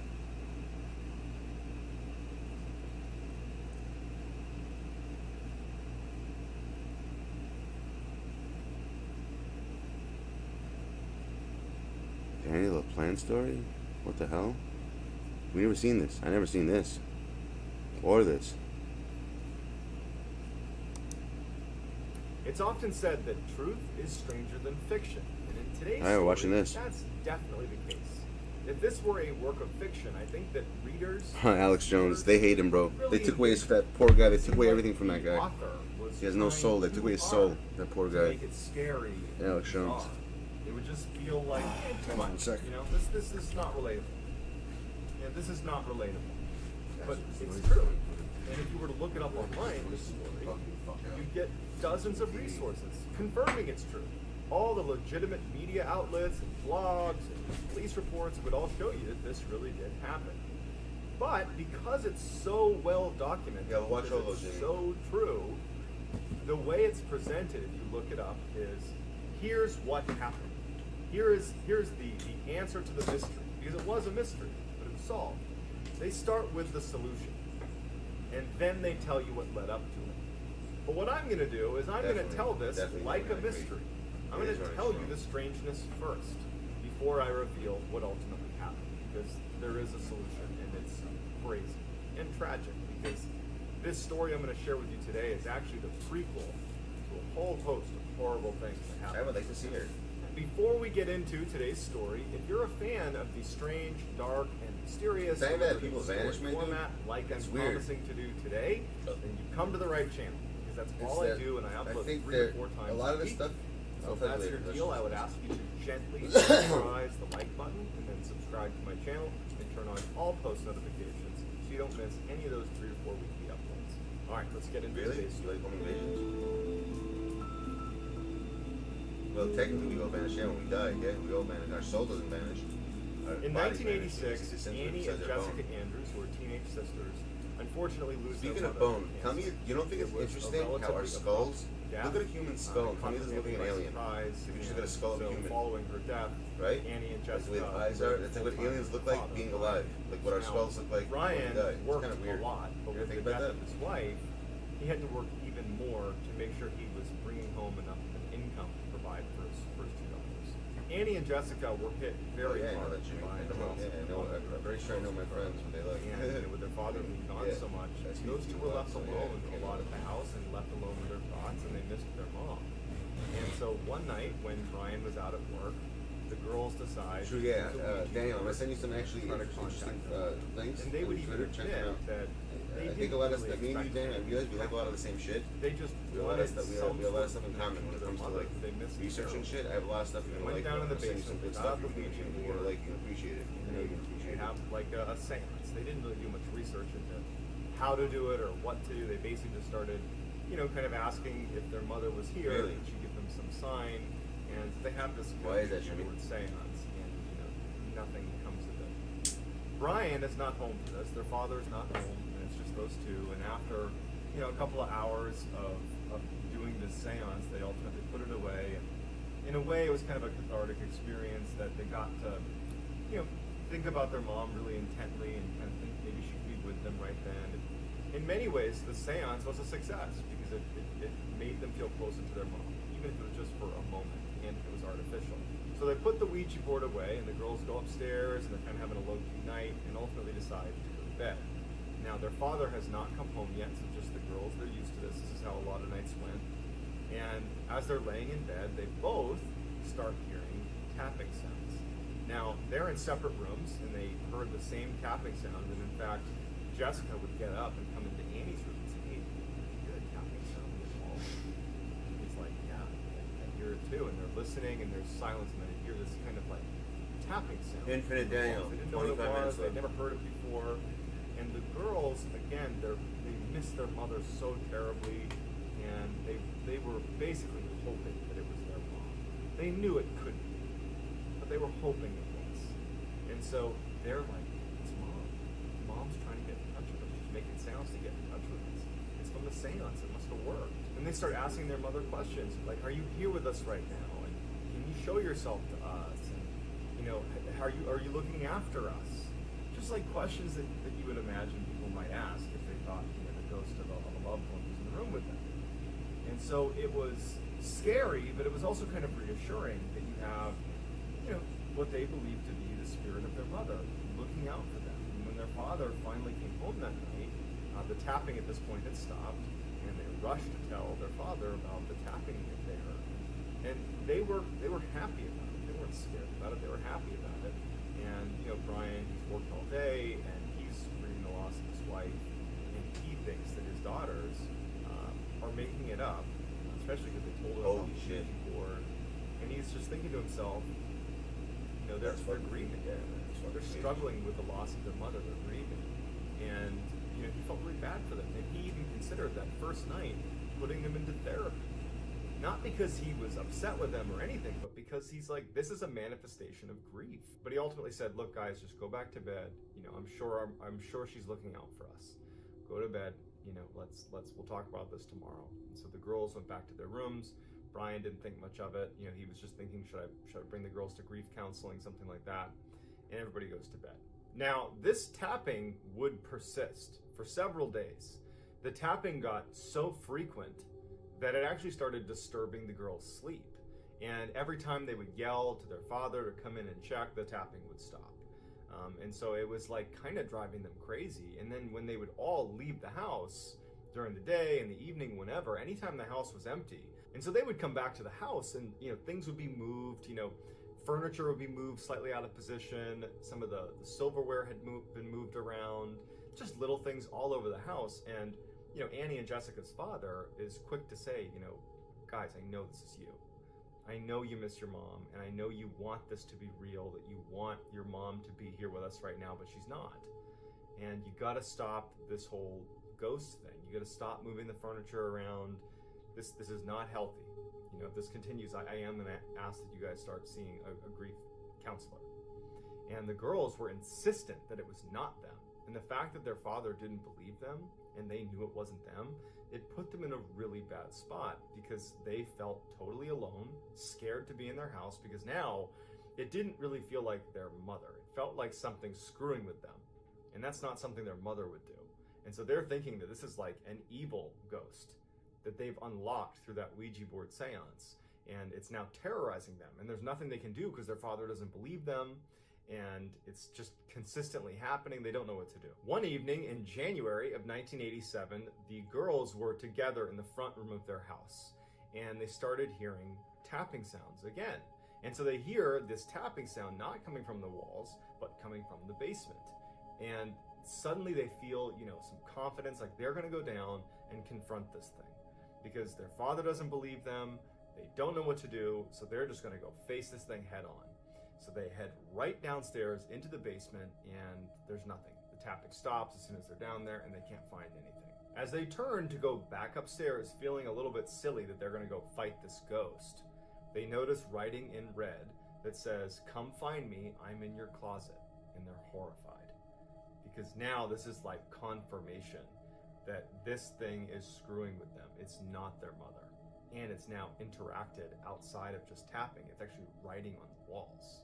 And so the girls run out of the house because this feels like a threat. They felt threatened by everything that was happening before, but it was almost like the writing on the wall was a step over the line. This felt like a direct, intentional threat towards the girls. Kind of absolutely taunting them and scaring them. So they run out of the house. Their father was not there, he was working. And so the girls ran next door to their neighbors and said, can we stay with you for a minute? Something weird's happening in our house. They began to get into the weird writing on the walls, but didn't really go into too much detail. And the neighbor said, we're just gonna wait for your father to come home before we do anything. And so the girls stay with the neighbor. Brian comes home. As soon as they see Brian pull in the driveway, they flag him down. He comes over to the neighbors. Neighbor pulls Brian aside and says, here's what happened. They came over here. The girls are hysterical, and they tell their dad that there's writing inside the house. And so Brian, his first reaction is, this is out of control now, guys. This is too much. He goes over though with them to the house, And he goes into the basement and he sees the writing on the wall, and his thought is like, now you guys are, you know, defacing our property to live out this kind of fantasy. And so this for him was the line in the sand that they've now crossed. It's now getting totally unhealthy, and he ordered them to go see grief counseling. So that actually began at this point. Several weeks would go by with no tapping, no anything, just silence in the house. It was almost like whatever this was had stopped. Then one night when Brian is working late into the night once again and the girls are alone, they're in the front room together and they're just sitting there. It's been nice having a couple weeks without any strangeness in the house, and they start hearing tapping from somewhere else in the house. And they get up, they kind of creep their way over to where they think they're hearing it, and it's coming from Annie's bedroom. When they go into Annie's bedroom, written on the walls is, "I'm back, find me if you can." Just like the last time they saw writing on the wall, they run out of the house. They flee the house, they go to the same neighbor's house, and they say, "It happened again. You gotta believe me, it happened again." The neighbor says, "Stay with me, we'll wait for your father again." Father comes home, same situation plays out. He gets flagged over to the neighbor's house, the neighbor says, "Hey, they're back again with the writing on the wall." And Brian's mad. And he says to the girls, like, "I put you in counseling, I'm telling you to stop doing this, like this isn't okay, it's not healthy." And he tells the girls and the neighbor to stay here. I'm wondering, I'm gonna go in that house and I'm gonna search the house. are able to like show you that there's interact with nothing our to be world? afraid of. Like how are they able to write and read like that? I was always Goes back to wondering his that. own house. I never really fully Opens the understood door. how they're able to do that type The of stuff. house is in total disarray. You know what I mean? It's like someone had ransacked the house. And he's thinking to himself, the girls didn't do this. Someone else did this. And so now he's on edge. And he walks through the house, he's not hearing anything, and he goes up to Annie's bedroom and he sees the writing on the wall. And then he looks, he sees a man standing in the closet wearing women's clothes, which would turn out to be his dead wife's clothes, wearing a wig, carrying a hatchet. And this man in a dress is staring at Brian, and Brian's startled. The guy starts running out. Brian tries to grapple and fight with him, but the man in the dress manages to run past Brian out into the rest of the house. Brian is like so caught off guard because this guy's got a hatchet. He doesn't know what he's gonna do. He starts chasing after him, but the guy's gone. Brian's looking in his house, but finally Brian just leaves the house because this guy's got a hatchet. He runs outside, he runs over to his neighbor's house, and he's like, "Call 911, there's somebody in the house." He makes sure his girls are okay, he stays with his neighbor, calls the police. The police go in, and they look everywhere, and they can't find anything. And they say to Brian, like, "I'm sure someone was here. It's a very convincing story you've just told, but they're not here now. And unfortunately, all we can do is tell you, you probably should not be here right now until whoever this was is caught. And you should stay with some relatives. We'll watch the house, you know, we'll see if anybody else comes back, but there's not much we can do." And so unfortunately, the girls and the father are left with no answer to what was going on or who this person was. And Brian's thinking to himself, like, how did he get away? How did this guy in the dress get away? Like, how did that happen? I mean, they're searching the neighborhoods. He's wearing a pretty distinctive outfit. How did he get away? And so for 2 weeks, Brian and his daughter stayed with some family. But in those 2 weeks, no one found out who this guy in the dress was. I mean, Brian and the girls are traumatized. Brian feels like this horrible father, that I've left my girls alone in the house over and over and over again with some crazy person with an axe in my house. I never believed them. What could have happened to them? It would have been my fault. And so it's a horrible time period. The girls are traumatized because now they realize they've been interacting with some crazy person in a dress with an axe in their walls. And it's just this horrible situation. But after 2 weeks, it's tough living with another family member. It's a tight place they're staying. And they decide, you know what? At this point, whoever that guy was, he must have ran away. We got police watching the house. Let's just go home. Let's just go home. We'll lock everything up. We'll get a security system. There's police watching the house. Let's just go home. And so they decide, okay, let's pack up and head home. And so as Brian is driving up his street, he looks at his house and he can see that there's a light on in the second floor. And he's thinking to himself, like, I thought the police were just watching it from the outside and just kind of patrolling the neighborhood. I didn't know there'd be police inside my house.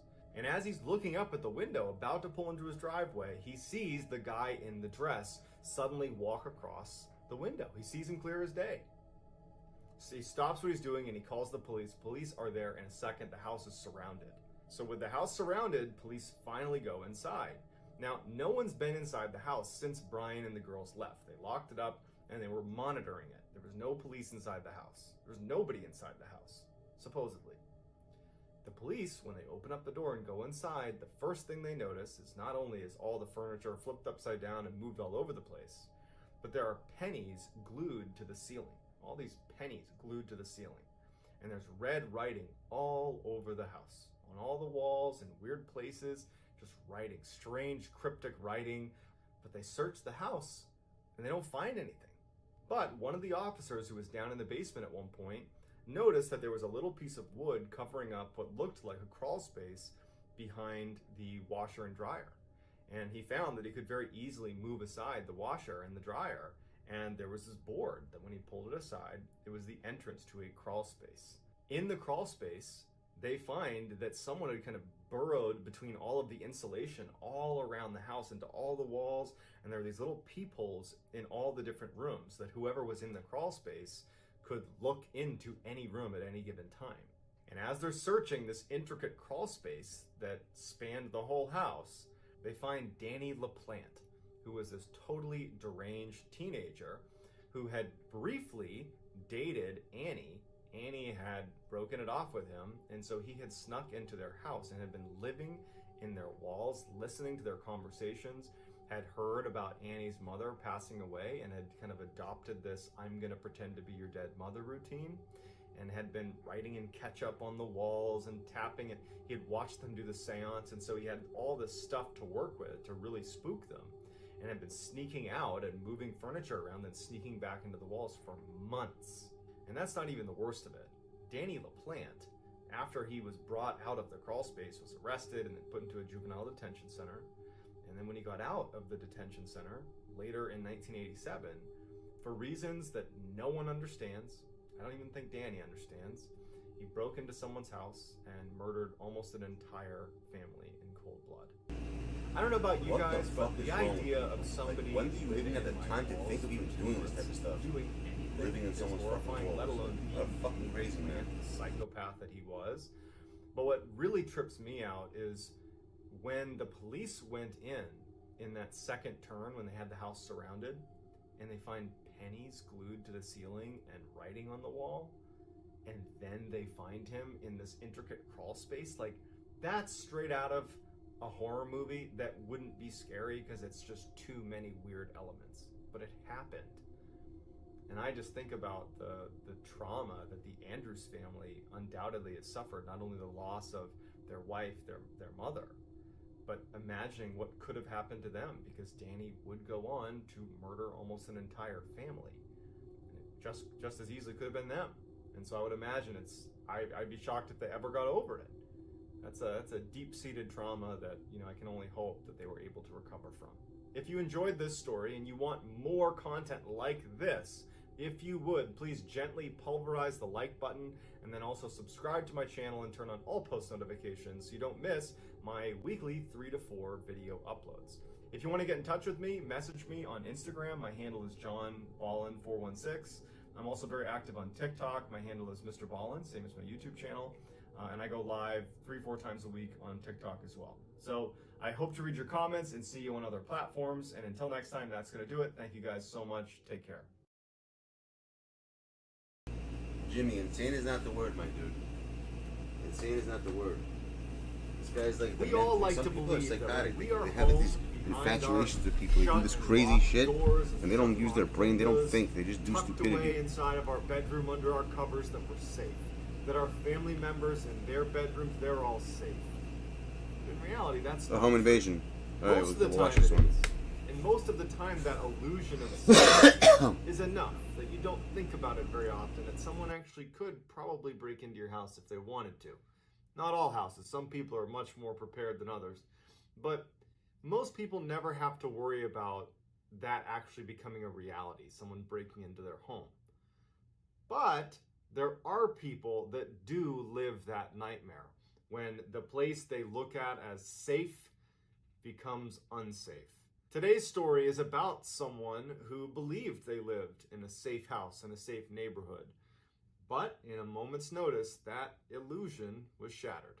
Before we get into today's story, if you are a fan of the strange, dark, and mysterious told in story format, well, then you've discovered the right channel, because that's all I do, and I upload 3 to 4 times a week. So if that's your style and you might be interested in something like that, I would encourage you to please gently incinerate, gently incinerate, keep it together, here we go. Please gently incinerate the like button and then subscribe to my channel and turn on all post notifications so you don't miss any of those weekly uploads. All right, let's get into today's story. In 2017, a woman had just moved in to a beautiful home in Northern California that was just outside the suburbs. It was in kind of a more rural area. You know, there wasn't any street lights. She did have neighbors, but they were, pretty far away from where she was actually staying. But she loved it, and it was this beautiful area. She'd go outside at night on her porch, and she'd look up, and because there wasn't much light pollution, she could see the stars, and she just loved it. And even though she didn't see her neighbors very often, she knew them. They were older. They were really nice. It was just like a really warm, welcoming neighborhood, albeit people enjoyed their space, but it was safe. And it was a place that she truly loved and didn't expect to move anytime soon. Later that year, in the winter, she got home from work one day. She had a long shift. She was exhausted, and she pulls into her driveway, and when she steps out, she immediately smelled cigarette smoke. She didn't smoke. She didn't think her neighbors smoked. It was not a high-trafficked area. I mean, they're in kind of this rural part of Northern California, and her street, the only people that really ever went on it were her and her neighbors. And so she was thinking, like, who was smoking near my house? But it was really, really foggy this day. She could barely see, even when she was pulling into her driveway, she could only see what her headlights had illuminated on her house. I mean, it was like no visibility. She kind of glanced around, but she was like, you know what? I'm so tired. I just want to go to bed. So she just kind of forgets about the cigarette smoke, wasn't really that concerned about it, and goes in her house. And even though it's like 7 o'clock, she's like, I'm just going to go to bed. So she heads upstairs, takes a shower, and gets in bed. A couple hours later, she wakes up because she thinks she hears something on her first floor. At the time, she had a close friend that was taking classes in the city, but working outside of the city, and sometimes didn't have enough time to get back to his house to shower and clean up before work. And so she'd actually given him a set of her keys so that at odd hours, when he was going between classes and work, he could just come to her house, take a shower, get changed. It was just a lot easier for him, and they were close enough, it wasn't a big deal. But he always texted her before he came to her house as a courtesy. Hey, I'm going to be there taking a shower, using your house just for a minute. And they rarely actually ran into each other because his hours were so strange. So when she wakes up and hears commotion downstairs, the first thing she does is check her phone for a text message because she's assuming that it's her friend who's just, stopped by to use the shower or change or whatever he's going to do.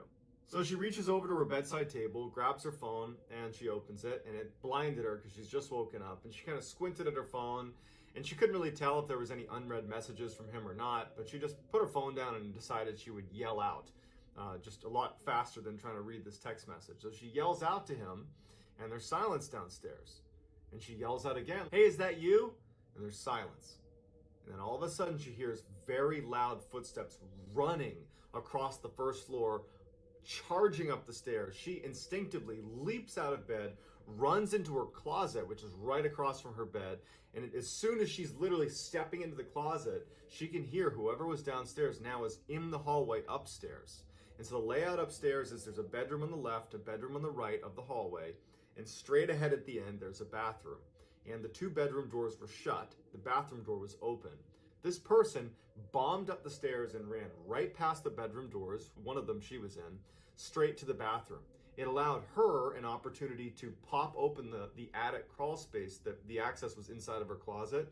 She pops that open and is able to clamber up into the attic, and is literally, her feet are still being sucked up into the attic as whoever that was, they realized she's not in the bathroom and they started charging back down. They punch open the door that she's in, and they charge into her bedroom. She's trying to suck her legs up into the attic crawl space. She gets him up just in time and has her knees sucked up against her chest when he comes into her bedroom, flips on the light, and opens the closet. From her vantage point, she's looking down, and just because of the way the view was obscured, she could only make out that it was someone wearing like kind of tattered jeans with the cuffs rolled up and dirty work boots. This was definitely not her friend. And as she's looking at his shoes and pants, wondering if he's gonna poke his head in and look up and see this crawl space where she is, and she has nothing she can do. If he decided to reach up and get her, there's nowhere for her to go. She didn't have her phone, it was on the bedside table, and she's just hoping that he doesn't see her. Luckily, he turns around and starts rummaging through everything in her bedroom, basically looking for her. Flips the bed over, knocks over the dresser, and then he screams this loud scream of frustration. And as he's screaming, she pushes the little crawl space cover over the spot. So now she's completely tucked away inside of the crawl space and she can't see anything. And for the next several hours, this person was literally screaming and running around the house, punching walls, screaming, "Where are you?" Running down the hall, reopening the bathroom, going into the other bedroom, clearly knocking things over, just going crazy looking for this girl. And then it slowed down and she heard him walking around the house, and he would say periodically, "Gonna find you. No, you haven't left yet. I'm gonna find you." And she started smelling cigarette smoke. He was smoking inside of her house, and then she realized that he was probably at her house when she first got in. That's why she smelled the cigarette smoke. For hours, she huddled inside of this attic crawl space that realistically is a little bit obscured inside of the closet. You would need to be looking for it to see it. And she just hoped that he didn't find her. And so she started counting. She figured, if I can just count to 1,000 with silence downstairs, if I can do that, that means he's probably gone. And so she would start counting, and she'd get to like 200, and then she'd hear him whispering or yelling or knocking something over, and she'd go back down to 0. And so all night, she basically would try to count to 1,000 until finally she did, without it being interrupted. It was probably like 5 or 6 in the morning. So it's been hours and hours of this guy looking for her in her house. And she believed that it was safe enough for her to open up the attic crawl space and kind of peek back into the room. And so she moves the attic crawl space, the little square piece of wood that blocks the crawl space, she lifts it up and moves it. And she can now see that just from her little vantage point to where his feet were, that she could see before, that clearly things have been broken. There's glass on the ground. When she went up there, she should have took her cell phone wriggles and down, put it on mute and called the cops sign from it. It's there. been Why she a while didn't since think the person that's the thing you're starts supposed to across be her doing. now, I don't know why she didn't destroyed do that. bedroom. Her beds have flipped, things have been broken, there's holes in the wall. She gets her phone and goes right back in the crawl space. She calls the police and is like whispering as she's talking to them, because now she's worried that maybe he heard her and he's gonna come back. She really doesn't know if he's gone. She just knew she had to call the police, otherwise she was dead if he was still there. She gets the police on the phone. They say, "We'll be right there, stay where you are." The police show up and she can hear them entering the house. They're yelling, "Police, we're coming inside." They search the whole house and they start yelling for her. They start yelling for her by name. And at this point, she feels comfortable opening up the crawl space and coming down to show herself. Sure enough, there's the police and they're like, "There's nobody here. Do you want to walk around the house and see if anything was taken?" Every room was completely trashed. Holes in the wall, things broken. Whoever this was looking for her everywhere in the house and was basically rummaging through everything to try to find her. And the police are like, "You're very lucky that you thought to jump into that crawl space, because we found a number of your knives from your butcher block have been taken out. They were scattered around the house. It seems like he might have grabbed a knife and then in frustration was maybe looking for you and slashing at different things.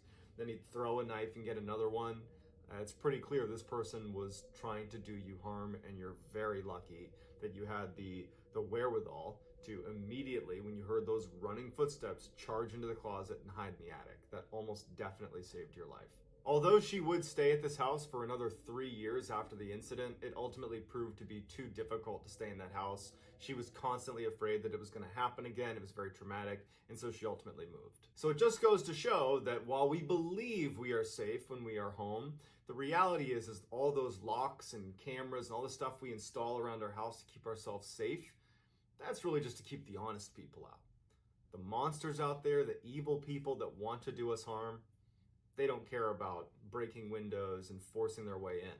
So you should always have a plan of what you would do if someone broke into your home, how you would handle it, whether it is an escape plan or even concealed weapons. But you should do something to protect yourself and have a plan. I'm not understanding. Where do you go? If she called the cops like he's running around the house, so that's going to do it, guys. If you enjoyed the story today, where the hell is this guy go? Where do you go? Gently incinerate the like button and then also subscribe and turn on all post notifications so you don't miss my 3 to 4 weekly uploads. If you want to reach out to me, you can hit me up on Instagram. My handle is JohnBallin416.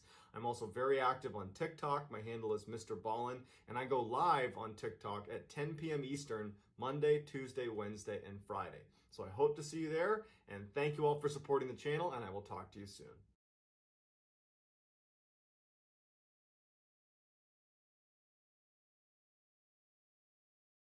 Today, I'm going to share 3 stories that scared me. But before we get into those stories, if you're a fan of the strange, dark, and mysterious delivered in story format, then you come to the right channel because that's all we do, and we upload 3 or 4 times every week. So if that's of interest to you, please kidnap the like button, tie them up, and then forcibly brush their teeth, and then make them drink orange juice afterwards. Also, please subscribe to our channel and turn on all notifications so you don't miss any of our weekly uploads. All right, let's get into today's stories. Someone just vanished in thin air. He's obviously physically human, so it's weird. That's what I don't understand.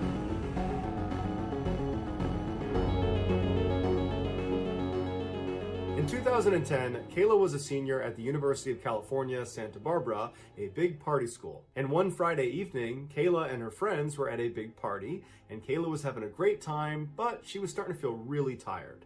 And so she asked her friends if maybe they wanted to leave early, but none of them did. And so Kayla left on her own. Luckily, her house was just down the road, and so she was at her front door in a matter of minutes. That night, her 2 roommates, who were also college seniors, had decided to stay in and just have a nice night with a couple of friends having some wine. And so when Kayla walked inside, she happened to turn to the right, and she looked on the closest wall where there was a sofa, and she saw there was a guy laying there with a blanket up to his chin, and his eyes were wide open. She didn't recognize him, but he was staring at her, and she figured, oh, he must be a friend of her roommates. But as she walked across the room, she kind of glanced back at him, and he had pulled the covers down slightly, and he had lifted his head up, and he was staring at her kind of menacingly. And so Kayla got a really bad vibe from this guy and just kind of hustled into her room, shut the door behind her, and locked it, something she never did. And a few minutes later, she was in her bed and she was passed out. A couple of hours later, she woke up to what sounded like tapping on wood.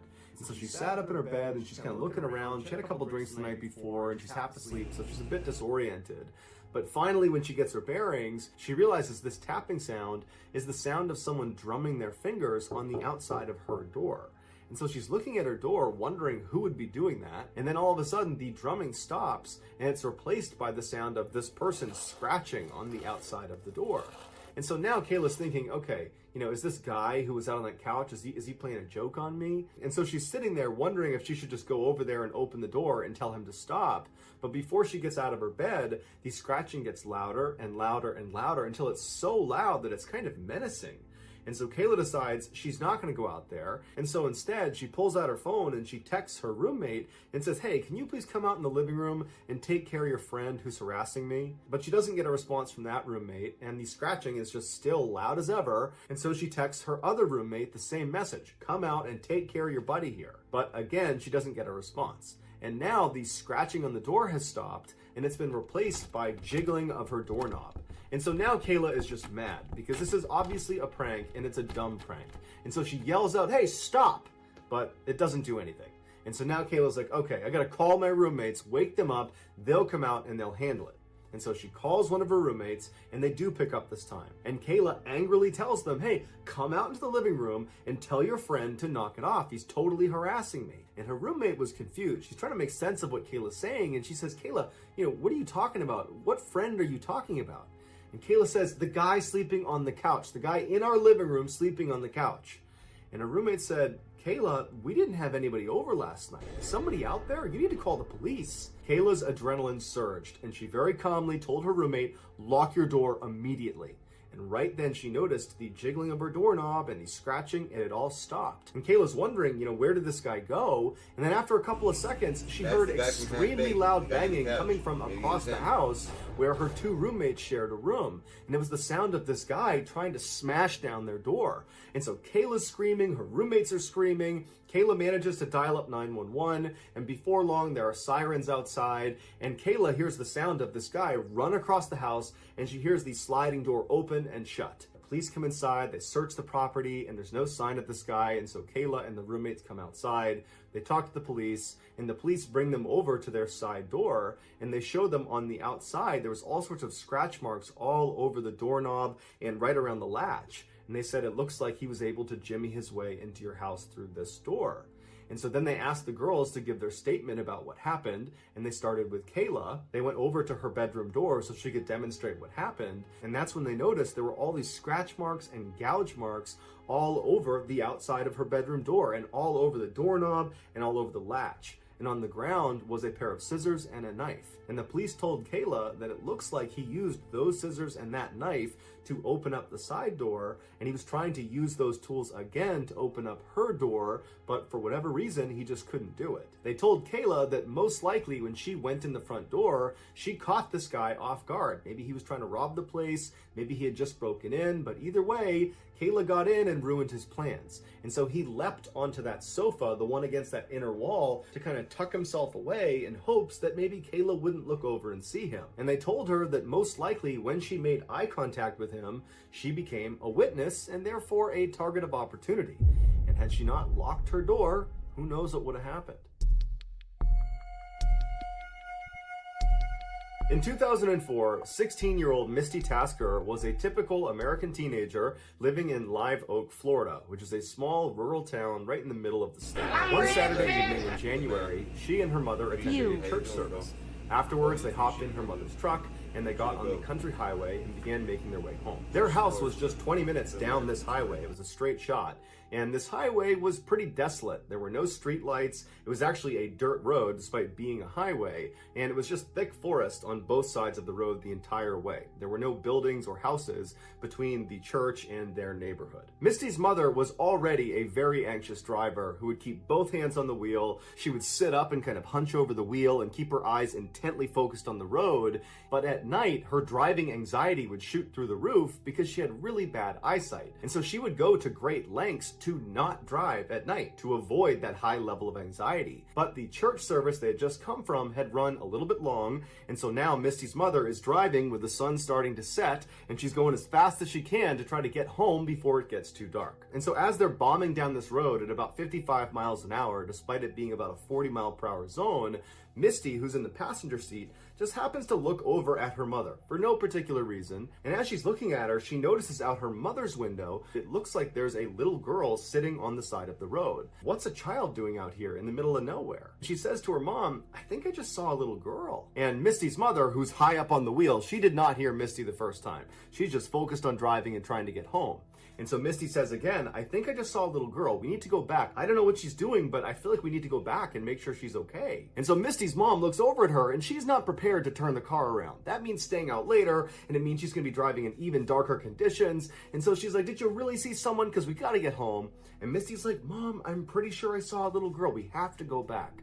And so finally, Misty's mother, she's very annoyed, but she stops the car, she does a 3-point turn, and she begins driving back up the road where they came from towards this girl. Now, they had only made it about a half mile from where Misty believed she had seen this girl. And so pretty quickly, they slowed down because Misty said, I think she's in this area, and they both began scanning the right side of the road because that's where she's going to be now that they've turned around. Now, it was starting to get very dark outside, but there was enough light, and they had headlights. They were pretty confident they'd be able to spot this girl. And so as they're slow rolling down the road, they both see this girl a little ways up on the right-hand side. Her back was to the road. She had her knees tucked up to her chest, and she was rocking back and forth. Misty's mother made a comment that it was a little bit surprising that this girl was out here. I mean, there's really nothing around here. There's no houses, there's no buildings, there's no trails to be walking in this forest on either side. It was just kind of thick forest.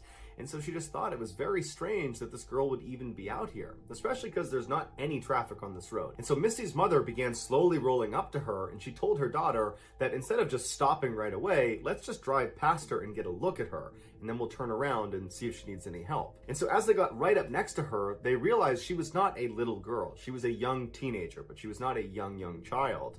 And as they drove right past her, they would expect her to turn around and acknowledge the car creeping up on her, considering there's no other traffic in the area and you're just some person sitting on the side of the road. You should definitely turn around and see what's behind you. But the girl did not acknowledge them. She just continued to have her knees up to her chest and rocked back and forth. And so Misty and her mother are a little bit freaked out by this, but they drive past her about 50 meters. Misty's mother does a 3-point turn, and when they're looking back down the road, where the girl should now be on their left-hand side, they're oriented back towards their house now, she wasn't there anymore. But there were no street lights. It was now almost completely pitch dark outside, and so all they had was the headlights. And so Misty told her mom, drive up a little ways. Maybe the girl stood up and moved and we just can't see her because she's not in the headlights. And so Misty's mom began driving down the road and kind of turning slightly towards the left to shine the light more to the left, but there was no sign of this girl. For good measure, they turned right slightly to shine the lights more to the right-hand side of the road, but there was no sign of this girl. And so Misty and her mother just slow rolled back down the road, kind of keeping their eye out on both sides. But after traveling for several minutes, going about 5-10 miles an hour and seeing no sign of this girl, they decided that, well, she must have just gone back into the woods and gone back to wherever it was she came from. And so Misty's mom began picking up speed, and before long they had gone maybe 2 or 3 miles away from where they'd seen this girl, and they were coming up to this 4-way intersection with stop signs all around. And as they were getting close, Misty's mother gasped, because on the other side of the intersection, on the right-hand side, was this girl sitting on the side of the road. She's got her back to the road, her knees are up, and she's rocking back and forth. And so Misty's mother pulls up the stop sign and then just sits there. And both women are just stunned at what they're looking at. They had just seen her 2-3 miles back down the road. It wasn't possible for her to get all the way up here. And so Misty's mother looks at her daughter and says, do you think it's a different girl? And Misty's like, no, that's the same girl. And so they just sat there for a minute until Misty started to panic. And she said to her mom, Mom, don't stop. I got a bad feeling about this girl. I don't know what's going on, but you can't stop next to this girl. But Misty's mom, she was definitely weirded out by this situation, no doubt.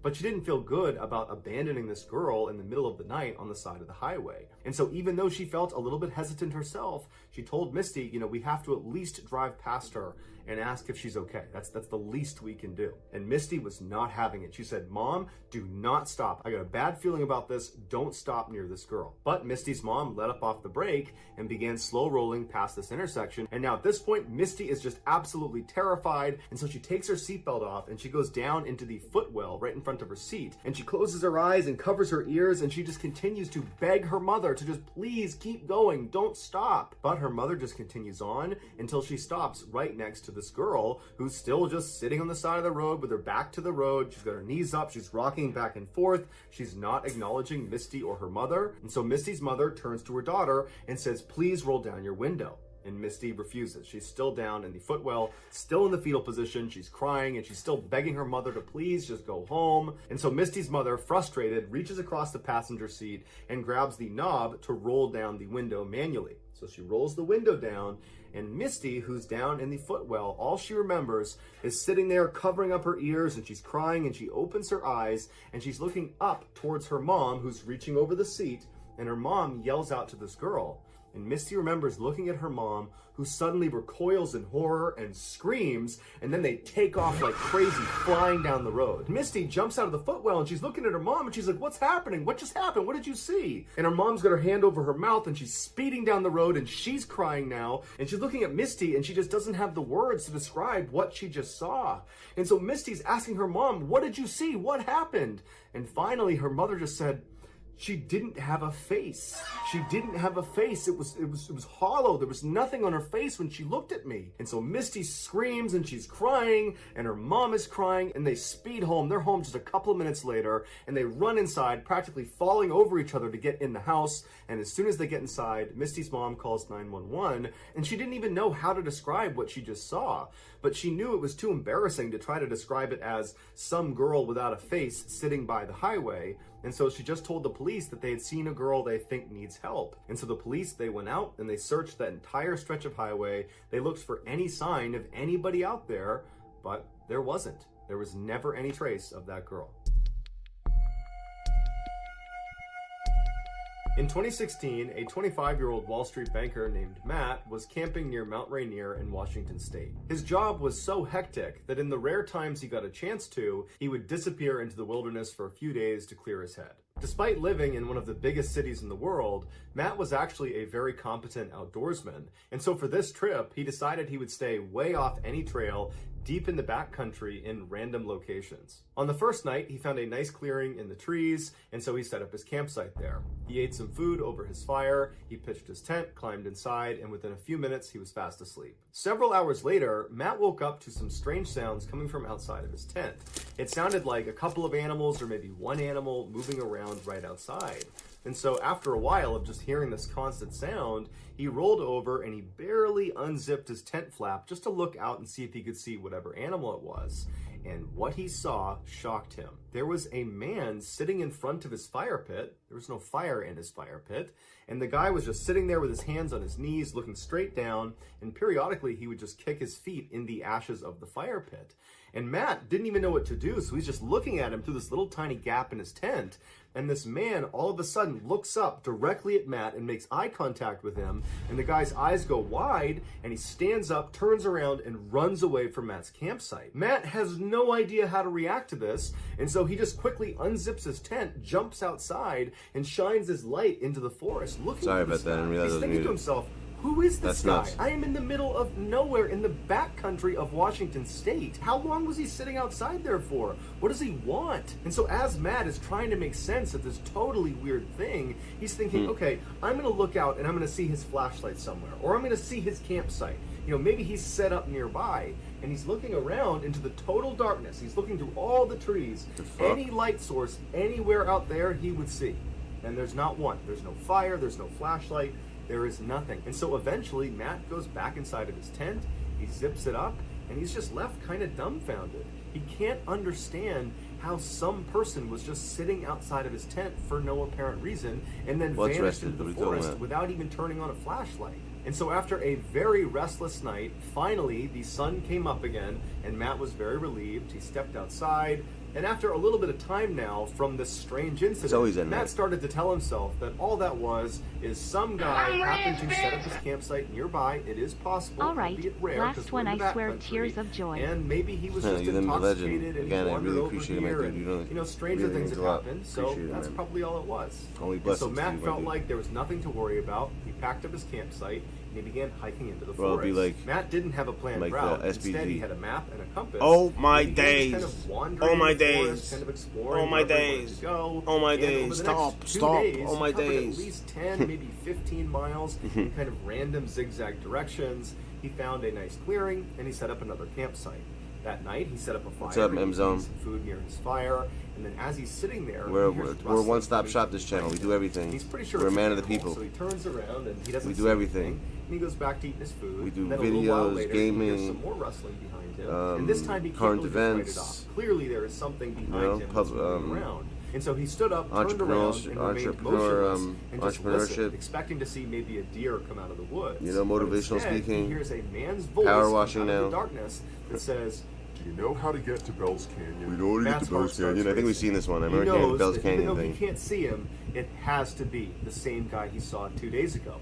Because they are in the middle of nowhere. He hasn't seen any other hikers or campers or anyone, and clearly this guy has the ability to sneak up on him, and so he's thinking, what does this guy want? I just spent the past 2 days hiking in random directions for 15 Legend miles, talking about Endgame? and he must have followed me. And so Matt, Yeah, not knowing Legend's what else a to good do, guy. just Honestly,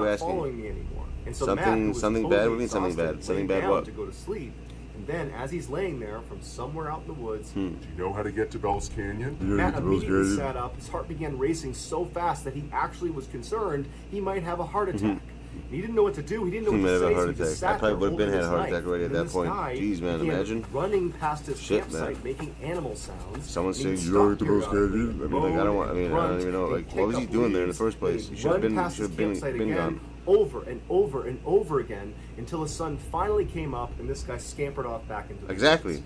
Thank Matt you, didn't Jimmy. waste any time. Exactly. He leapt out of Give his the guy tent, packed directions. his Yeah, stuff dude. up, and Make it ran right. all the way back to his car. When he Go finally that got way, that inside way. of his car, Bust shut the the Yui. door and locked Bell's it, Canyon, he my cried dude. tears of Or joy. even He was Bell's so Canyon, my dude. unbelievably See, you know, talk to him relieved. back in his voice. Like they Peeled would out talk of the about Ronnie. parking That's what I lot, would do got if I to was a him. nearby hotel, Someone talks to me that way, finally I'm got talking cell back to phone them in their own reception, voice. And he considered calling the police. Like if I ever met about Ronnie, this guy, I'm talking to him but in he Ronnie. thought, I'm you talking to him know, in his what own am I voice. gonna I tell have them? to. He didn't commit a crime. He was just terrified. I'm gonna ask him. And so he decided not to call the police. Hey, guys, Finally what's up? flew back to New You already York, get to Bell's and he just had Canyon? to accept that there was some strange guy out in the wilderness of the state who was able to hunt him over 3 days and 30 miles in rugged terrain without the use of a flashlight, without any gear. And Oh, what I all said? he Yeah. ever said to Matt was, Do you know how to get to Bell's Canyon? so that's going to do it, guys. If you found is the it? secret in today's episode, I mean, let us I wanna know where the in fuck Bell's comments what Canyon it is now, though. and where you Where the found hell is it. Bell's Give us the Canyon? timestamp, and if you're the first to do that, we will pin you at the top of the comments section. Oh, you gonna pin me? If you I enjoyed hear that, today's dude. video and you haven't done this already,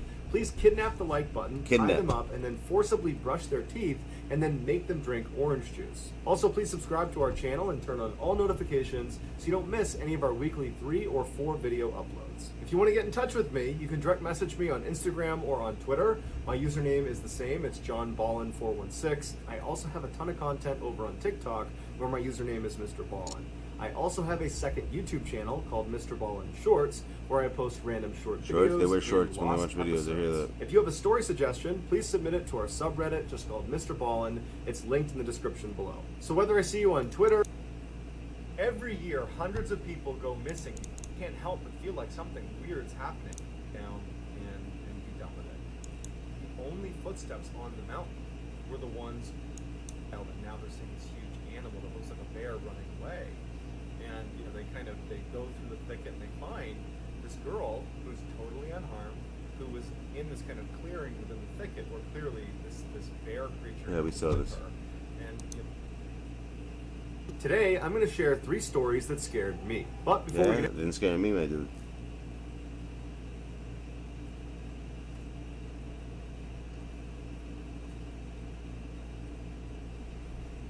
I just want to know where the fuck Bell's Canyon is.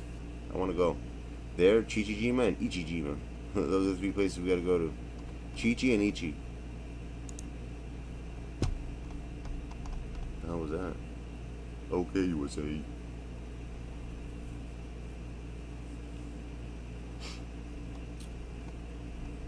Oh, I saw a shark fin. I saw a shark fin. Oh, wow. I never seen this. what looked like a person, and so they got. Today, we're going to look at 3 final messages from people who knew they were about to die. But That's before we get fucked into up. those stories, if you're a fan of the strange, dark, and mysterious delivered in story format, then you've come to the right place because that's all we do, and we upload 3 or 4 Chichijima, times every Rikijima, week. So if that's of interest to Bibijima. you, please replace all of the like button salted butter with unsalted butter. Also, please subscribe to our channel and turn on all notifications I watch so you them don't all, miss so any what's of our that? I'm weekly giving them so uploads. much ad revenue, All right, bro. let's get into today's stories. Honestly, I should. You're right. Good point. I like old videos. I wish you could just like one, like do like, you know, like a. On December 7th, Edit them and just like them 1941, all. the Japanese famously attacked Pearl Harbor, the U.S. military base in Hawaii. But You Pearl don't get the Harbor most was candy? not the only U.S. base attacked by the Japanese that month. In fact, just hours after the Pearl Harbor attack, the Japanese shifted gears and attacked U.S. military personnel on Wake Island, which is a coral atoll in the northern Pacific Ocean. After 2 weeks of fighting, the Japanese had taken Wake Island from the Americans, and they sent the majority of American military personnel and American civilian contractors to prisoner of war camps in Asia. I mean, what But do you they mean I got you retained fucked up? How did I 98 get of you these fucked up? What the hell did I? Why are you POWs blaming to me stay for on it? the What the hell island did I in do? fortified offenses. Over the next couple of Blame the years, victims the on me. I hear Americans that. would Blame the periodically victim. bomb Wake Island, but there was never any concerted effort to take it back from the Japanese. However, that all changed on October 5th, 1943, when the Americans decided it was time to take it back. They launched a huge air raid on the island that was so violent, the Japanese admiral on Wake Island was convinced a full-scale invasion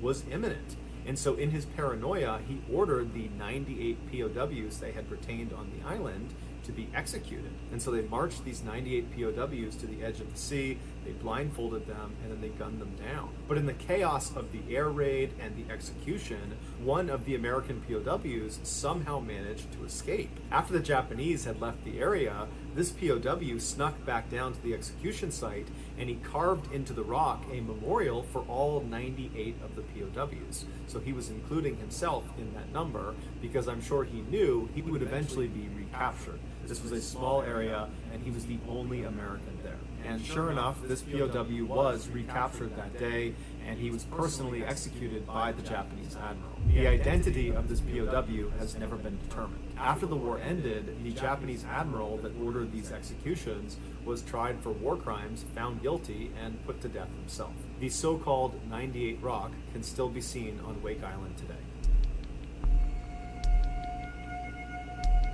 On January 25th, 1998, American tourists Tom and Eileen Lonergan boarded a boat in Queensland, Australia. The married couple was from Louisiana. Tom was 34 and Eileen was 28. They had spent the last 2 years in Fiji and Tuvalu serving in the Peace Corps. Australia was just a pit stop on their way back home. They both were avid scuba divers, and they wanted a chance to dive on the world's largest coral reef system, the Great Barrier Reef. Once Tom, Eileen, and the other 24 tourists had boarded this boat, the captain did a head count, and then once he had everyone, he turned the boat around and headed out to sea. After traveling 25 miles, the captain stopped the boat and then told the group to put on their dive gear. So Tom, Eileen, and the others happily put on their fins and their masks and their tanks, and then when they were ready, they were inspected and then allowed to jump into the Coral Sea. Less than an hour later, the divers came back up to the surface, and the captain began pulling them back into the boat. Once everyone was back on board the boat, the captain did another head count just to confirm he had everyone, and once he was sure he did, he turned the boat around and he headed back to shore.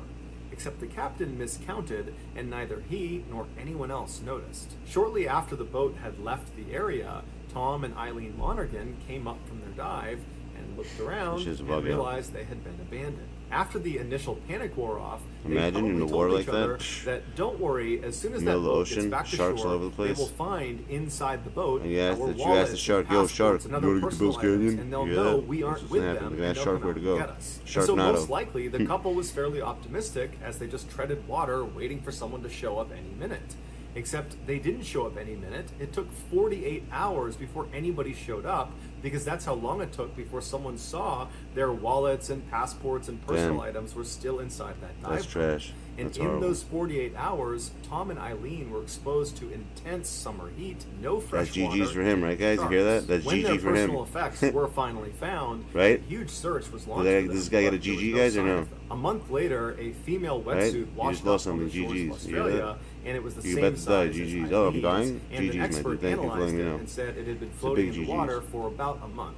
So that lined up with when Tom and Eileen went missing. 5 months later, more diving equipment washed up on the shores of Australia. Among those items were life jackets with the Lonergan name stenciled on the back of them, as well as an air tank and a dive fin that belonged to Eileen. But the most disturbing thing that washed up on shore was the couple's diver's slate. A diver's slate is like a dry erase board that works underwater. On this slate was the Lonergan's final message. It said, "To anyone who can help us, we've been abandoned on Agincourt Reef. Please help us before we die. Please help." Above the message was a date. It was January 26th, 1998. So that would have been one day after they were abandoned at sea. So we know the couple was alive for at least 24 hours. But beyond that, no one knows what happened. Some say the pair staged their disappearance so they could start a new life somewhere, or so they could take their own lives. Others say they were devoured by sharks. Most experts believe they eventually became delirious from the That's dehydration, crazy. and that would have caused them to willingly take off their diving equipment, and without that equipment, Why would you do that? buoyant, Like, people are and so at some dumb. point, they You couldn't don't have go into your continued it's not your treading water, home. and they would have drowned. They're like acting But like it's their regardless of backyard which and shit, theory taking is off their correct, diving equipment, Tom and dumbasses. Eileen have never been found. Then they wonder, you know, oh, whatever, I couldn't control it. I thought it was, Bryce I thought it was Gillies a was dolphin. born in 1989 in Northern Virginia, Dumb just motherfucker, outside of bro. Washington, D.C. From a young age, Bryce's parents knew he loved the outdoors, and so they I signed just him would have up said, for you want to Boy get to Bell's Scouts. Canyon. And That's as it. a scout, Bryce learned, amongst many Everyone things, say, I hear how that, to you hear survive that, I in the hear that, wilderness. she hears And that, he we would all hear that. routinely put this You know, training that's to it. Everyone test just hear everything. by leaving his house and A lot of heading off hearing to will be the taking nearby place all over the Appalachian place. People Trail, are just gonna hear. hiking around sometimes up to 20 miles in a single day. Bryce ultimately became an Eagle Scout, which is the highest rank anybody can obtain inside of the Boy Scouts. A lot of hearing taking place. A rank that only about 8% of scouts will ever Kentucky reach. Fried Chicken. After he graduated from high school in 2007, Bryce decided he Not wanted even to go to fried, it's school fried. out west. And during a visit to Northern Arizona University, Bryce fell in love with Terry their school Rozier. because all around their campus were these unbelievable hiking trails that were totally You wanna unlike eat the Bell's anything he Canyon? saw growing up on the East Coast. Bryce decided this was Canyon his of the dream Bells, school, my so dude. he Exactly, applied, my dude. and a couple weeks later, he got accepted. Canyon He was of the totally Bells. thrilled. During his first Belphegor. couple of years at NAU, Bryce took full advantage of these totally amazing hiking trails within a couple hours of the campus. He also spent some time overseas in West Africa, helping to build a medical clinic for people in need. During the summer break of 2009, so going into his third year at NAU, Bryce was still living out in Arizona in an apartment, and he still had a few weeks before classes started. And so he decided he would head off to the nearby Grand Canyon to do a little bit of hiking. He had recently read in an outdoor magazine about this lesser known but unbelievable trail that was just for experts in the canyon that he wanted to try. It was called the Deer Creek Thunder River Loop, and it brought hikers to this remote location where water gushed out of this huge limestone rock wall, transforming the desert landscape below into this unbelievable green oasis. The article said very strong hikers could complete this nearly 28-mile loop in about 3 days. Since Bryce considered himself a very strong hiker, he decided this was perfect for him. Bryce called his parents and let them know he was going to do this loop, and that when he came back in a couple of days, he'd be making a trip to Virginia to visit with them. Then Bryce called some friends in the area to see if they wanted to come with him on this hike, but no one was available, so Bryce decided he would go on his own. So the next day, which was Saturday, July 18th, Bryce loaded up his car and he began driving these several hours to the parking lot that was nearest the trailhead. Bryce parked his car, he got his gear out of the trunk, and then he set off down the trail. Bryce had not obtained a backcountry permit for this hike. This was a requirement for anybody doing an overnight out in the canyon, which Bryce planned on doing. Bryce also didn't file his route with the park rangers.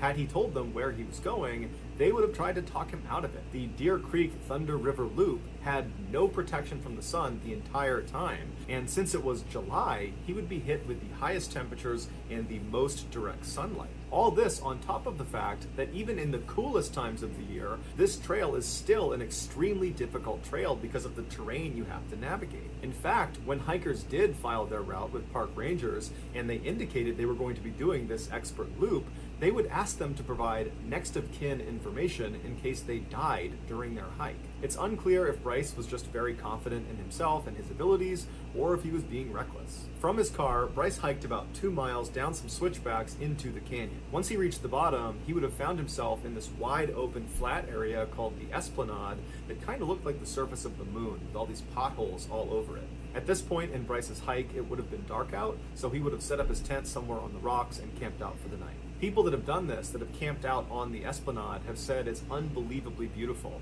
because most people experience the Grand Canyon from high up on one of the rims looking down into it.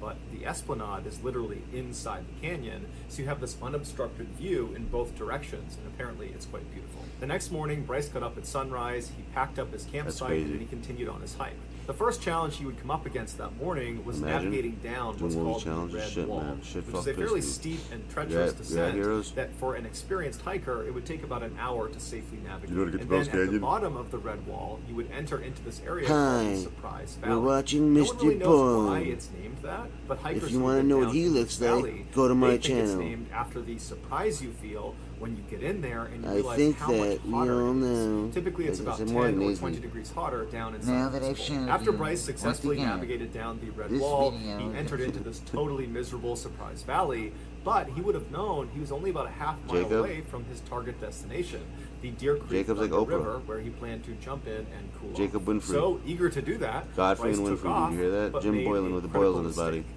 He went the wrong way. I got a While lot it's of Jim unclear Boylans all over. exactly how this happened, experts believe his Look at this ears Jim played Boylan a I just trick on got. him.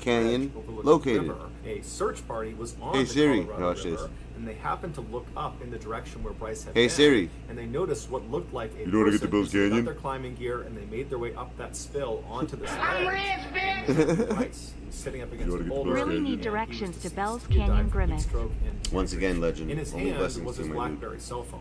It Appreciate wouldn't have had everything any you do. service Legit. inside of the canyon, but Bryce used it Um, as a notepad to write a final message to his family and to his friends. In it, he writes, "Life is good whether De'Aaron it's Fox, long Fox, or baby. short.